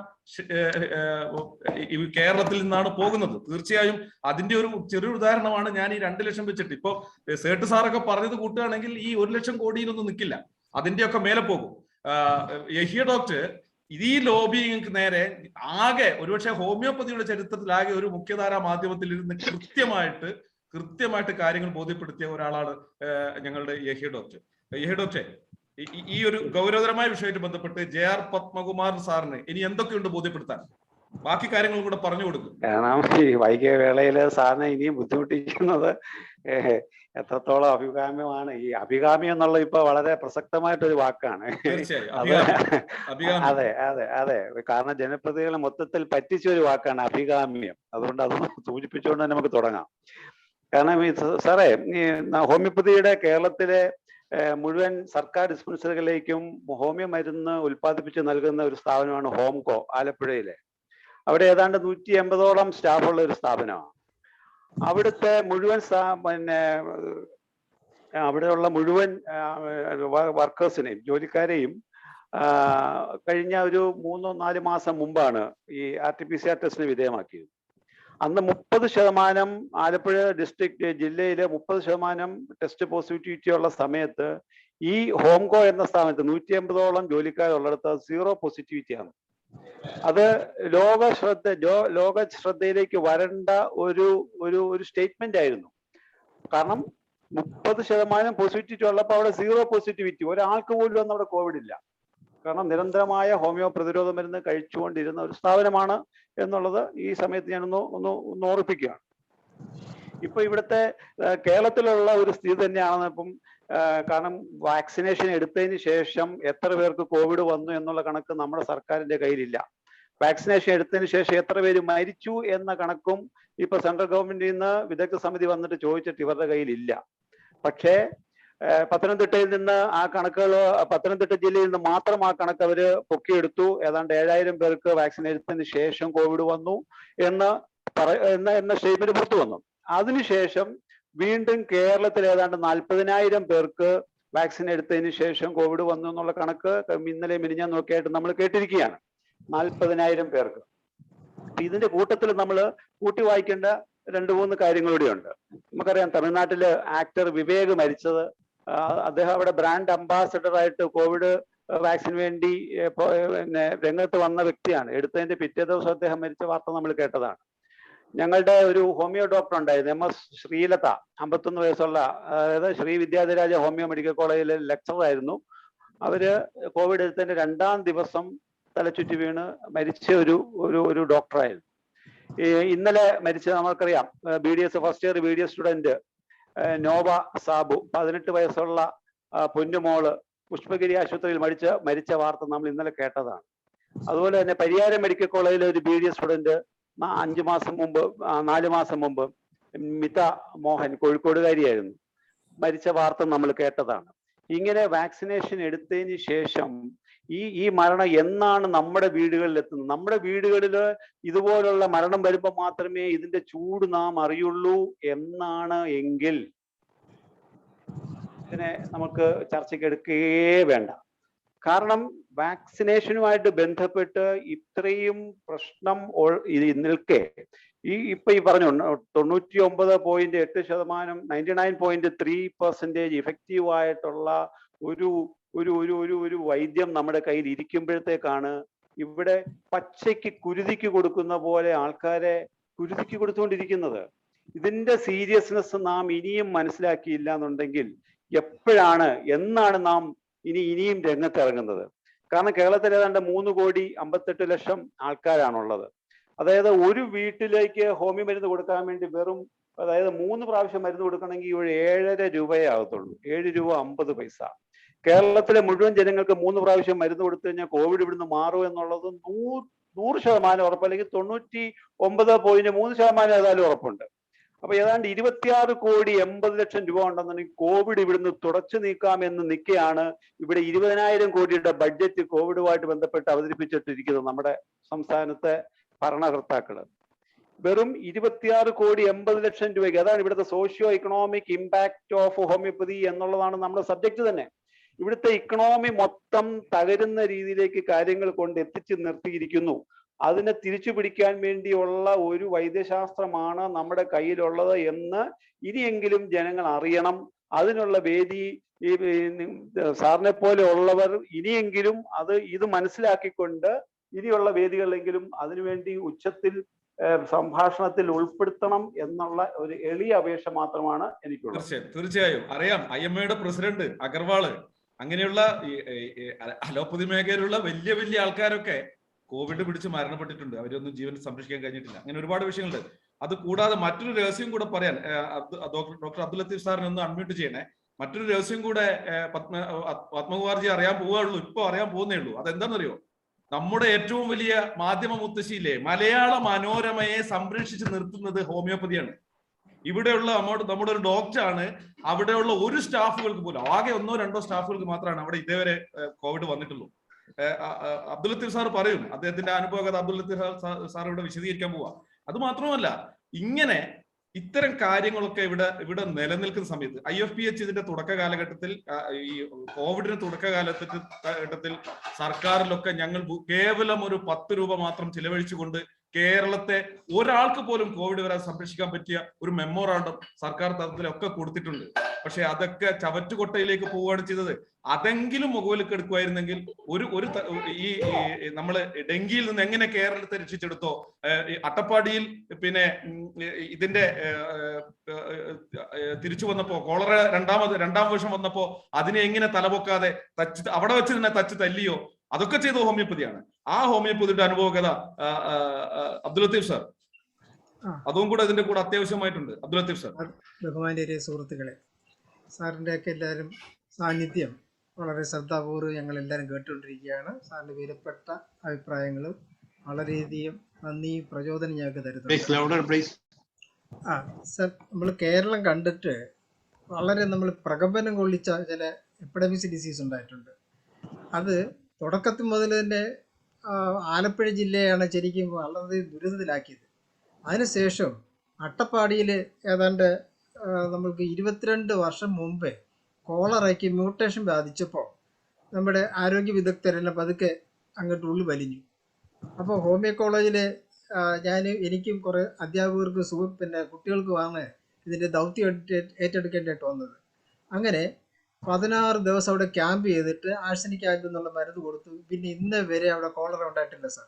അതുപോലെ തന്നെ വളരെ വളരെ ബുദ്ധിമുട്ടിക്കുന്ന പിന്നെ പോർട്ട് കൊച്ചിയിലെ ടൈഫോയിഡ്, പിന്നെ കാസർഗോഡുണ്ട് സെർബറം മലേറിയ, പിന്നെ ഡെങ്കിപ്പനി, ഇത് മുഴുവനും ശരിക്കും പറയുകയാണെങ്കിൽ ഹോമിയോപ്പതി മരുന്ന് കൊണ്ട് തന്നെ അത് മാറ്റിയെടുത്തത്. നമ്മുടെ മുൻ സെക്രട്ടറി അദ്ദേഹം പറയുകയുണ്ടായി, 250 കോടി രൂപ മുടക്കിയിട്ട് മാറാത്തത് നിസ്സാരപ്പെട്ട, അതായത് എല്ലാ വൈദ്യശാസ്ത്രത്തിനും അല്ല അലോപ്പതി ഒഴിച്ച് മറ്റുള്ള എല്ലാത്തിനും കൂടി വെറും 2 കോടി രൂപയാണ് ചിലവാക്കിയത്. അതിന് തിരുവനന്തപുരത്ത് നമ്മുടെ പിന്നെ ഇതുണ്ടല്ലോ ഡോക്ടർ ഹമീദ് ലബ്ബ, അദ്ദേഹം സ്റ്റാറ്റിക്സിൻ്റെ ഡിപ്പാർട്ട്മെൻറ്റിൽ നിന്ന് റിട്ടയർ ചെയ്ത പ്രൊഫസറാണ് കേരള യൂണിവേഴ്സിറ്റിയിൽ നിന്ന്. അദ്ദേഹത്തിൻ്റെ നേതൃത്വത്തിൽ ഒരു പഠനം നടത്തിയിട്ട് 86% ഹോമിയോപ്പതി മരുന്ന് ഗുണപ്രദമാണെന്നൊരു സ്റ്റാറ്റിക്സ് റിപ്പോർട്ട് ഞങ്ങളിലുണ്ട് സാർ. അതൊന്നും ഞങ്ങൾക്ക് പ്രസിദ്ധീകരിക്കാൻ പോലും അവസരം തന്നിട്ടില്ല അന്നത്തെ മന്ത്രി. ഓക്കെ, പിന്നീട് അതിനുശേഷം നമ്മൾക്ക് ഡെങ്കിപ്പനി വേറെ വന്നിട്ടുണ്ട്. പിന്നെ അതുകൂടാതെ മറ്റുള്ള 2-3 തരം രോഗങ്ങൾ വളരെ ബുദ്ധിമുട്ടിച്ചപ്പോൾ അവിടെ എല്ലായിടത്തും ഹോമിയോപ്പതി മരുന്നാണ്. ഈ കോഴിക്കോട് ജില്ലയിലെ ഒളവണ്ണ പഞ്ചായത്തിൽ 47.5 കിലോ മരുന്നാണ് സാർ ഞാൻ എൻ്റെ സ്വന്തം കയ്യിൽ നിന്ന് ഉണ്ടാക്കി കൊണ്ടുകൊടുത്തത്. അവിടെ ഒരു പഠനം നടത്താനുള്ള സാമ്പത്തിക ഭദ്രത നമുക്കുണ്ടായില്ല. അങ്ങനെ കേരളം കണ്ട് ഞെട്ടിമറിച്ച എല്ലാ പ്രശ്നങ്ങൾക്കും ഈ നമ്മുടെ മനോരമയിലെ അത് പറയുന്നതിൽ എനിക്ക് അഭിമാനമുണ്ട്. പക്ഷെ അവരത് അംഗീകരിക്കുന്നില്ല, അത് പറയരുതെന്ന് പറയുന്നത്. പക്ഷെ ഞാനത് ഓപ്പണായിട്ട് പറയുകയാണ്, 215 ജീവനക്കാരുള്ള ഈ സ്ഥാപനത്തിൽ അവരെ കുടുംബാംഗങ്ങൾ ഒരു ബോയ്ക്കോട്ട് ചെയ്തേക്കുള്ളൂ. അതെ താങ്കൾ ബോയ്ക്കോട്ട് ചെയ്യുന്നതാണ്. അതെ അതെ, കോഴിക്കോട് മനോരമ ഓഫീസിൽ. അപ്പൊ 215 ജീവനക്കാരാണ് ഡെയിലി ഉള്ളത്. അവരുടെ കുടുംബാംഗങ്ങൾ ഒരു 6 പേരെ വെച്ച് നോക്കുമ്പോൾ അത്രയും പേര് ഒരു വർഷക്കാലം നമ്മുടെ ഈ മരുന്ന് കൊടുത്തു. എന്നിട്ട് 15 പേർക്കാണ് രോഗം വന്നത്. അതിപ്പോൾ ശനിയാഴ്ച ഞായറാഴ്ചയൊക്കെ അവർക്ക് ചില സ്വഭാവ വൈകല്യം ഉള്ളത് കൊണ്ട് മരുന്ന് കഴിക്കാൻ മറന്നുപോകും. അങ്ങനെ ഒരു 15 പേര്, ആ 15 പേരുടെ കുടുംബാംഗങ്ങൾക്ക് വെറും 4 പേർക്കാണ് രോഗം പകർന്നത്. അപ്പോൾ ഏറ്റവും സുരക്ഷിതമായ രീതിയിൽ ഒരു ക്യാമ്പസിൽ ഉത്തരവാദിത്വ ബോധത്തോടുകൂടി മരുന്ന് കൊടുത്ത് ഒബ്സർവ് ചെയ്തപ്പോൾ ഇത് പ്രിവെന്റീവ് ആയിട്ട് നല്ല ഗുണം കിട്ടി. അപ്പോൾ ഇത് എന്തൊക്കെയാണെങ്കിലും ഇതിൻ്റെ എല്ലാ കാര്യങ്ങളും നേരത്തെ പറഞ്ഞ പോലെ ആ പ്രശ്നങ്ങളുണ്ട്. ഏതാണ്ട് ഇപ്പോൾ തീർന്നു വരികയാണ്. എവിടെയൊക്കെ എല്ലായിടും ആധികാരികമായിട്ട് മുൻപന്തി വന്നിട്ട് കൈ ഒഴിയുന്ന സമയത്ത് ഓടി വരും. സാർ ഞങ്ങൾ അവരെ കൈ എത്തിപ്പിടിക്കാൻ ഞങ്ങൾ തയ്യാറാണ്. കാരണം ജനഹൃദയത്തിൽ ഞങ്ങൾ വളർന്നവരാണ്. ഞങ്ങളെ ജനങ്ങൾ ആഗ്രഹിക്കുകയാണ്. നിങ്ങൾ എന്താ വരാത്തത്? അതിന് ഞങ്ങൾ ഇപ്പോഴും തയ്യാറാണ് സാർ. പിന്നീട് എന്തുകൊണ്ട് ഈ ആഴ്സനിക് ആൽബ് ഇത്രയും ക്ലിക്കായി എന്നുള്ള കാര്യം ശാസ്ത്രീയമായി ഞങ്ങളൊരു പഠനം നടത്തിയിട്ടുണ്ട്. 2001 ഒരു കേന്ദ്ര ഗവൺമെന്റ് ആയുഷ് ഡിപ്പാർട്ട്മെന്റിന്റെ ഫണ്ട് വാങ്ങിയിട്ട് ഞാനും ഒരു ബഹുമാന്യ ഒരു സയന്റിസ്റ്റും കൂടി ചേർത്ത് തിരുവനന്തപുരം, പുനലൂർ, കൊല്ലം, ആറ്റിങ്ങൽ ഭാഗത്ത് 484 ആൾക്കാരുടെ രക്തത്തിലെ ലെഡിന്റെ ലെവല് പഠനവിധേയമാക്കി 3 വർഷക്കാലം നിരന്തരമായി ഒബ്സർവ് ചെയ്തു. അതിൽ ഏറ്റവും കൂടുതൽ ഗുണപ്രദമായ മരുന്ന് ആഴ്സനിക് ആൽബസാണ്. അപ്പോൾ ഈ 3 വർഷക്കാലത്തെ നിരീക്ഷണം നടത്തിയിട്ട് മരുന്ന് കൊടുക്കുന്നതിന് മുമ്പ് രക്തത്തിലെ അളവ് തിട്ടപ്പെടുത്തി, അതിനുശേഷം വീണ്ടും മരുന്ന് കൊടുത്ത ശേഷം നോക്കിയപ്പോഴേ ലെഡിന്റെ അളവ് കുറയുകയും ചെയ്തു. അവരുടെ നിലവിലുള്ള അസുഖങ്ങൾ മാറി. ഈ പറഞ്ഞ പോലെ ലൈഫ് സ്റ്റൈൽ ഡിസീസ് ഒന്നുമില്ലാതായി. അപ്പോൾ ആധികാരികമായിട്ട് ഈ മരുന്നിന് ആഴ്സനിക് ആൽബിന് ശാസ്ത്രീയമായി തെളിവും അടിത്തറയും നമുക്ക് ഉണ്ടാക്കിയെടുക്കാൻ പറ്റിയിട്ടുണ്ട് സാർ. അതുപോലെ തന്നെ ആഴ്സനിക്കിനും ഈ മരുന്നിന് ഹയർ പൊട്ടൻഷ്യൽ കൊണ്ട് ഗുണം കിട്ടി. അപ്പോൾ നമ്മുടെ 30 വിദേശ രാജ്യങ്ങളിൽ പരിശോധിക്കുമ്പോൾ 21 പ്രധാന നഗരങ്ങളും ഇന്ത്യയിൽ തന്നെയാണ്. അത്രയ്ക്ക് പൊള്യൂട്ടഡായ നമ്മുടെ നാട്ടിൽ തീർച്ചയായിട്ടും ഇത് വലിയ ഒരു അപകടത്തിലേക്ക് എത്തുന്നത്. അതുകൊണ്ട് ദയവ് ചെയ്ത് സാറിൻ്റെ പ്രത്യേക സാന്നിധ്യത്തിൽ ഭരണം നടത്തുന്ന അതായത് ഈ ഗവൺമെന്റിന് ഒരുപക്ഷെ ഒരു വലിയൊരു മാതൃക, രാജ്യത്തിന് തന്നെ ഒരു മാതൃകയായിട്ട് മറ്റുള്ള രാജ്യത്തിന് കൊടുക്കാൻ സാധിക്കുന്നത് യാതൊരു സംശയമില്ല. ഈ വിഷബാധ നമ്മളിപ്പോൾ സെൻട്രൽ വാട്ടർ കമ്മീഷൻ 320 പേജുള്ള ഒരു റിപ്പോർട്ട് തയ്യാറാക്കി കഴിഞ്ഞു. കേരളത്തിലല്ല ഇന്ത്യയിലത്തെ നദികളിലെ മുഴുക്കെ വിഷാംശം എന്താണെന്ന്. അതുപോലെ വായു മലിനീകരണവും ഭക്ഷണത്തിലൂടെയുള്ള അബദ്ധങ്ങൾ എല്ലാം നമ്മുടെ കേരളത്തിൽ വരെ നമ്മൾ ഭക്ഷണമൊക്കെ വാങ്ങിച്ച് കഴിക്കുന്നവരാണ്. അപ്പം ഇത് മലിനീകരണമാണ് സാർ ഏറ്റവും വലിയ അപകടം. 1.5 കോടി ജനങ്ങളാണ് മലിനീകരണം കൊണ്ട് ഇന്ത്യയിൽ മരിക്കുന്നത്. ഇതുകൂടി ആകുമ്പോഴത്തേക്ക് എത്ര കോടി വരുന്നുള്ള അറിയില്ല. ദയവ് ചെയ്ത് ഈ കാര്യങ്ങൾ ഇവിടെ സംസാരിച്ച കാര്യങ്ങളെല്ലാം അങ്ങയുടെ ശ്രദ്ധയിലേക്ക് ഞങ്ങൾ കൊണ്ടുവരുന്നു. ഉത്തരവാദിത്വത്തോടുകൂടി ആണ് അങ്ങ് ഇതെല്ലാം പറഞ്ഞതും പഞ്ചായത്ത് പ്രസിഡന്റ് പറഞ്ഞതൊക്കെ ശരിക്കും അങ്ങനെ പ്രകമ്പനം കൊള്ളിക്കുകയായിരുന്നു. അദ്ദേഹത്തെ കാല് പിടിച്ച് വന്നിക്കാൻ തരെ തോന്നിപ്പോകും. അത്രയ്ക്ക് ക്ലിയറായിട്ട് ഞങ്ങൾ പറയുന്നതിനേക്കാളിലും ജനങ്ങളോട് പറയാൻ യോഗ്യതയുള്ള നിങ്ങളെ ജനപ്രതിനിധികൾ തീർച്ചയായിട്ടും ഈ രംഗത്തേക്ക് വരണമെന്നും ഒരിക്കൽ കൂടി അഭ്യർത്ഥിക്കുന്നു. ഞാൻ ഈ കഴിഞ്ഞ 4-ാം തീയതി മന്ത്രിക്ക് തന്നെ ഒരു കത്ത് കൊടുത്തിരിക്കുക. അതെവിടെയോ ഫയലിൽ കിടങ്ങുകയാണ്. എന്തായാലും നമുക്ക് പ്രതീക്ഷിക്കാം അടുത്ത പ്രാവശ്യം മന്ത്രി വരുമ്പോൾ ഈ വിഷയം ഒന്നുകൂടെ ഓർമ്മിപ്പിക്കാം. എല്ലാ നമസ്കാര കാര്യങ്ങളും ഒന്നുകൂടെ എല്ലാവർക്കും വേണ്ടി നമസ്കാരം പറയുന്നത് sir. Thank you Latheef sir. Padmakumarji വളരെ ടയർഡായിട്ട് കാണുകയാണ്, ബുദ്ധിമുട്ടിക്കുന്നില്ല. അങ്ങ് ഇതുവരെ നമ്മൾ നടത്തിയ ഒരു ബോധവൽക്കരണ പ്രക്രിയയുണ്ട്. മൊത്തത്തിൽ നമുക്കെല്ലാം ഒരുപാട് കാര്യങ്ങൾ ബോധ്യപ്പെട്ടു. സാർ എന്താണ് സാർ അങ്ങനെ തോന്നുന്നത്? അങ്ങിൽ നിന്ന് കൃത്യമായി ഏത് രീതിയിൽ നമുക്ക് മൂവ് ചെയ്യാം? ഈ ഇരുട്ടിൽ നിന്ന് ഹോമിയോപ്പതി എങ്ങനെ വെളിച്ചത്തിലേക്ക്, മാധ്യമങ്ങളുടെ വെളിച്ചത്തിലേക്ക്, മുഖ്യധാര ചർച്ചയിലേക്ക് അങ്ങൊക്കെ വിചാരിച്ചു കഴിഞ്ഞാൽ ഇത് കേരളത്തിൽ ഒരു വലിയ ചർച്ചയാക്കി കൊണ്ടുവരാൻ പറ്റും. അത്രയ്ക്ക് ഹോട്ടായിട്ടുള്ള കുറെ വിഷയങ്ങളാണ് ഇപ്പോൾ ഇവിടെ പൊതുവെ പരാമർശിക്കപ്പെട്ടത്. എന്തിന് തിരുവനന്തപുരം പഞ്ചായത്തിലുള്ള ആ ഒരു വിഷയം തന്നെ. അതുപോലെ തന്നെ ഞങ്ങളടുത്ത് ഒത്തിരി വീഡിയോ ക്ലിപ്പുകളുണ്ട്. ശരത്ചന്ദ്ര സാറൊക്കെ വന്ന് പറഞ്ഞ കാര്യങ്ങളുണ്ട്. പല സെലിബ്രിറ്റിയും കൂടെ വന്ന് പറഞ്ഞ ഒത്തിരി ഫയലുകൾ ഞങ്ങളുടെ അടുത്തുണ്ട്. ഇതാണ് സാർ, എങ്ങനെ നമുക്ക് ഇതൊരു പൊതു ചർച്ചയാക്കി വളർത്തിയെടുക്കാൻ പറ്റും? അങ്ങോട്ട് ചോദിക്കാനുള്ള ചോദ്യം ഇതാണ്. അല്ല, ഈ ഇവിടെ പറഞ്ഞ കാര്യങ്ങളിൽ എനിക്ക് വ്യത്യസ്തമായൊരു അഭിപ്രായമൊന്നുമില്ല. വളരെ ഹോമിയോപ്പതിയെ സംബന്ധിച്ചിടത്തോളം നിങ്ങളെ പറഞ്ഞ അനുഭവങ്ങൾ തന്നെയാണ് എനിക്കും ഷെയർ ചെയ്യാനുള്ളത്. വളരെ നല്ല രീതിയിൽ എഫക്റ്റീവായിട്ട് നമുക്ക് സൈഡ് എഫക്റ്റ് ഇല്ലാതെ എല്ലാവർക്കും ഉപയോഗിക്കാൻ കഴിയുന്ന രീതിയിൽ ഉള്ള ഒരു മേഖല തന്നെയാണ് ഹോമിയോപ്പതി മേഖല എന്നുള്ളത് തന്നെയാണ്. പല പ്രശ്നം എന്ന് പറഞ്ഞാൽ ഇപ്പൊ ചർച്ചയെ സംബന്ധിച്ച് ചർച്ചയാക്കണമെന്ന് വെച്ചാൽ മീഡിയ ചർച്ച എന്ന് പറയുമ്പോൾ അതിനൊരു പ്രത്യേക ഒരു ലോബിയിങ് ഉണ്ട്. അവരെ സംബന്ധിച്ചിടത്തോളം ഈ പൊതു സമൂഹത്തിന്റെ താല്പര്യം മാത്രമല്ല, അങ്ങനെ ചർച്ച ചെയ്യാറുണ്ട് എങ്കിൽ പോലും അവരെ സംബന്ധിച്ചിടത്തോളം അവർക്ക് കൂടുതൽ വ്യൂവേഴ്സിനെ കിട്ടാൻ ഈ ഉതകുന്ന വിഷയങ്ങൾ മാത്രമായിരിക്കും. അതിന് ആനുകാലികമായി പ്രസക്തി ഉണ്ടാവണമെന്നില്ല. അവരുടെ ആംഗിളിൽ സംബന്ധിച്ചിടത്തോളം ഈ വിഷയം ഇന്ന ആംഗിളിൽ ചർച്ച ചെയ്ത് കഴിഞ്ഞാൽ അവരെ വ്യൂവേഴ്സിനെ കൂടുതൽ ഉണ്ടാക്കിയെടുക്കാൻ കഴിയും. അതിലൂടെ പരസ്യങ്ങൾ ഉണ്ടാക്കിയെടുക്കുക എന്നുള്ളൊരു ധാരണ ഉണ്ട്. അപ്പൊ അതുകൊണ്ടാണ് പല പ്രശ്നങ്ങളും ചർച്ച ചെയ്യാതെ പോകുന്നത്. പിന്നെ അതുകൊണ്ട് തന്നെ നമ്മൾ നിരാശപ്പെടേണ്ട കാര്യമൊന്നുമില്ല. ഇന്ന് കേരളത്തെ സംബന്ധിച്ചിടത്തോളം മുഖ്യധാരാ മാധ്യമങ്ങളെക്കാൾ കൂടുതൽ ജനങ്ങൾക്ക് ഇപ്പൊ റീച്ച് ഉണ്ടായിട്ടുള്ളത് സോഷ്യൽ മീഡിയയാണ്. അതിനെ നമുക്ക് പരമാവധി എങ്ങനെ പ്രയോജനപ്പെടുത്താൻ കഴിയും എന്നുള്ളത് ഈ പറഞ്ഞ പോലുള്ള വളരെ കാലികമായിട്ടുള്ള വളരെ പ്രസക്തമായിട്ടുള്ള കാര്യങ്ങൾ സോഷ്യൽ മീഡിയയിലൂടെ അത് പ്രചരിപ്പിക്കാനുള്ള ഒരു ശ്രമം നമുക്ക് നിങ്ങളുടെ അസോസിയേഷൻ ഇതിന്റെ മെമ്പേഴ്സും മറ്റ് അനുഭവസ്ഥരായിട്ടുള്ള ആളുകളെയും അത് പ്രേരിപ്പിച്ചാൽ തീർച്ചയായിട്ടും അതൊരു നമ്മുടെ ഈ മേഖലയിലെ വിജയത്തിന് വേണ്ടി മാത്രമല്ല, ഇത് ജനങ്ങളുടെ ഇടയിൽ എത്തിക്കുക എന്നുള്ളത് ഇത് പൊതുസമൂഹത്തിന്റെ ഒരു നന്മയ്ക്ക് വേണ്ടിയിട്ടുള്ള എന്നുള്ള രീതിയിൽ അത് പ്രചരിപ്പിക്കാൻ നമുക്ക് കഴിയണം എന്നുള്ളതാണ്. മാത്രമല്ല കേരളത്തെ സംബന്ധിച്ചിടത്തോളം നേരത്തെ കണക്ക് താങ്കൾ തന്നെ ഡോക്ടർ ഫൈസൽ തന്നെ സൂചിപ്പിച്ചൊരു കാര്യമുണ്ട്. അതില് ഒരു കാര്യം ശരിയാണ്. ഞാൻ ഡോക്ടർ അല്ല, ഞാനൊരു ഹോമിയോപ്പതിക് ലവറാണ് സർ.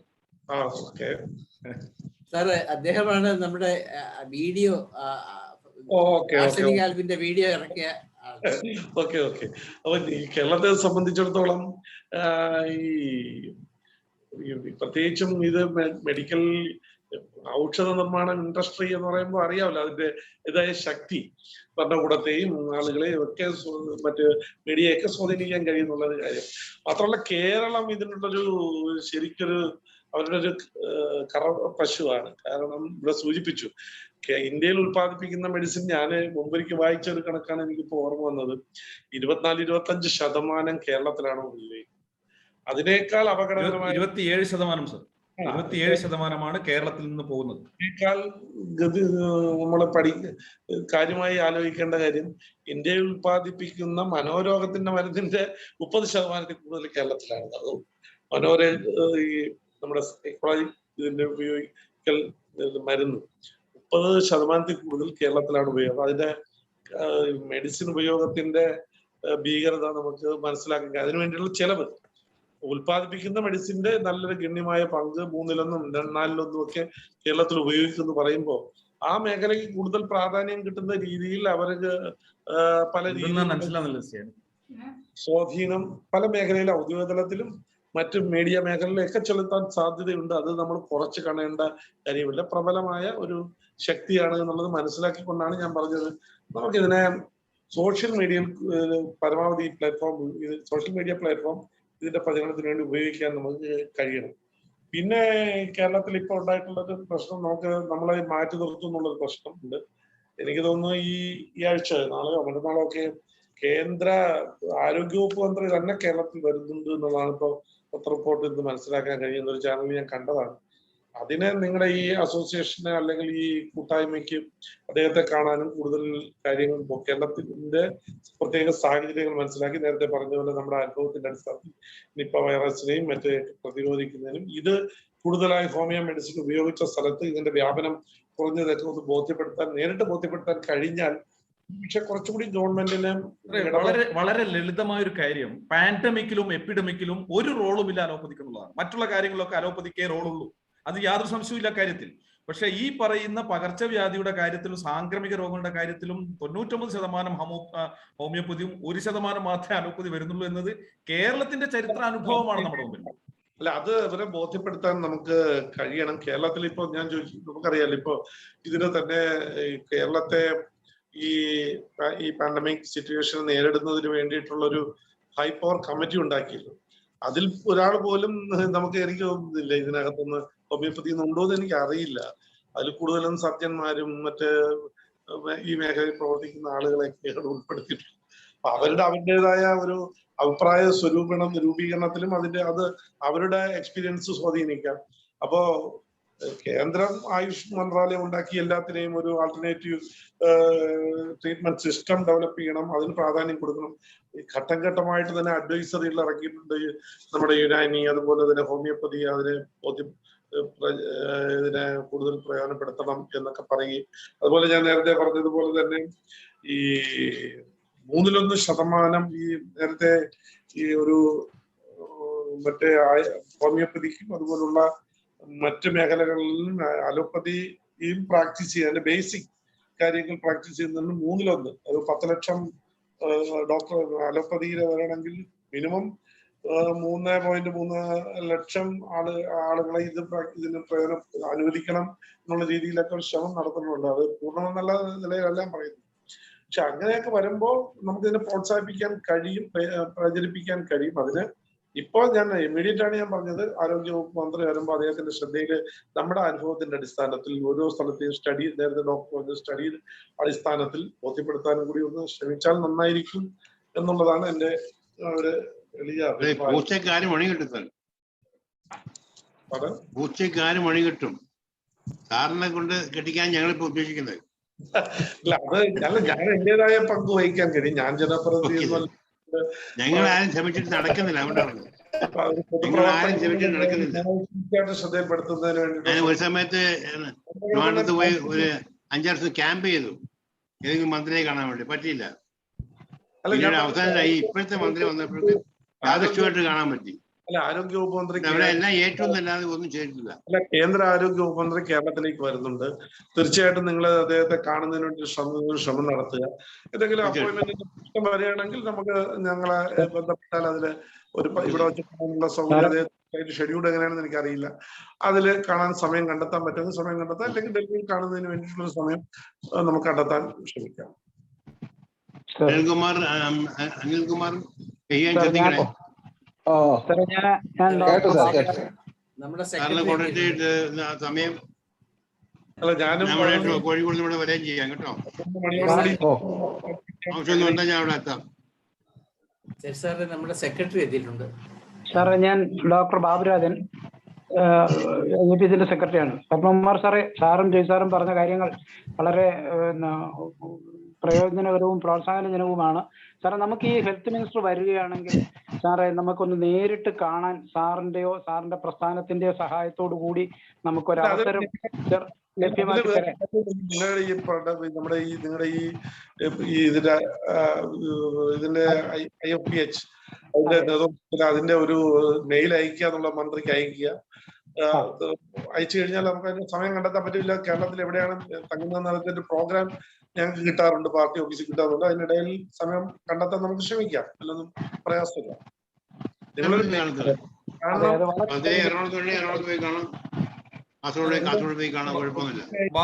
ബാബുരായ ഡോക്ടർ എന്താ പറയാൻ വന്നുണ്ടോ? ബാബുരായ ഡോക്ടർ പറയാനുണ്ടോ? ബാബുരായ ഡോക്ടറെ അല്ല, 2-3 കാര്യം. ഒന്ന്, സാർ ഈ പറഞ്ഞതുപോലെ ഏറ്റവും നമുക്കൊരു ആവേശകരമായ കാര്യമാണ് സാർ ഇപ്പൊ പറഞ്ഞത്. മറ്റൊന്ന് കാര്യം, സാറേ, പത്മകുമാർ സാറും രവി സാറും ഒക്കെ ഇവിടെ പറഞ്ഞ കാര്യങ്ങൾ വ്യക്തിപരമായിട്ട് സാറന്മാര് വളരെ അനുഭവ സമ്പന്നതയോടുകൂടിയാണ് സംസാരിച്ചത്. പക്ഷേ സാറ്, താങ്കളൊക്കെ ഒരു പ്രസ്ഥാനത്തിന്റെയും വളരെയധികം കാലിബറുള്ള കക്ഷികളാണ്. ഞങ്ങളെയൊക്കെ സംബന്ധിച്ചിടത്തോളം വളരെ ഉയരത്തിൽ നിൽക്കുന്ന ഒരുപാട് റീച്ചുള്ള പ്രസ്ഥാനങ്ങളുടെ ഭാഗമാണ് നിങ്ങൾ. അതുകൊണ്ട് നിങ്ങൾ ആ ഒരു ശബ്ദത്തിൽ, ആ ഒരു ശക്തിയിൽ നമ്മളെ ഹോമിയോപ്പതിക്കാരെ സഹായിക്കുകയും ഞങ്ങൾ ആവശ്യപ്പെടുമ്പോൾ പലതും ഞങ്ങളുടെ ഒരു പ്രൊഫഷണൽ ഇൻട്രസ്റ്റ് വെച്ച് പറയുകയാണ് എന്ന തരത്തിൽ എടുക്കുകയോ മറ്റോ ചെയ്യുകയാണ് ചെയ്യുന്നത്.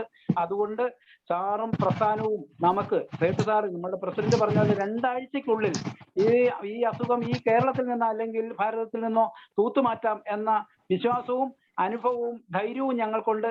അതിനുള്ള അവസരം ഉണ്ടാക്കി തരിക.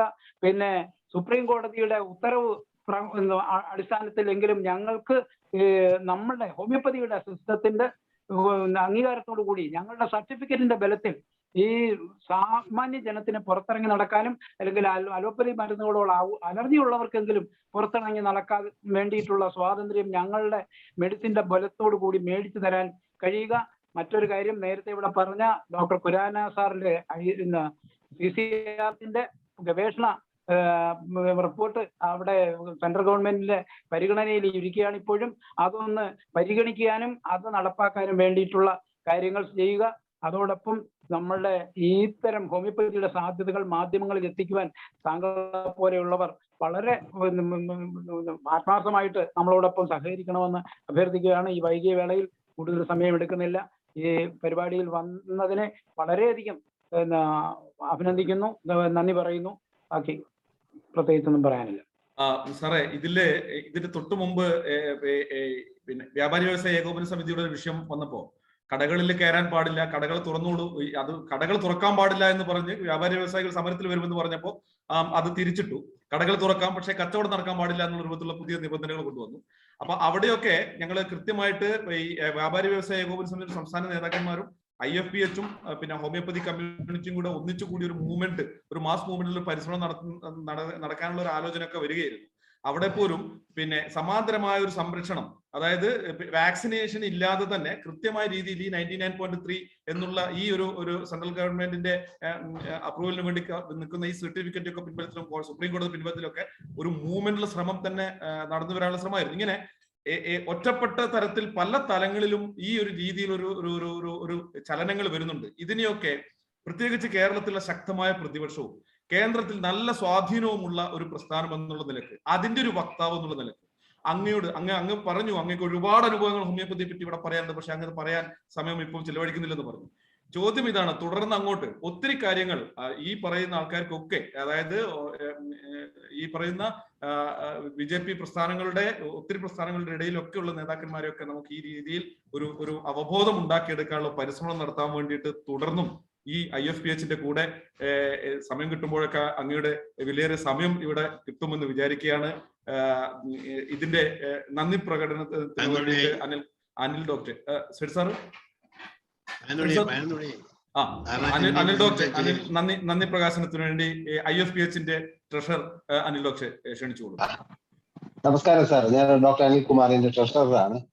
എന്തായാലും ഈ വൈകിയ വേളയിൽ ഞാൻ അധികം സംസാരിച്ച് നീട്ടാൻ ഉദ്ദേശിക്കുന്നില്ല. ഞാനും ഏകദേശം ഒരു 1600ഓളം പോസിറ്റീവ് കേസ്, രവിചേട്ടൻ പറഞ്ഞ 88 കേസ് ഞാനാണ് ചെയ്തത്. 1600ഓളം പോസിറ്റീവ് കേസ് എന്റെ കിട്ടിയിരുന്നു. അത് എല്ലാം ഒരു 5 ദിവസം കൊണ്ട് നെഗറ്റീവായിട്ട് മാറുന്നതാണ് കാണുന്നത് ഹോമിയോ മെഡിസിൻ ഉപയോഗിച്ചത്. അത്ര ഫാസ്റ്റ് ആയിട്ട് നമുക്ക് മാറ്റാൻ സാധിക്കും എന്നാണ് എന്റെ ഒരു അനുഭവം. അപ്പൊ ഞങ്ങൾ ഇവിടെ ഇരിക്കുന്ന ഓരോ ഡോക്ടർമാർക്കും അതേ അനുഭവങ്ങളുണ്ട്. അപ്പൊ അത് അങ്ങേരെ ശ്രദ്ധയിൽപ്പെടുത്താൻ വേണ്ടി പറഞ്ഞതാണ്. എന്തായാലും ഞങ്ങളുടെ ക്ഷണം സ്വീകരിച്ച് ഇന്നത്തെ ഈ വൈകിയ വേളയിൽ ഇവിടെ എത്തി ഞങ്ങളെ കൂടെ സഹകരിച്ച പത്മകുമാർജി സാറിനും രവിചേട്ടനും IFPHന്റെ പേര് നന്ദി രേഖപ്പെടുത്തിക്കൊണ്ട് ഇന്നത്തെ യോഗം പിരിഞ്ഞതായി പ്രഖ്യാപിക്കും. Thank you. വളരെ പരിക്ഷീണിതനാണ് അങ്ങെന്നറിയാം. എന്നിട്ട് പോലും ഇതിന്റെ കൂടെ ഇത്രയും സാഹസപ്പെട്ട് നിൽക്കുന്നു എന്ന് പറയുമ്പോൾ തന്നെ അതൊക്കെ ഞങ്ങൾക്കൊരു ആവേശമാണ്. കാരണം എല്ലാത്തിനും അപ്പുറത്ത് നമ്മുടെ നിലനിൽപ്പ് തന്നെ, മനുഷ്യന്റെ നിലനിൽപ്പ് തന്നെ ചോദ്യം ചെയ്യപ്പെട്ടുകൊണ്ടിരിക്കുന്ന ഒരു എന്ന വസ്തുത എല്ലാവർക്കും ബോധ്യപ്പെടുന്നതാണല്ലോ. ഏതായാലും വളരെ സന്തോഷമുണ്ട്. പ്രത്യേകിച്ച് നമ്മുടെ പിന്നെ രവിജിക്ക് അങ്ങേയറ്റം അങ്ങ് തന്ന ഇത്തരം വലിയ വലിയ അനുഭവത്തിന്റെ അറിവുകൾ പകർന്നു തന്നതിനും പ്രത്യേകം നന്ദി രേഖപ്പെടുത്തുന്നു. തുടർന്നും അറിയാം, ഞങ്ങൾ 365 പോവുകയാണ്. 365 ലോകം അറിയപ്പെടുന്ന ഒരു വലിയ സംഭവമാക്കാനുള്ള ഒരു പരിശ്രമം നടന്നു വരികയാണ്. തുടർന്ന് അങ്ങോട്ടുള്ള നമ്മുടെ യാത്രയിൽ കൂടെ ഉണ്ടാകണമെന്ന് പ്രതീക്ഷിച്ചുകൊണ്ട് ലോകത്തിൽ ഒരു സംഘടനയും 365 ദിവസം സൂം നടത്തിയിട്ടില്ല. അതാണ് ഇതിന്റെ ഏറ്റവും വലിയൊരു പ്രത്യേകത. ഞാൻ പറഞ്ഞ കാര്യം വെറും വാക്കല്ല, ഞാൻ താങ്കളോട് പറഞ്ഞ വെറും വാക്കല്ല, സ്വന്തമായിട്ട് പറഞ്ഞതാണ്. തീർച്ചയായും എല്ലാവിധ സഹായവും ഉത്സാഹവും ഉണ്ടാവണം. എനിക്ക് തോന്നുന്നു ഷഫീഖ് സാർ ഇതിന്റെ ഒരു തുടർ ആലോചനകളുമായിട്ട് നിരന്തരം പത്മകുമാർജിയെ ബന്ധപ്പെടുന്നു വിചാരിക്കുകയാണ്. സേട്ട് സാറിന്റെ വാഗ്ദാനം അത് നമുക്ക് തീർച്ചയായും സമയബന്ധിതമായി നടപ്പിലാക്കാൻ നമുക്ക് പറ്റുമെന്ന് പ്രതീക്ഷയോടെ. ശുഭരാത്രി.